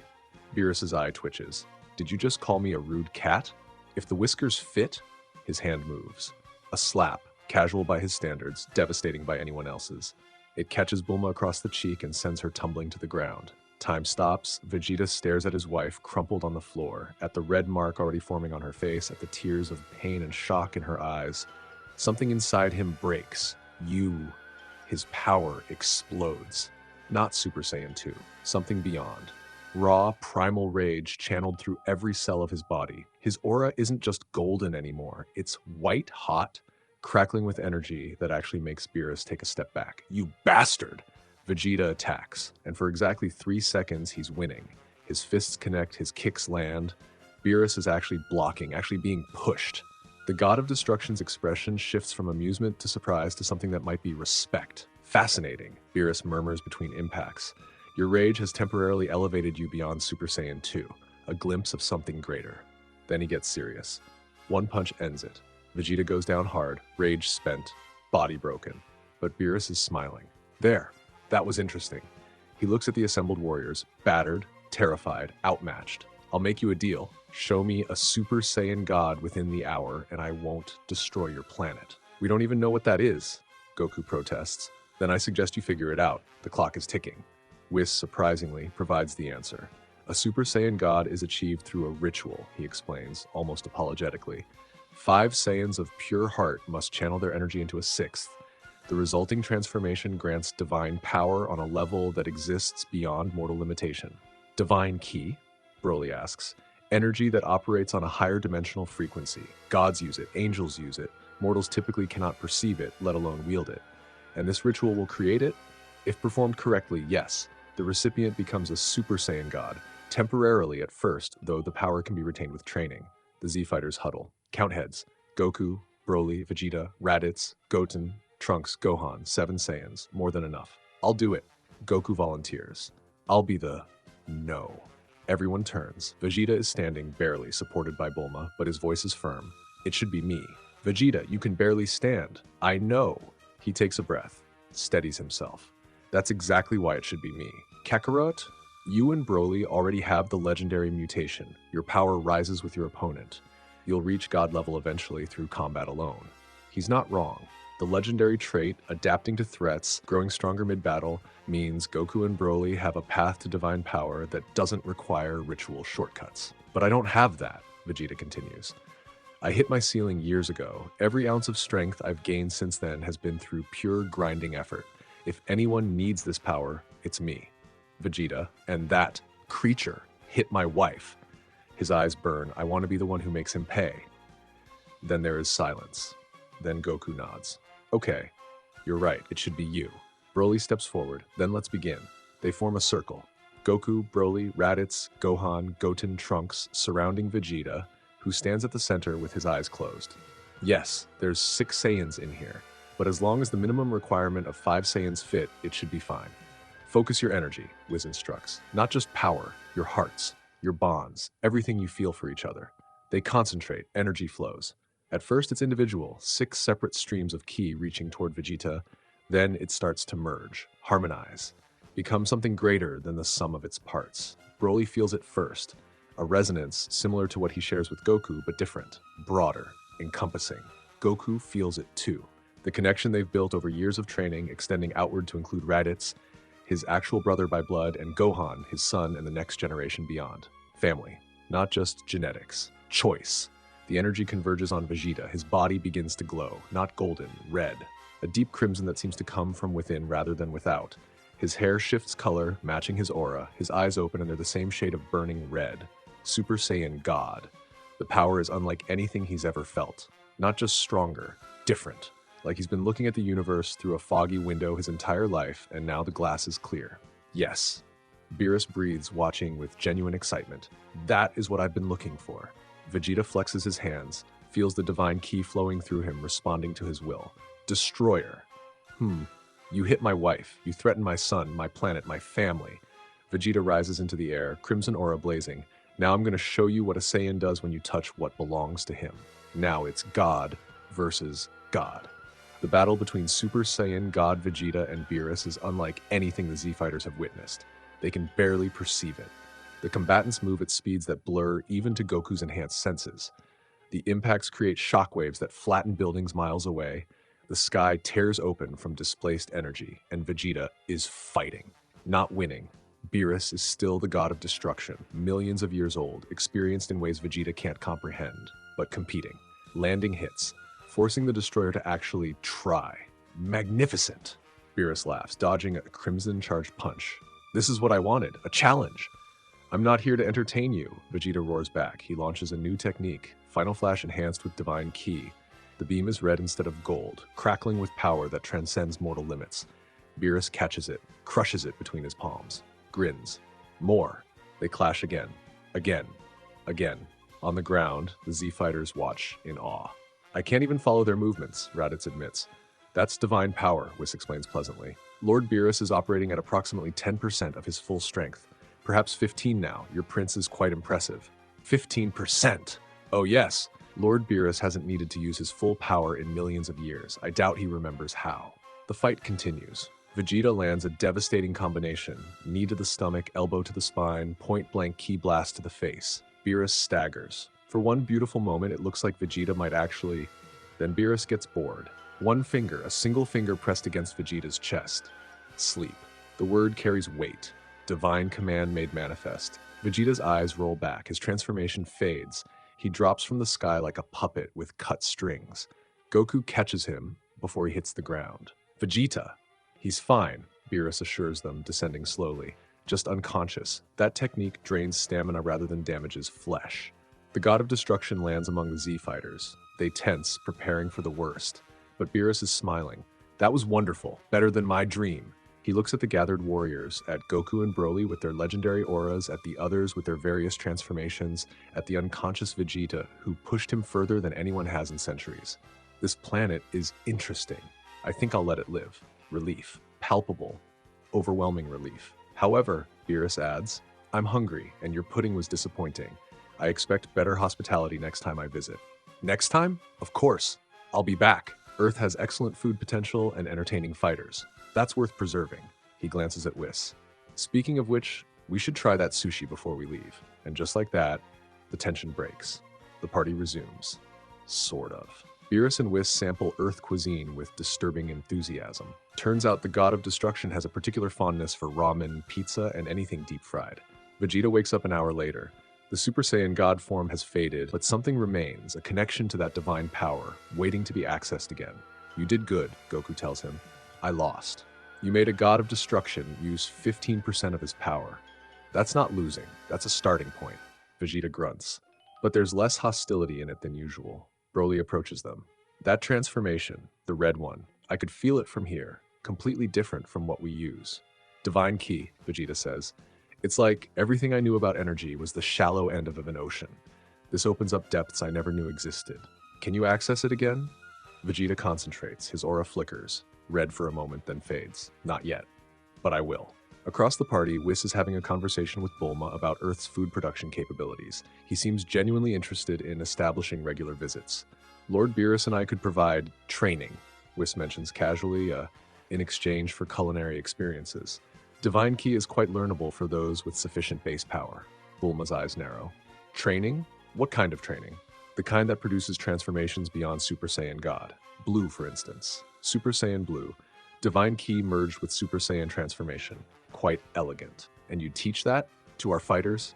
To some of your fighters. The legendary mutations, he glances at Goku and Broly, have their own evolutionary path. Divine Ki would likely conflict with their unique biology. But the others? Certainly. It's an offer too good to refuse. That night, after Beerus and Whis depart, promising to return soon for pizza, the core fighters gather to discuss their options.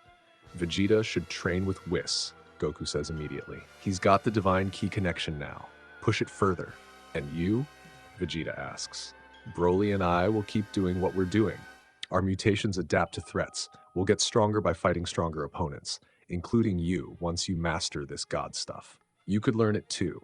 The ritual, Whis said it might conflict with legendary biology. And honestly, Goku shrugs. I want to see how far we can push our path. See what's at the end of legendary evolution instead of borrowing divine shortcuts. Broly nods. Agreed. There are transformations we haven't touched yet, depths we haven't explored. I felt something during the Buu fight, a level beyond controlled legendary. I want to find it again. Raditz should train with Whis too, Vegeta adds. He has the base power, and divine ki isn't mutation dependent. Raditz looks surprised. You want me to? You're a Saiyan warrior. You have potential you haven't tapped, and frankly, we need every advantage we can get. Vegeta's expression is uncharacteristically serious. Beerus was using 15% of his power. 15. There are beings out there that make him look weak. We need to be ready. Launch squeezes Raditz's hand. Go, train, get stronger, she smiles. Just come home for dinner sometimes. I will. The next morning, Whis returns as promised. Lord Beerus has authorized extended training sessions, he announces, for Vegeta certainly, and he glances at Raditz. You as well, if you're interested. I am. Excellent. We'll begin immediately. Fair warning, my training methods are intensive. You may wish you'd stayed home. Vegeta smirks. I've survived worse. Have you? How delightful. We'll test that. They depart. Whis, Vegeta, and Raditz vanishing toward Beerus's world for training that will push them beyond anything they've experienced. Left behind, Goku turns to Broly. Looks like it's just us for a while. Are you disappointed that we're not learning Divine Ki? Honestly, no. The expression of a warrior who's found a worthy challenge. I want to see what we can become. Not gods, not angels, just the strongest possible versions of ourselves. The apex state. I've been thinking about it. What I touched against Buu, that focused transformation, power channeled through purpose instead of rage. We'll find it together, push each other until we break through. They power up, green auras blazing. The mountain range behind them trembles. Ready? Goku asks. Always. They clash. Another day, another sparring session, another step on a path that leads somewhere even gods might not be able to follow. So yeah, Battle of Gods. And I know what you're thinking, wait, Vegeta got Super Saiyan God instead of Goku? That's a huge change. And you're absolutely right, it is. But here's why it makes sense in this timeline. Goku and Broly already have the legendary mutation. Their power grows with opposition. They don't need Divine Ki. They have their own evolutionary path that will eventually reach God level through pure adaptation. Forcing them into a different power system would actually limit their potential. Vegeta, on the other hand, hit his natural ceiling. He maxed out Super Saiyan 2 through sheer determination, but he was never going to catch up to legendary class fighters through normal training. Divine Ki gives him a completely different avenue, one that complements his tactical mind and technical skill. Same with Raditz. No legendary mutation, but plenty of untapped potential. Divine Ki training under Whis could push him to levels he never imagined. The Bulma slap scene? Yeah, I kept that, because it's important. It shows that Vegeta's greatest power isn't his ki, it's his love for his family.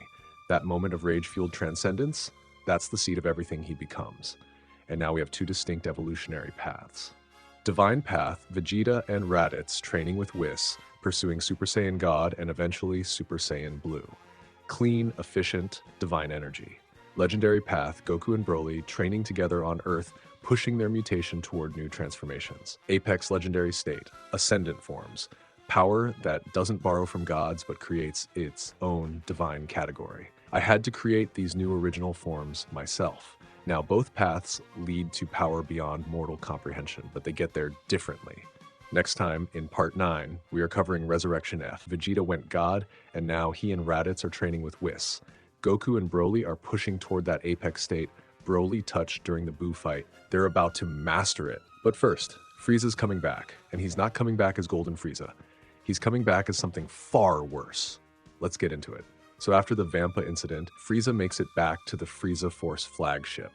The Emperor got away in one piece, but his pride absolutely shattered. The combined assault from the legendary twins and Vegeta forced him to retreat, something he's never had to do before. King Cold is waiting for him. The old Emperor had already retired years ago, handed the Empire to his son, but he still keeps tabs. Father, Frieza seethes. Those monkeys, two legendary mutations, working together. They humiliated me, made me run. King Cold listens, and then he says something Frieza doesn't expect. Don't go back. What? Son, I've ruled this universe for years by knowing when to fight and when to wait. Two legendary Super Saiyans working together with that adaptation ability, that's not a battle. That's suicide. Let them have their little planet. You have an empire. Frieza hates it, but he listens. For years, he rules the Frieza Force without approaching Earth. The Saiyans stay in their corner. He stays in his, but it bugs him. Every single day. The humiliation, the knowledge that he's not almighty, that somewhere in the universe there are beings he can't defeat, beings whose power grows the longer they fight. One night, King Cold visits Frieza's quarters. Son, we never trained, did we? Frieza looks at his father. Our family was born with such overwhelming power that we never needed to, King Cold continues. But those Saiyans, they train constantly. They grow. What if we did the same? I've been thinking the same thing, Frieza says. I need to become so powerful that their adaptation becomes irrelevant. No matter how fast they grow mid-battle, I need to be so far above them that it doesn't matter. Frieza trains. Every single day. First few months, he discovers something incredible. A transformation beyond his final form. Golden energy erupts from his body. He calls it Golden Frieza. Takes him about 4 months to achieve it. Prodigious even by his standards. Then he spends years mastering it, eliminating the stamina drain, perfecting the control. But as he masters Golden, he realizes it won't be enough. Those legendary mutations would adapt. They'd catch up, they'd overtake him mid-battle. Golden is strong, but not overwhelming, so he keeps pushing. 10 more years, dedicated entirely to surpassing Golden. He discovers that Golden can be compressed further, made denser. The power becomes more concentrated. Year after year, he pushes deeper, touches something new. Black energy, crackling and dense. At first, he can only hold it for seconds, then minutes, then hours. After a full decade of pushing past Golden, he achieves full mastery. Black Frieza. Power achieved through mortal evolution, pushed past natural limits into territory that borders on the divine. King Cold has been training too. The old emperor came out of retirement to push himself alongside his son, and he's gotten strong, stronger than he's ever been. That's exactly the problem. The day Frieza fully masters Black Frieza, he visits his father's chambers. Father, I've done it. I've achieved a form beyond anything our family has ever known. King Cold smiles. Show me. Frieza transforms. The black aura erupts. King Cold's eyes widen. He can sense it. His son has reached a level he can barely comprehend. But King Cold has grown too. He's not far behind anymore. Give him another few years of training. Frieza sees that calculation in his father's eyes. You've gotten strong, father. Too strong. Son, what are you? Black Frieza moves. One strike. That's all it takes. The former ruler of the universe. Erased by his own son. Frieza stands over his father's body. No remorse. No hesitation. I won't have anyone approaching my level. Not even you. Goku and Broly are starting their morning session like any other. Before sunrise, push each other until one drops. But today is different. I want to test something, Goku says. That apex state you touched during the Buu fight. What if we're approaching it wrong?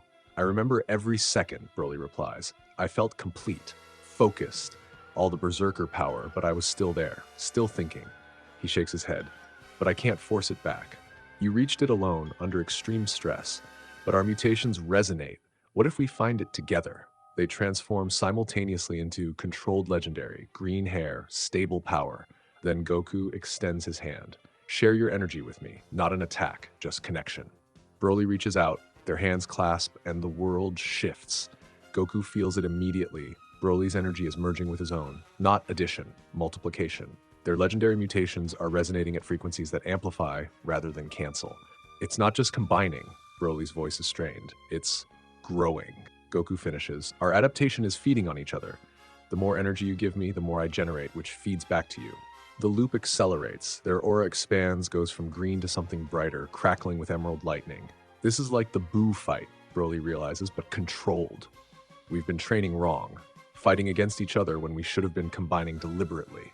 Their auras intensify. Hair brightening, white bleeding in from the tips. Goku, Broly says, I feel it.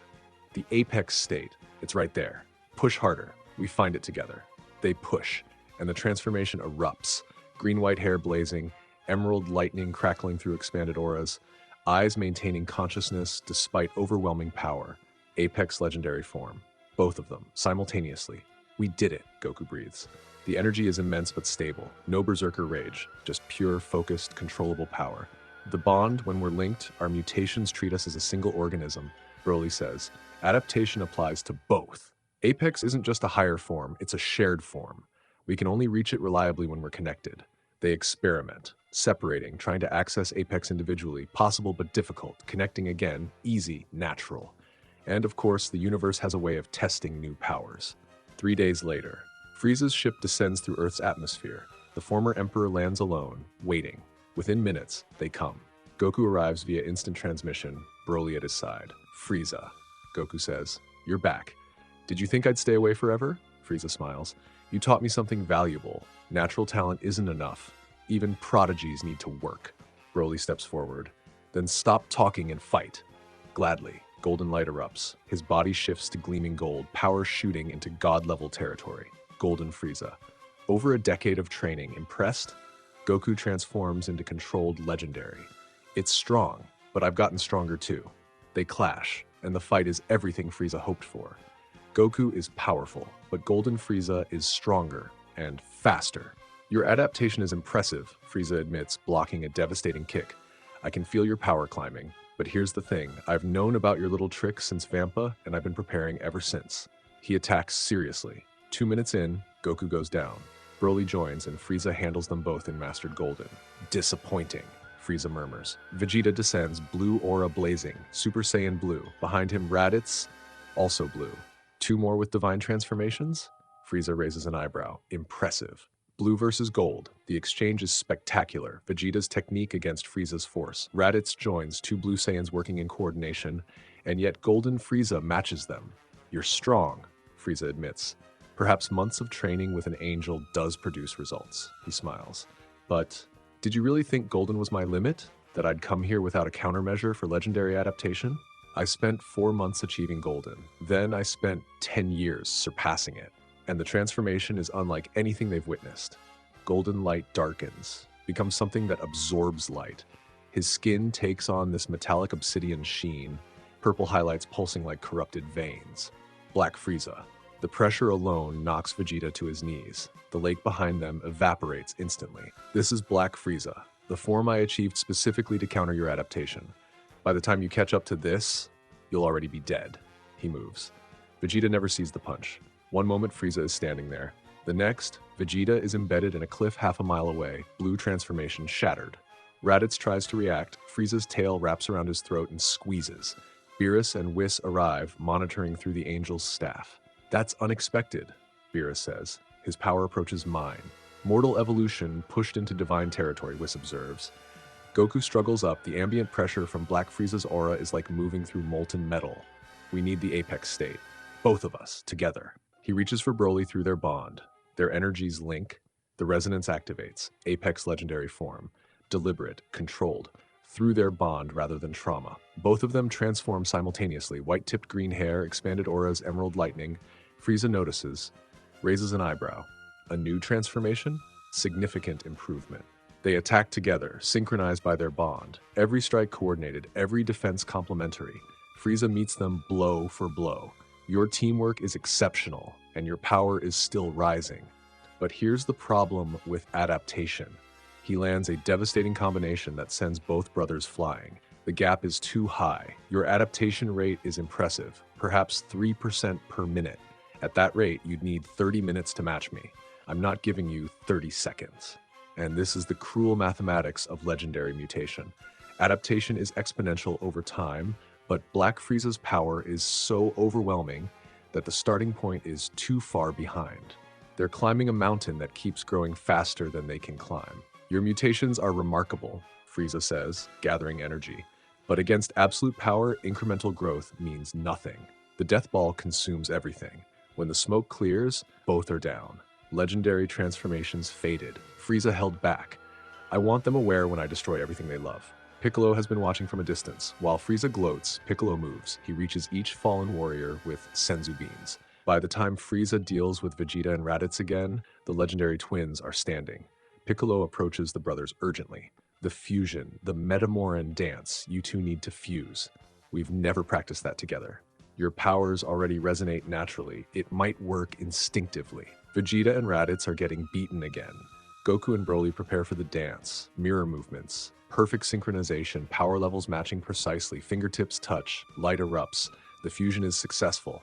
Against all odds, never practiced, never attempted, it works perfectly. Where two warriors stood, now there's one. Caroly. He's tall, combining Broly's mass with Goku's proportions. Wild, spiked hair. Features merged. Goku's eyes, Broly's jawline. Even in base form, Caroly is radiating pressure that makes Black Frieza pause. Fusion? Those two actually fused? Caroly flexes his hands, feels the dual consciousness working in harmony. We are Caroly, and you should have killed us when you had the chance. He transforms, full legendary, stable, controlled, green hair blazes. 30% of Black Frieza's power, Whis observes, in base legendary form. Caroly attacks. The difference is immediate. Fists connect. A point-blank energy wave sends Frieza tumbling, but it's not just the power boost. Something else is happening. What is this? Frieza demands, blocking a combination. Your power is rising faster than before. Fusion doesn't just add our strength, Caroly says, it multiplies our adaptation rate. Two legendary mutations feeding each other through a single body, the growth becomes exponential. And this is the key. Unfused, Goku and Broly adapt at 3% per minute. Fused, Caroly's adaptation doesn't double, it squares. 9% becomes 27. 27 becomes 81. Within 2 minutes, Caroly has doubled his power. Frieza recognizes the danger immediately. I need to end this now. A devastating combination sends Caroly crashing down. Any last words? Caroly's eyes blaze. We haven't shown you everything yet. He reaches deeper, into that apex state. The transformation is explosive. Green-tinged white aura, emerald lightning. White bleeding into hair from the tips, apex legendary through fusion. Two mutations feeding off each other in endless adaptation, but now squared. Frieza gets thrown off by the shockwave alone. The adaptation is accelerating exponentially, Whis breathes. Each percentage gain feeds back into growth rate. It's compounding. 40% of Frieza's power, 60, 80, parity. Frieza screams, taking a blow that shatters his guard. I trained for 10 years. I will not be surpassed by monkeys. Caroly's response is a point-blank Kamehameha. When it fades, Frieza is seriously damaged. Purple blood streaming. For the first time, Frieza looks afraid. Then he smiles. Did you think I was using my full power? I was using 50%. Full power, Black Frieza's aura becomes abyssal. Dark violet energy erupts, distorting reality. This is my true power. He moves. Caroly tries to block. Fails. Even with exponential adaptation, full power Black Frieza is climbing from an even higher peak. But Caroly's growth rate is climbing too. The gap is shrinking, just not fast enough. Frieza grabs Caroly by the throat, starts charging a death ball. This ends now. Caroly is hanging there in Frieza's grip, watching the death ball grow. This is not how it ends. Memories flood through. Goku's family, Broly's journey from isolation to belonging. We have a reason to fight, a reason to win. Something clicks. Not a new transformation, something deeper. Purpose feeding directly into adaptation. Caroly moves. The knee strike comes from nowhere. Buries itself in Frieza's solar plexus. The death ball dissipates. You wanted to know what separates us? Caroly's voice resonates. It's love. We fight for something beyond ourselves, and that gives our adaptation fuel. They clash again, Black Frieza at full power. But with each hit, Caroly's adaptation explodes outward. The existential threat plus emotional conviction pushes evolution to its absolute limit. Caroly matches Black Frieza, then exceeds him. The final exchange is brief. Caroly's fist connects. The impact creates a continental shockwave. Black Frieza's form flickers, destabilizes. The Emperor falls. Frieza is laying there beaten, and he laughs. If I can't be Emperor, I'm taking this universe down with me. His aura turns inward, energy compressing toward catastrophic release. Self-destruction, Whis recognizes, powerful enough to destroy Universe 7. Before Beerus can intervene, Caroly moves, gathers all his apex energy into a single point, releases it. The beam isn't just powerful, it's dimensional, tearing through reality itself, hitting Frieza, pushing him through the tier into a separate dimension entirely. Caroly follows. They're falling through the void between universes. Frieza still gathering self-destruct energy, Caroly still pursuing. You've trapped yourself here with me. Frieza laughs. When I detonate, you'll be destroyed too. Maybe. Caroly's expression is calm. But everyone we love will survive, that's enough. Frieza can't comprehend it. The self-destruction reaches critical mass. Black Frieza detonates. The explosion is contained entirely within the separate dimension. Frieza is erased. And Caroly, instant transmission. At the last possible moment, Caroly focuses on the strongest signature he can feel. Earth, home, family. He appears above the battlefield, diffusing mid-teleport. Goku and Broly separate, crashing down in base forms. Spent, but alive. They actually did it, Beerus says. Tore a dimensional rift, contained the explosion, escaped via instant transmission. That Apex fusion form approaches divine territory through pure evolution, Whis observes. 2 months later, Beerus appears at Capsule Corp. I received an interesting proposal from my brother Champa, God of Destruction for Universe 6. He's proposing a tournament, 5 fighters each. Winner gets the Super Dragon Balls, planet-sized orbs that grant any wish.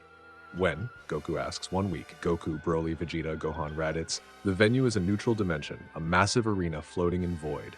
Universe 6's team is waiting. Hit, a purple-skinned assassin with time-skip abilities. Kaba, a young Saiyan from Sadala. Frost, disturbingly Frieza-like. Botamo, a large yellow bear creature. And Caulifla. She's standing apart, arms crossed, radiating confidence. Spiky black hair. Lean, athletic build. When her gaze lands on Broly, she pauses. Those are the legendary Super Saiyans, she says. The big one looks strong. I want to fight him. The matches proceed. Frost versus Goku. Frost gets disqualified for cheating. Vegeta pushes Kaba to unlock Super Saiyan, then knocks him out. Botamo gets eliminated quickly. Then comes Broly versus Caulifla. She's already in Super Saiyan 2 when she steps into the ring. Electricity crackling around her golden aura. I've been waiting for this, she says. Show me what a legendary Super Saiyan can do. Broly smiles. Actually smiles. You're confident. I like that. Less talking, more fighting. She attacks first. Fast. Aggressive. Street Fighter instincts mixed with raw Saiyan power. Broly doesn't transform. He meets her in base form, blocking and weaving. Testing her. You're holding back. Caulifla shouts, landing a combination that pushes him back. Fight me for real. If I go legendary, this ends in seconds. I'd rather enjoy this. Something about the way he says it makes her pause. Not arrogance, genuine appreciation. Then let's make it interesting. She pushes harder. Her aura intensifies. They exchange blows. Broly is clearly stronger, but he's not trying to end it quickly. He's playing, matching her pace, letting her show what she can do. And Caulifla notices. You're not looking down on me, she realizes mid-exchange. You're actually paying attention. You fight like you've had to survive on your own. Every move is efficient, no wasted motion. Broly catches her fist gently. Where did you learn that? She pulls back, thrown off. Nobody's ever analyzed her like that. Nobody's ever seen her like that. The streets of Sadala, you learn fast or you don't learn at all. I understand. I learned on a planet called Vampa. Harsh places make strong warriors. He drops into stance again. Show me more. They continue. Caulifla pushes herself harder than she ever has, and Broly matches her perfectly. Always just strong enough to challenge her, never so strong that she feels outclassed. Finally, she's panting, Super Saiyan 2 flickering. I'm out of juice, she admits. You lasted longer than most, and you got stronger during the fight. I felt it. That's my thing. I adapt fast. I know. That's why this was fun. He extends his hand to help her up. She takes it. You're weird, Caulifla says. Strong guys are usually assholes. I've met enough assholes. I prefer not to be one. She laughs. Actually laughs. Yeah, okay. You're all right, big guy. From the stands, Goku is grinning like an idiot. He knows that look on his brother's face. Then comes Broly versus Hit. The assassin's time skip makes conventional defense impossible. He's freezing time for fractions of a second, making attacks essentially invisible. But Broly is adapting. The legendary mutation is learning Hit's rhythm instinctively. His body reacts to patterns before his mind processes them. Hit pushes time skip to 0.5 seconds. Broly's body is already compensating. Enough, Broly says. He moves through a time skip, reacting before the technique activates. His fist connects, sending Hit flying out of the ring. How? Hit demands. Legendary adaptation. My body learns faster than my mind can process. Hit smiles, rare for the assassin. You're interesting. I'd like to fight you again. I'd like that too. From the Universe 6 platform, Caulifla is watching with more than competitive interest. He faced an unbeatable technique and simply adapted. Calmly. Efficiently. That's not just power. That's something else. And she remembers the way he fought her. How he made her feel like an equal, not a weakling. How he actually saw her. He's not what I expected, she murmurs. Universe 7 wins. Beerus considers the Super Dragon Balls. He could wish for anything. Anything at all. Then he notices something. Caulifla is still watching Broly, and Broly keeps glancing back at her when he thinks nobody's looking. There's something there. Something genuine. Beerus remembers Broly's file, decades alone on Vampa, finally found family with Goku. But romantic connection? That's something even family can't provide. And Caulifla, Vados mentioned her background. Orphaned young, survived alone, built walls around herself. Two broken warriors who might just fit together. Humph, Beerus mutters to himself. Ridiculous. But he's already made his decision. Champa, Beerus announces. I'm wishing for Caulifla to be transferred to Universe 7. Champa explodes. What? Are you insane? She's one of our strongest mortals. Universe 6 already has critically low mortal levels. We can't afford to lose her. Then I'll compensate you. With what? Beerus sighs. Earth's complete culinary database. Every recipe, every technique, every regional variation. Enough to rebuild your universe's food culture from scratch. Champa hesitates. Food is his weakness. And, Beerus continues, I'll share the knowledge to restore Universe 6's Earth. Your humans were wiped out, weren't they? With this, you can bring them back. Your mortal level will increase, not decrease. Champa's eyes widen. A restored Earth would mean millions of mortals, new civilizations, new food, and all it costs is one Saiyan. That's actually generous, Champa says suspiciously. Why do you care so much about getting her specifically? I don't care, Beerus snaps. She has potential. Our fighters could use a sparring partner. That's all. Whis hides a smile behind his staff. He knows better. Fine, Champa grumbles. But if this somehow backfires on my mortal level, I'm blaming you. The wish is made. Caulifla materializes on Universe 7's platform, disoriented. What the? You wished me here? Without even asking? Consider it a compliment, Beerus says dismissively. You have potential worth developing. I didn't ask to leave my universe. Broly steps forward, his voice is calm, warm. I know this is sudden, and I know you didn't choose this, but... He hesitates, choosing his words carefully. Universe 7 has something Universe 6 doesn't. Oh yeah, what's that? Me. Caulifla stares at him. I mean, Broly actually blushes. Training, with me, I can help you get stronger. We adapt in similar ways. We could push each other. Smooth, Goku whispers to Vegeta. He's actually doing it.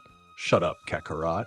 Caulifla is quiet for a long moment. She looks at Broly, really looks at him, the gentle giant who fought her like an equal, who saw her survival instincts as strength, not damage. Fine, she says finally.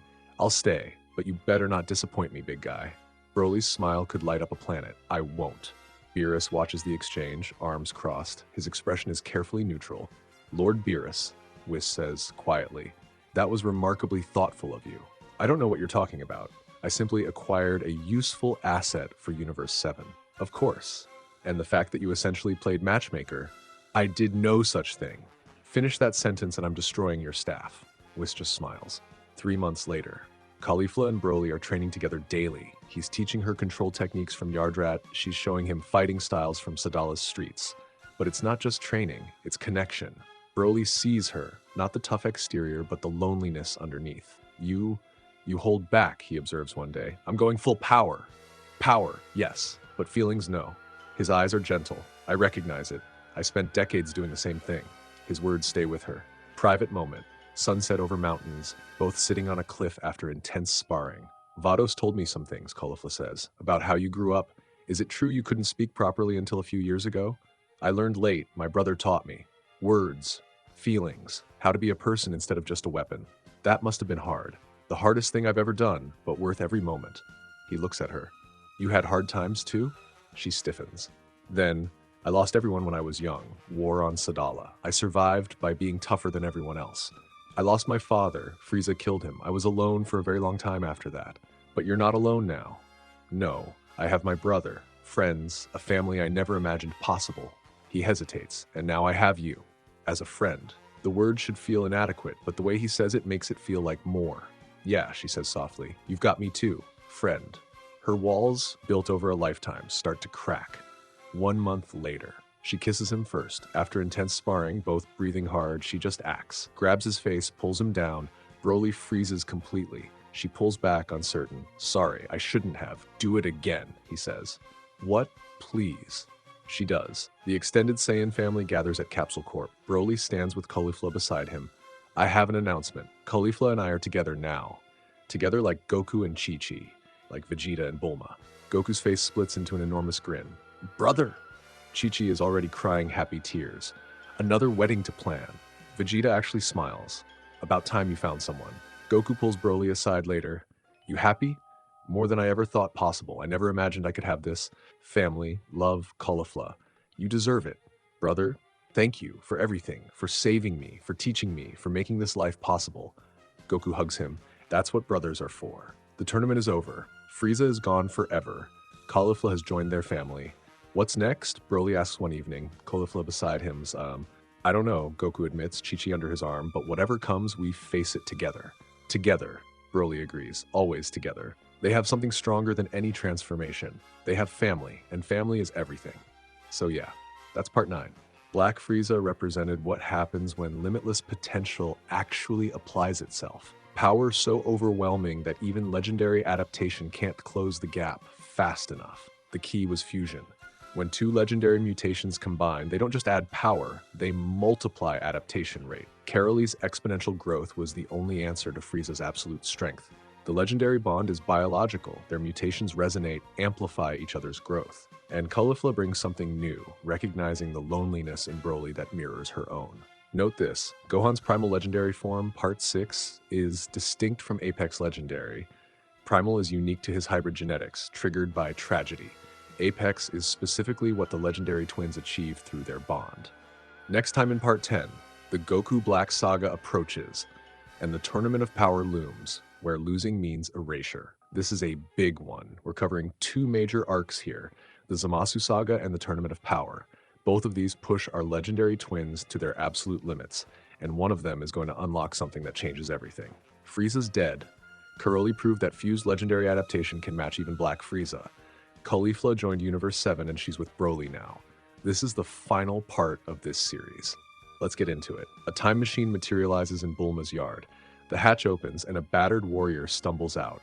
Future Trunks. He's older now, scarred, and terrified. I need help, he gasps. There's someone in my timeline, someone with Goku's face but darker intentions. He calls himself Goku Black. Goku steps forward. Goku, Black? He looks exactly like you. Same body, same power, but twisted. Divine, and he's slaughtering everyone in the name of justice. The Z fighters exchange looks. He has your legendary transformation, Trunks continues. But it's different, mixed with something divine. Pink and green energy combined. He calls it Legendary Rosé. Here's what happened in Trunks' timeline. Zamasu, a Supreme Kai apprentice from Universe 10, grew to despise mortals. He saw them as failures, violent, corrupt, unworthy of the gods' creation. He devised a plan, the Zero Mortals Project. Step 1. Use the Super Dragon Balls to swap bodies with the strongest mortal he could find. He chose Goku, the legendary Super Saiyan. Step 2. Kill Goku, now trapped in Zamasu's old body. Step 3. Team up with his alternate timeline self and make that Zamasu immortal using the Dragon Balls. Step 4. Erase all mortal life across every timeline. The result? Goku Black, Zamasu's consciousness inside Goku's legendary body, wielding Divine Ki. Legendary Rosé equals Divine Ki, Legendary Super Saiyan mutation.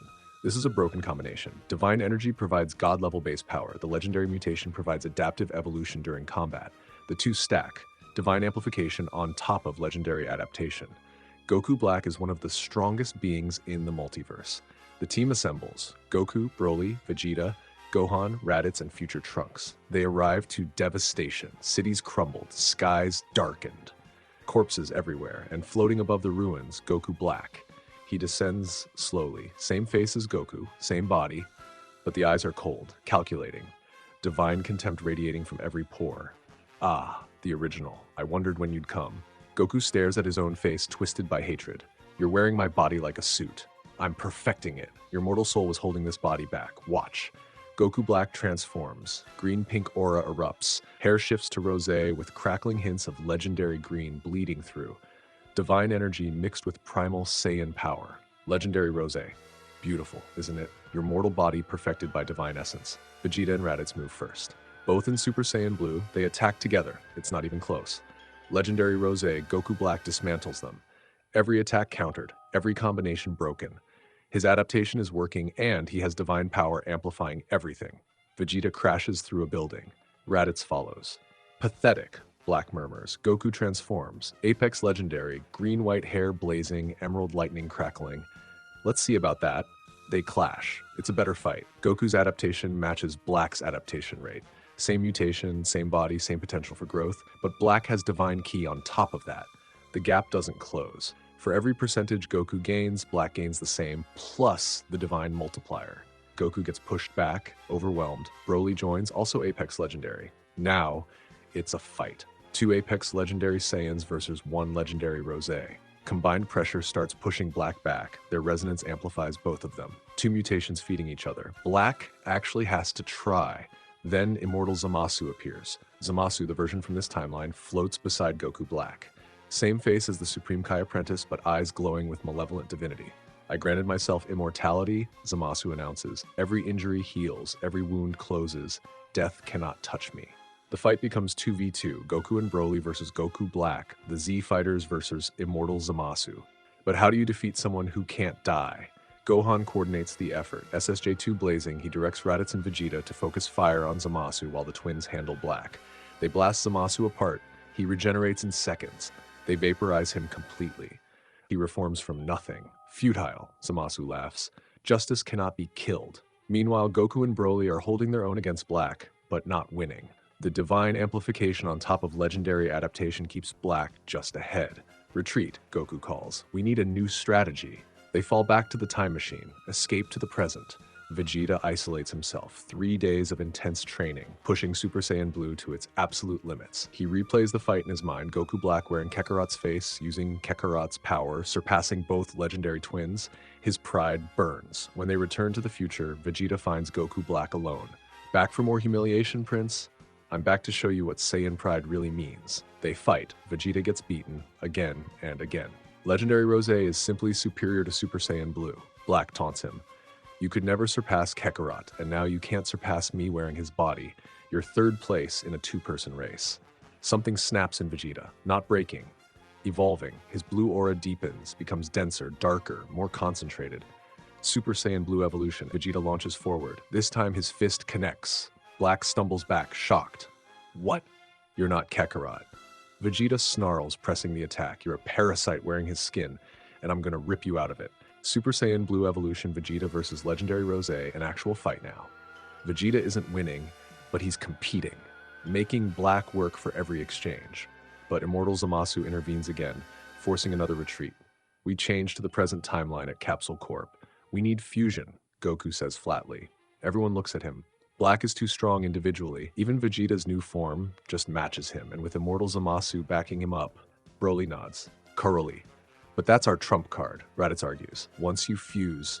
If we don't fuse, everyone dies, Goku cuts him off. They're going to attempt their own fusion soon. I can feel it. When they do, we need to be ready. The team returns, full force. Everyone ready for the final confrontation. Goku, Black, and Immortal Zamasu are waiting. You've grown, Black acknowledges, but not enough. Then let's change the equation, Zamasu says. He holds up a Potara earring. Goku's eyes widen. No! Too late. Goku Black and Immortal Zamasu combine. Fused Zamasu. The power is immense. Legendary Rose combined with immortality through Potara fusion. Reality shakes from his mere presence. His body is twisted, half beautiful, half corrupted. The immortal and mortal halves conflicting. But the power is undeniable. I am justice. I am divine. I am Zamasu. Vegeta attacks. Super Saiyan Blue evolution at full power, gets swatted aside like a fly. Raditz and Gohan try together. Same result. Goku and Broly look at each other. Ready, brother. Always. They move into position, mirror stances, perfect synchronization, power levels matching, fingertips extending, light erupts. Where two warriors stood, now there's one. Caroly, tall, massive, wild spiked hair with green-white energy crackling through it. Goku's eyes, Broly's jawline, power radiating like a sun. Fused Zamasu actually pauses. Interesting. You've combined your mutations. We've done more than that. Curly transforms. Apex Legendary through fusion. Two mutations feeding each other in endless adaptation, but now squared. The fight begins, and it's different. Curly starts behind. Fused Zamasu's raw power from Potara fusion is immense, but exponential adaptation doesn't care about starting positions. Each exchange, Caroly gets faster. Each hit absorbed, Caroly grows stronger. The gap shrinks, then closes, then reverses. Caroly's fist connects. Fused Zamasu flies backward. Impossible. Another blow. Another. Caroly is winning. But there's a problem. Every time Caroly deals critical damage, Zamasu regenerates. The immortal half keeps pulling him back together. You can't kill me, Zamasu laughs, reforming from a devastating attack. I am eternal. Caroly beats him down again and again and again. Zamasu keeps coming back. The 30-minute fusion limit is ticking. Fused Zamasu's body is falling apart. The mortal and immortal halves are conflicting, tearing him apart from inside. But he won't die. Can't die. In desperation, he does something unprecedented. He disperses his essence into the timeline itself. The sky becomes his face. Reality becomes his body. His consciousness spreads across every molecule of existence. I am justice. I am the universe. I am Zamasu. Carolee diffuses from exhaustion. Goku and Broly stand separately, staring at a corrupted dimension. How do we fight a timeline? Broly asks. Goku remembers something. A gift from a small childlike god. He pulls out the Xeno button. We don't. He presses it. The Omni King of this timeline, summoned by the button, he looks around at the corrupted reality.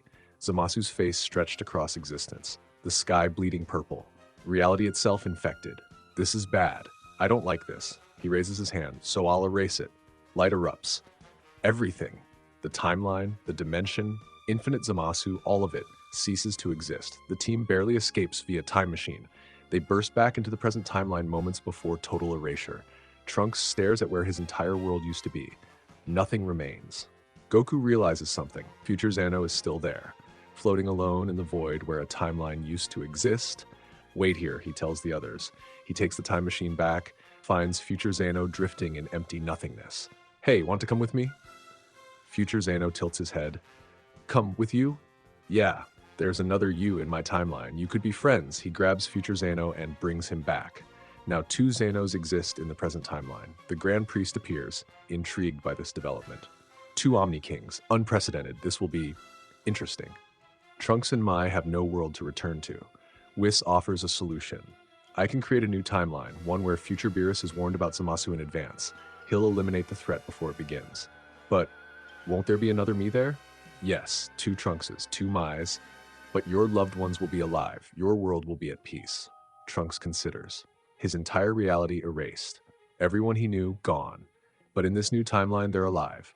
Different versions, but alive. A world where everyone is alive, he says finally. That's enough. He and Mai depart for their new future. The Zamasu saga ends. 1 month later, the 2 Xanos are bored. We want entertainment. Something exciting. The Grand Priest announces their decision, the Tournament of Power. 8 universes with the lowest mortal levels must compete. 80 fighters total, 10 per universe. Battle Royale format, and the losing universes, erased. Complete universal annihilation. The Z Fighters' blood runs cold. Goku, Broly, Vegeta, Gohan, Raditz, Piccolo, Android 17, Android 18, Caulifla, Krillin, Beerus lists. You're fighting for the survival of everyone you love. Don't lose. The tournament takes place in a null dimension, a massive arena floating in void. All 8 universes gathered. Universe 7 assesses their competition. Universe 11 stands out, the Pride Troopers, elite warriors dedicated to justice, and at their center, a gray-skinned warrior with eyes that reveal nothing, Jiren. Even standing still, his energy is overwhelming. Goku's senses scream warning. That guy, Goku mutters. He's strong, really strong. Comparable to fused Zamasu, Broly agrees quietly, maybe legendary Rose level. They've fought that tier before, but it took Carolee to match fused Zamasu. This will be difficult. Universe 6's team includes a familiar face and an unfamiliar one. Caulifla spots her immediately. Korra, a female Saiyan with sharp features and cold eyes, steps forward. Same age as Caulifla, lean, athletic build. Caulifla, still running with Universe 7, I see. Still acting like you're better than everyone, I see. Korra was Caulifla's rival since childhood. Where Caulifla learned to fight on Sadala's streets, Korra trained in the elite warrior academies. Prodigious talent, youngest Saiyan to achieve Super Saiyan 2 on Sadala. Cold, calculating, precise. The opposite of Caulifla's wild instincts. They've pushed each other their entire lives. When we fight, Korra says, I'm going to prove which of us is truly superior. Looking forward to it. The Grand Priest's voice echoes across the arena. Begin! Chaos erupts. 80 fighters clash simultaneously. Energy blasts everywhere. Eliminations happening in seconds. Universe 7 moves as a unit. Piccolo and Gohan coordinate tactical eliminations, isolating weaker fighters, pushing them toward edges. Android 17 and 18 use their infinite stamina advantage, wearing down opponents through attrition. Vegeta and Raditz handle the heavy hitters in Super Saiyan Blue. Goku and Broly hold back, conserving energy, watching for the real threats. Caulifla versus Korra. They find each other in the chaos, both transform. Super Saiyan 2 auras blazing with electricity. Let's settle this, Korra says. They clash. It's intense. Years of rivalry exploding in every exchange. Caulifla's wild, instinctive fighting against Korra's precise, calculated technique. You left Sadala. Korra spits between blows. Abandon Universe 6. For what? Some Universe 7 brute? He's not a brute. Caulifla's fist connects. He actually sees me. When did you ever see anything but competition? Korra falters for a moment. Something flickers in her cold eyes. They push harder, both at their limits. Final exchange, simultaneous strikes. Both fly backward, both tumble over the arena edge. Double elimination. As they fall into the void, Korra looks at Caulifla. You've gotten stronger. I acknowledge that. Caulifla grins despite herself. You too, rival. They vanish into the spectator stands. The tournament continues. Universe after universe falls below the fighter threshold. Then Universe 6 loses their last warrior. Zano raises his hand. Bye-bye, Universe 6. Light erupts. Champa, Hit, Kaba, Korra. The entire Universe 6 erased in an instant. From the spectator stands, Caulifla watches her home universe disappear. The streets that raised her, the planet she grew up on, everyone she ever knew before coming to Universe 7, gone. She breaks down completely, sobbing, screaming. Broly sees her from the arena. His heart breaks. But he can't go to her. Not yet. The tournament continues. Jiren finally moves. Until now, he stood motionless, conserving energy, observing. Now he attacks. The difference is immediate. Fighters eliminated in single blows. Techniques that devastated others bounce off him harmlessly. Super Saiyan Blue Evolution Vegeta engages. An incredible fight. All his pride, all his evolution poured into every strike. Jiren acknowledges him with a nod. You're strong. Then he wins. Vegeta eliminated, sent flying from the arena. Raditz tries to avenge. Super Saiyan Blue at full power. Brave, but outclassed. Eliminated, protecting Gohan from a finishing blow. Gohan goes down next. Super Saiyan 2 tactical brilliance wasn't enough against absolute power. Your mind is impressive, Jiren tells him. But tactics mean nothing against overwhelming strength. The numbers dwindle. Android 18 eliminated, protecting 17. Piccolo goes down after wearing through multiple opponents. Krillin takes 2 fighters with him as he falls. Universe 7. Goku, Broly, Android 17, then Broly sees it. Toppo, Universe 11's second strongest, is charging an attack. Not at the arena, at the stands, at Caulifla, illegal, against the rules. But in the chaos, no one's watching. Broly doesn't think, he moves. He intercepts the attack, shields Caulifla with his own body, the blast connects, Broly tanks it, barely a scratch, his eyes lock onto Toppo. Pure rage. You tried to hurt her? Toppo realizes his mistake too late. Broly launches forward. Apex Legendary at full power. Toppo tries to defend, God of Destruction energy flaring, but Broly is beyond reasoning now. 3 hits. That's all it takes. The first cracks Toppo's guard, the second breaks it entirely. The third sends Universe 11's second strongest flying off the arena. Toppo eliminated, Broly stands there breathing heavy, checking on Caulifla in the stands, making sure she's okay. He doesn't see Jiren move. Sentiment, Jiren observes from behind him. Your weakness. Broly spins too slow. Jiren's strike catches him clean. The impact sends him flying from the arena. As he falls, he reaches toward Caulifla. Stay. Safe. Caulifla screams his name. He materializes on the stands beside Caulifla. Down to Goku and Android 17. 17 is hiding, conserving, being strategic. He knows he can't beat Jiren, but he can survive. And sometimes survival is victory. Goku faces Jiren alone. The arena is quiet now. Most fighters eliminated, just scattered debris and 2 warriors. Apex Legendary erupts, green-white aura blazing, everything he has. You fought beings at my level before, Jiren acknowledges. I can sense it. You've experienced this tier of power. Yeah, and I beat them. They clash. Goku's adaptation is working. The Zamasu arc pushed his limits. He's stronger than before, more experienced at this tier of combat. But alone, without Broly's resonance, his adaptation is linear. 1 body, 1 growth rate, 1 mind processing, 1 instinct learning. Jiren's power is tier 2, same level as Legendary Rose. Tier 1 is Black Frieza and Caroly. Goku fought Legendary Rose one-on-one and lost. Needed Broly to even compete. Same result here. He's doing better, making Jiren work, landing occasional hits. The experience from Zamasu shows in every movement, but still losing. Jiren systematically wears him down, every technique countered. Every adaptation met with superior force. Every moment of growth matched by Jiren's overwhelming baseline. You're adapting, Jiren observes, blocking a combination. Approximately 3% per minute. Impressive for a mortal.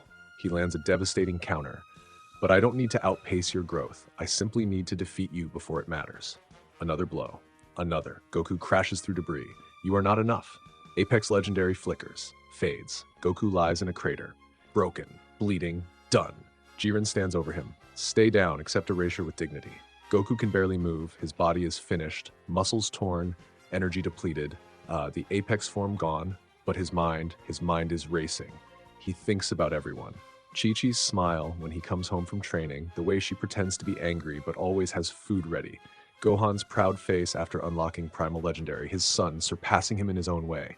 Goten and Trunks playing without a care in the world. Not knowing their existence hangs in the balance. Vegeta's rivalry that pushed him to evolve constantly. The prince who became a friend.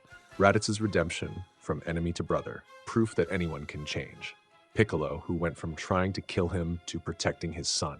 Krillin, his oldest friend, always there despite being outclassed. Broly reaching for Caulifla as he fell, choosing love over victory. His brother found something worth more than fighting. Broly's hand clasping his when they first discovered Apex together. The moment everything changed. That's it. The resonance. The bond. He achieved Apex through connection with Broly, their mutations treating them as one organism. Two bodies adapting as a single system. Caroli worked because two legendary mutations resonating creates exponential growth, squared adaptation, unstoppable evolution. But what if he could create that resonance within himself? Not two bodies becoming one through fusion, one body achieving the harmony of two, finding balance, finding peace, finding resonance with his own existence, the instinct that wants to fight, the heart that wants to protect, the spirit that refuses to quit, the body that adapts and evolves, all of them, working together, as one. Something shifts. Goku's aura changes. Green-white energy becomes something transcendent, calmer, purer, yet infinitely more dangerous. His hair flows with silver emerald light. His eyes gain perfect clarity, seeing everything, processing instantly, adapting continuously. He rises. True legendary. Adaptation happening exponentially, like Caroli, but through singular transcendence rather than fusion. His body learns, evolves, adapts in real time at rates that shouldn't be possible for one person. Jiren steps back. For the first time, uncertainty flickers in those emotionless eyes. What is this? I figured something out. Goku's voice is calm, centered. Apex needs two of us because our mutations resonate. But the resonance isn't about having two bodies. It's about harmony. Complete harmony between instinct and will, body and spirit. He settles into stance. I just found harmony with myself. True legendary Goku versus Jiren. First exchange, Jiren's still ahead. His experience, his power, his technique, all superior. But Goku's adapting, fast. Second exchange, the gap shrinks. Jiren's attacks that landed cleanly before are getting blocked, countered, predicted. Third exchange, equal. Blow for blow, power for power, neither gaining advantage. Fourth exchange, Goku is winning. Jiren's never faced adaptation this fast. Every technique mastered after seeing it once. Every pattern learned instantly. Every weakness exploited immediately. Impossible, Jiren breathes. No mortal should evolve this quickly. I'm not just any mortal. But the form is unstable. Goku achieved Caroli-level adaptation without fusion to stabilize it. His muscles are tearing from the strain. Energy fluctuating wildly. He's burning through his life force to maintain this state. His body isn't meant to resonate with itself.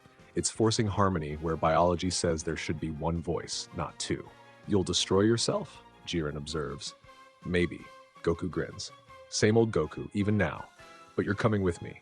Final exchange. Everything they have left. Goku pushes True Legendary past its breaking point. His aura screams with power. Jiren abandons defense entirely. Pure offense. Overwhelming force. They meet in the center of the arena. Goku's fist connects with Jiren's face. Jiren's fist connects with Goku's chest. Shockwave erupts. The arena cracks. Both fly backward. Both tumble over the edge. Both fall into the void. Simultaneous elimination. Then there is a brief silence. Then the Grand Priest's voice echoes. The winner, Android 17. Universe 7 survives. 17 emerges from hiding, battered but standing. The strategic fighter who conserved energy, avoided major battles, survived through intelligence rather than power. Last one standing. Universe 7 erupts in celebration. Android 17 approaches the Super Dragon Balls. Planet-sized orbs glowing with ultimate power. Everyone expects something selfish. 17 looks up at the dragon. I wish for all the erased universes to be restored. Then light erupts across existence. Universe 6, Universe 2, Universe 9, Universe 10, Universe 11, Universe 3, Universe 4. All of them brought back from nothing. Champa reappears, confused. Vados smiles knowingly. Korra materializes, looking around wildly. And in the stands, Caulifla feels her universe return to existence. The tournament ends. Universe 7 gathers, battered, exhausted, but alive. Goku is barely conscious. True Legendary nearly killed him. Broly finds Caulifla in the stands. Your universe is back, he says softly. Everyone you knew. Korra, all of it. She nods, tears still on her face. You could go home. Caulifla looks toward Universe 6's platform. Champa is waving frantically, yelling something about her coming back. She looks at Korra, who gives her a respectful nod. Then she looks at Broly, the gentle giant who saw her as an equal from the first moment, who recognized her survival instincts as strength, who gave up his position in the tournament, got himself eliminated just to protect her. She walks toward Universe 6's platform. Broly's heart sinks. She stops, turns around, walks back to him. Universe 6 is my past, she says. She grabs his face, pulls him down. You're my future. She kisses him in front of everyone.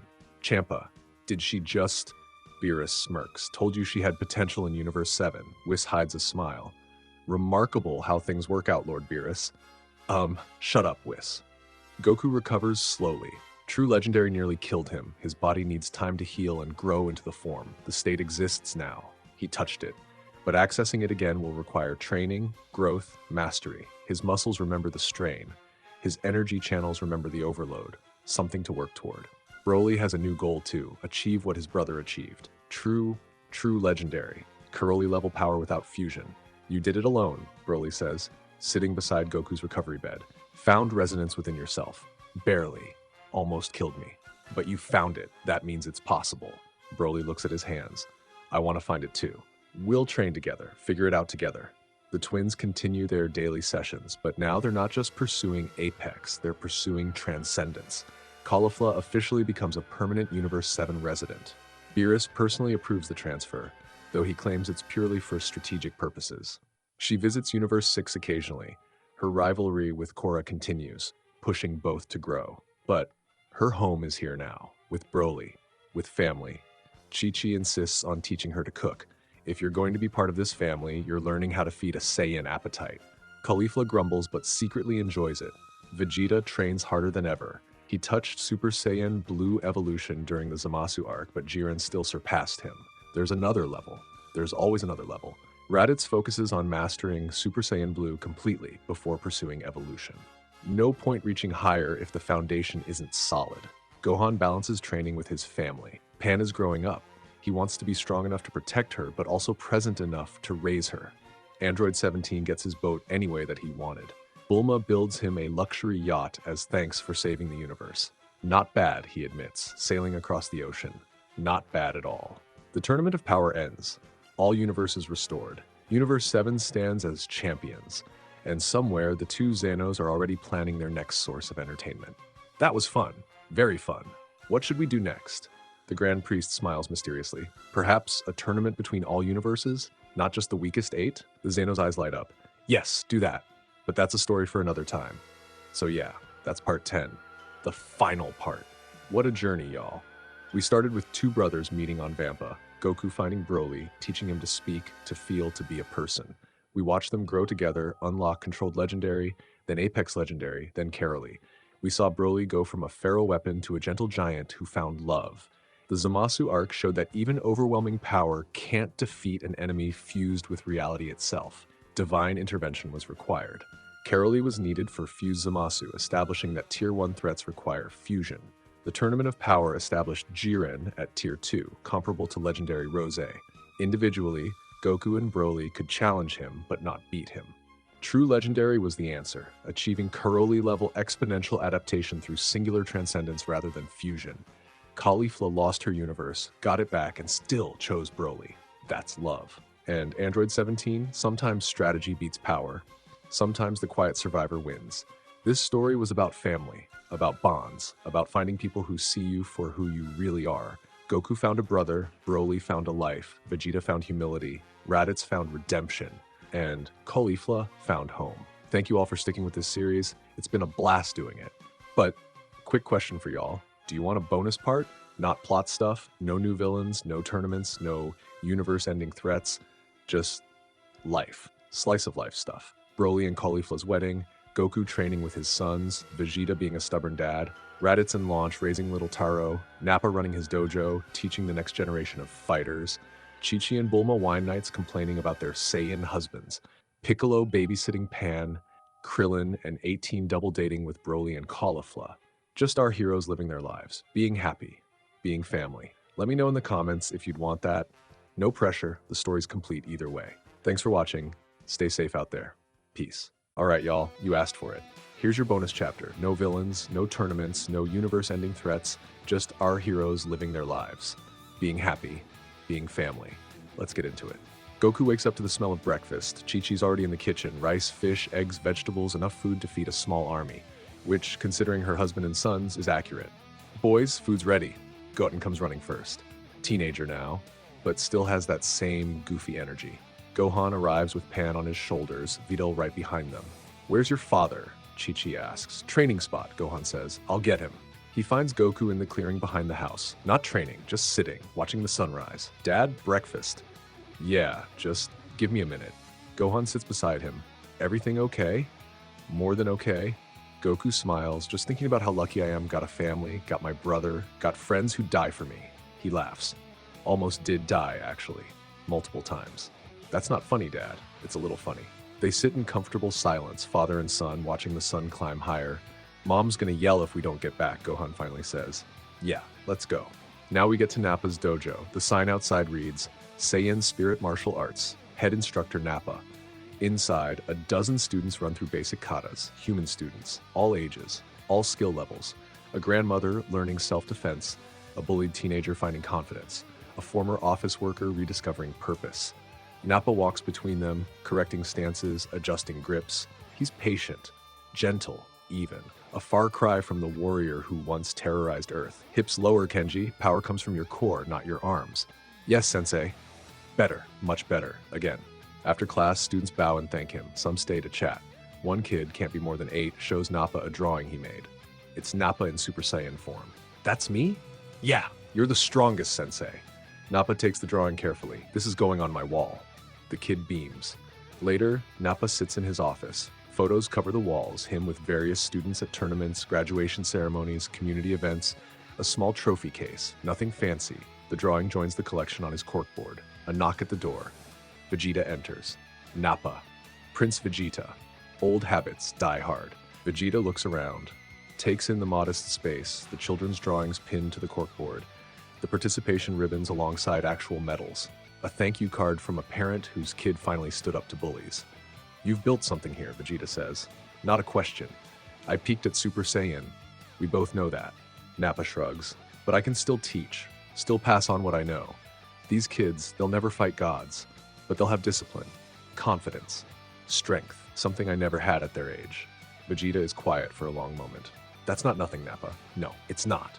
Vegeta leaves without another word, but Nappa catches the slight nod of respect as he goes. It's enough. Meanwhile, at Raditz and Launch's place, the house is chaos. Taro, wild Saiyan hair, is running circles around the living room. Taro, no flying in the house, Launch yells. Her blonde hair means she's in her aggressive personality right now. Perfect for Saiyan parenting. But Mom, no buts. You break another lamp. You're doing push-ups until dinner. Raditz watches from the couch, barely containing his laughter. You think this is funny? Launch rounds on him. Little bit. He gets this from your side. The speed? Absolutely. The stubbornness? That's all you. Launch tries to stay mad, fails. A smile cracks through. Taro uses the distraction to zoom past them both and out the window. Taro! They both take off after him. Just another Tuesday in the Raditz household. And then there's Bulma and Chi-Chi. Friday night. Capsule Corp, wine. He's training again, Chi-Chi complains, refilling her glass. I swear, that man would train through his own funeral. At least yours comes home, Bulma counters. Vegeta spent 3 days in the gravity chamber last week. 3 days. I had to threaten to shut off the power. Did it work? He called my bluff. I actually had to do it. Bulma laughs. You should have seen his face. They clink glasses. How's Trunks doing? Chi-Chi asks. Good. He and Goten are supposed to be studying right now. Bulma checks her phone, which means they're probably sparring in the backyard. Should we stop them? Probably. Neither moves. More wine? Please. Piccolo's turn, and he's suffering. Gohan and Videl needed a date night. Piccolo volunteered. He regrets this now. Mr. Piccolo, watch me! Watch me! Pan is doing cartwheels. Badly. But with enthusiasm that borders on dangerous. I'm watching. Did you see? I saw. Was it good? It was energetic. Can you do cartwheels? No. Why not? Because I'm a Namekian warrior, not a gymnast. What's a gymnast? Someone who does cartwheels professionally. That's a job? Apparently. Pan considers this with the intensity only a 4-year-old can muster. Then her eyes light up. Can you teach me to fly instead? You're 4. So? So flying requires key control, discipline, years of training. Dad says you taught him when he was 5. Piccolo pauses. She's got him there. He looks around. No one's watching. The backyard is empty. Gohan and Videl won't be back for hours. Fine, but if your mother asks, we practiced reading. Pan's face lights up brighter than a Super Saiyan transformation. Yes! 3 hours later, she's hovering 2 feet off the ground, giggling uncontrollably. Her key control is terrible. She keeps wobbling, but she's flying. Mr. Piccolo! Look! I see you! She crashes into a bush, pops back up immediately. Again! Piccolo allows himself a small smile. Gohan was like this too once, full of wonder. Eager to learn. Before the battles and the losses made him grow up too fast. Maybe this one gets to keep that wonder a little longer. Again, Piccolo agrees, but aim for the grass this time. The Krillin household is having a rare quiet evening. The house is quiet. Maran is at a sleepover. It's just them tonight. Krillin's cooking. Actually cooking, not ordering takeout, not reheating leftovers. Full homemade dinner. What's the occasion? 18 asks, leaning against the doorframe. Does there need to be one? You're making pasta from scratch. There's an occasion. Krillin pauses, wipes his hands on his apron. I was thinking about the tournament, how close we came to everything ending. We won. Yeah, but I spent most of it hiding, being strategic. He makes air quotes. Meanwhile, you got eliminated protecting 17, and I just... 18 crosses the kitchen, takes his face in her hands. You survived, you fought. You came home to me and Maran. She kisses his forehead.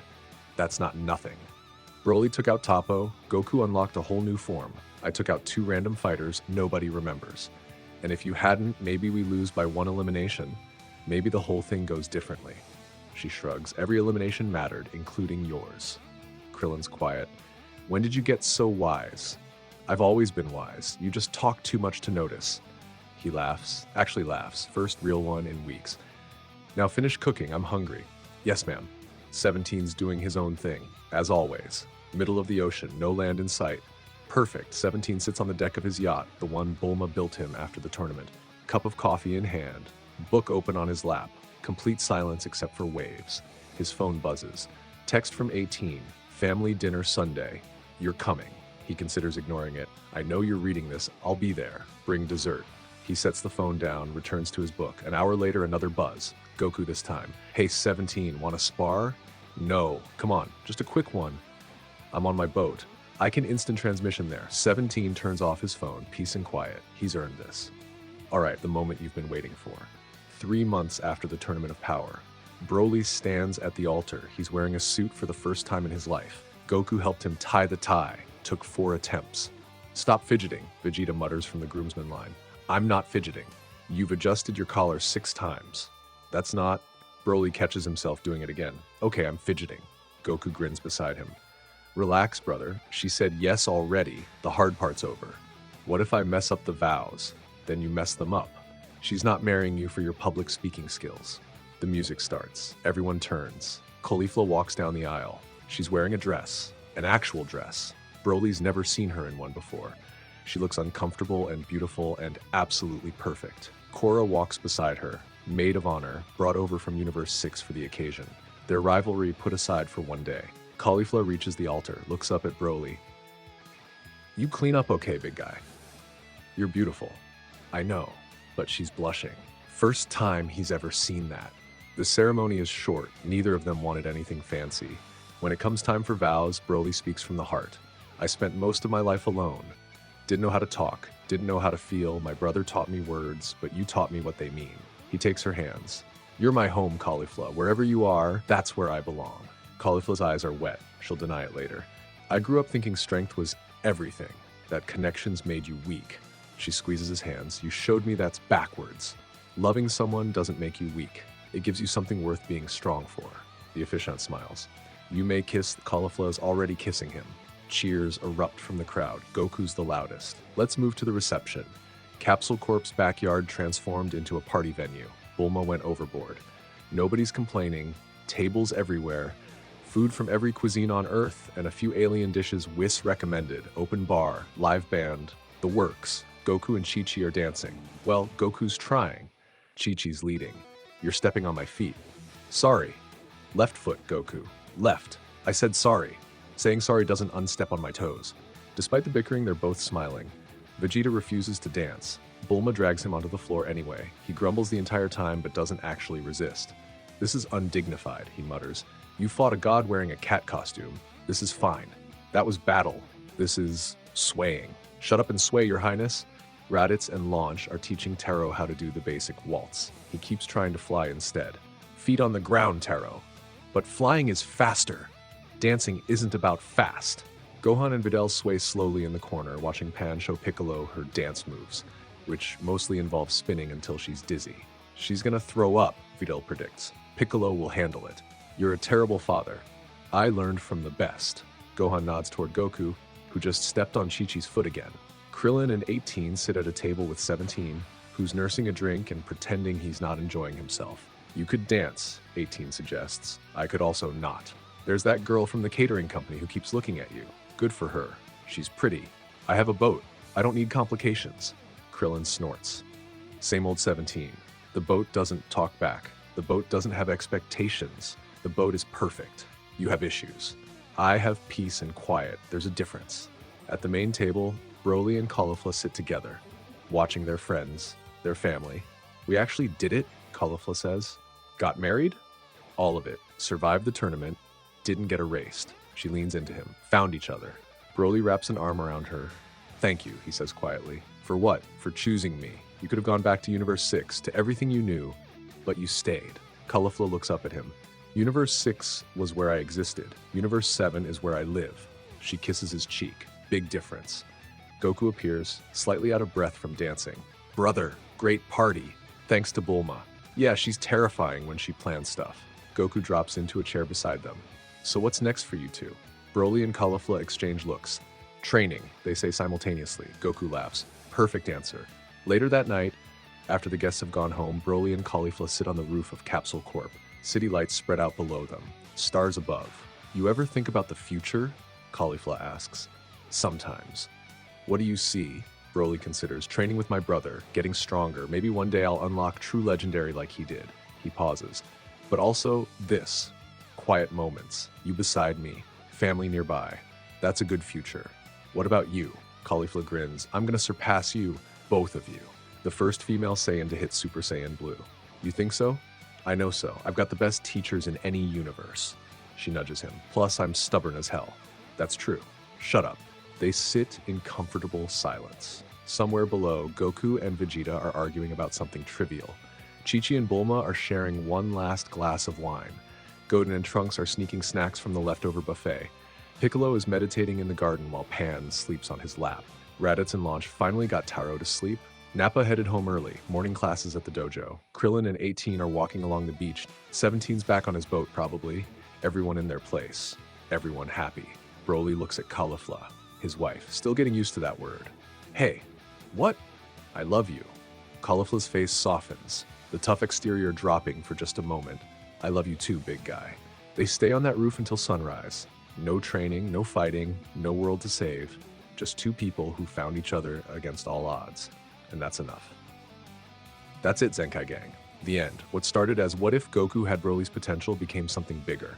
A story about brothers, about redemption, about finding family in unexpected places. Goku found a brother in Broly. Broly found humanity through Goku.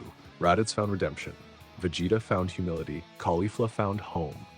And somewhere along the way, they all found each other. Thanks for sticking with this series. Every like, every sub, every comment you guys dropped, it made this journey worth it. This story is done. But who knows? Maybe we'll revisit these characters someday. See how Taro grows up, watch Caulifla chase that blue form, find out if 17 ever leaves that boat. But for now, this is the end. Thanks for everything. Peace.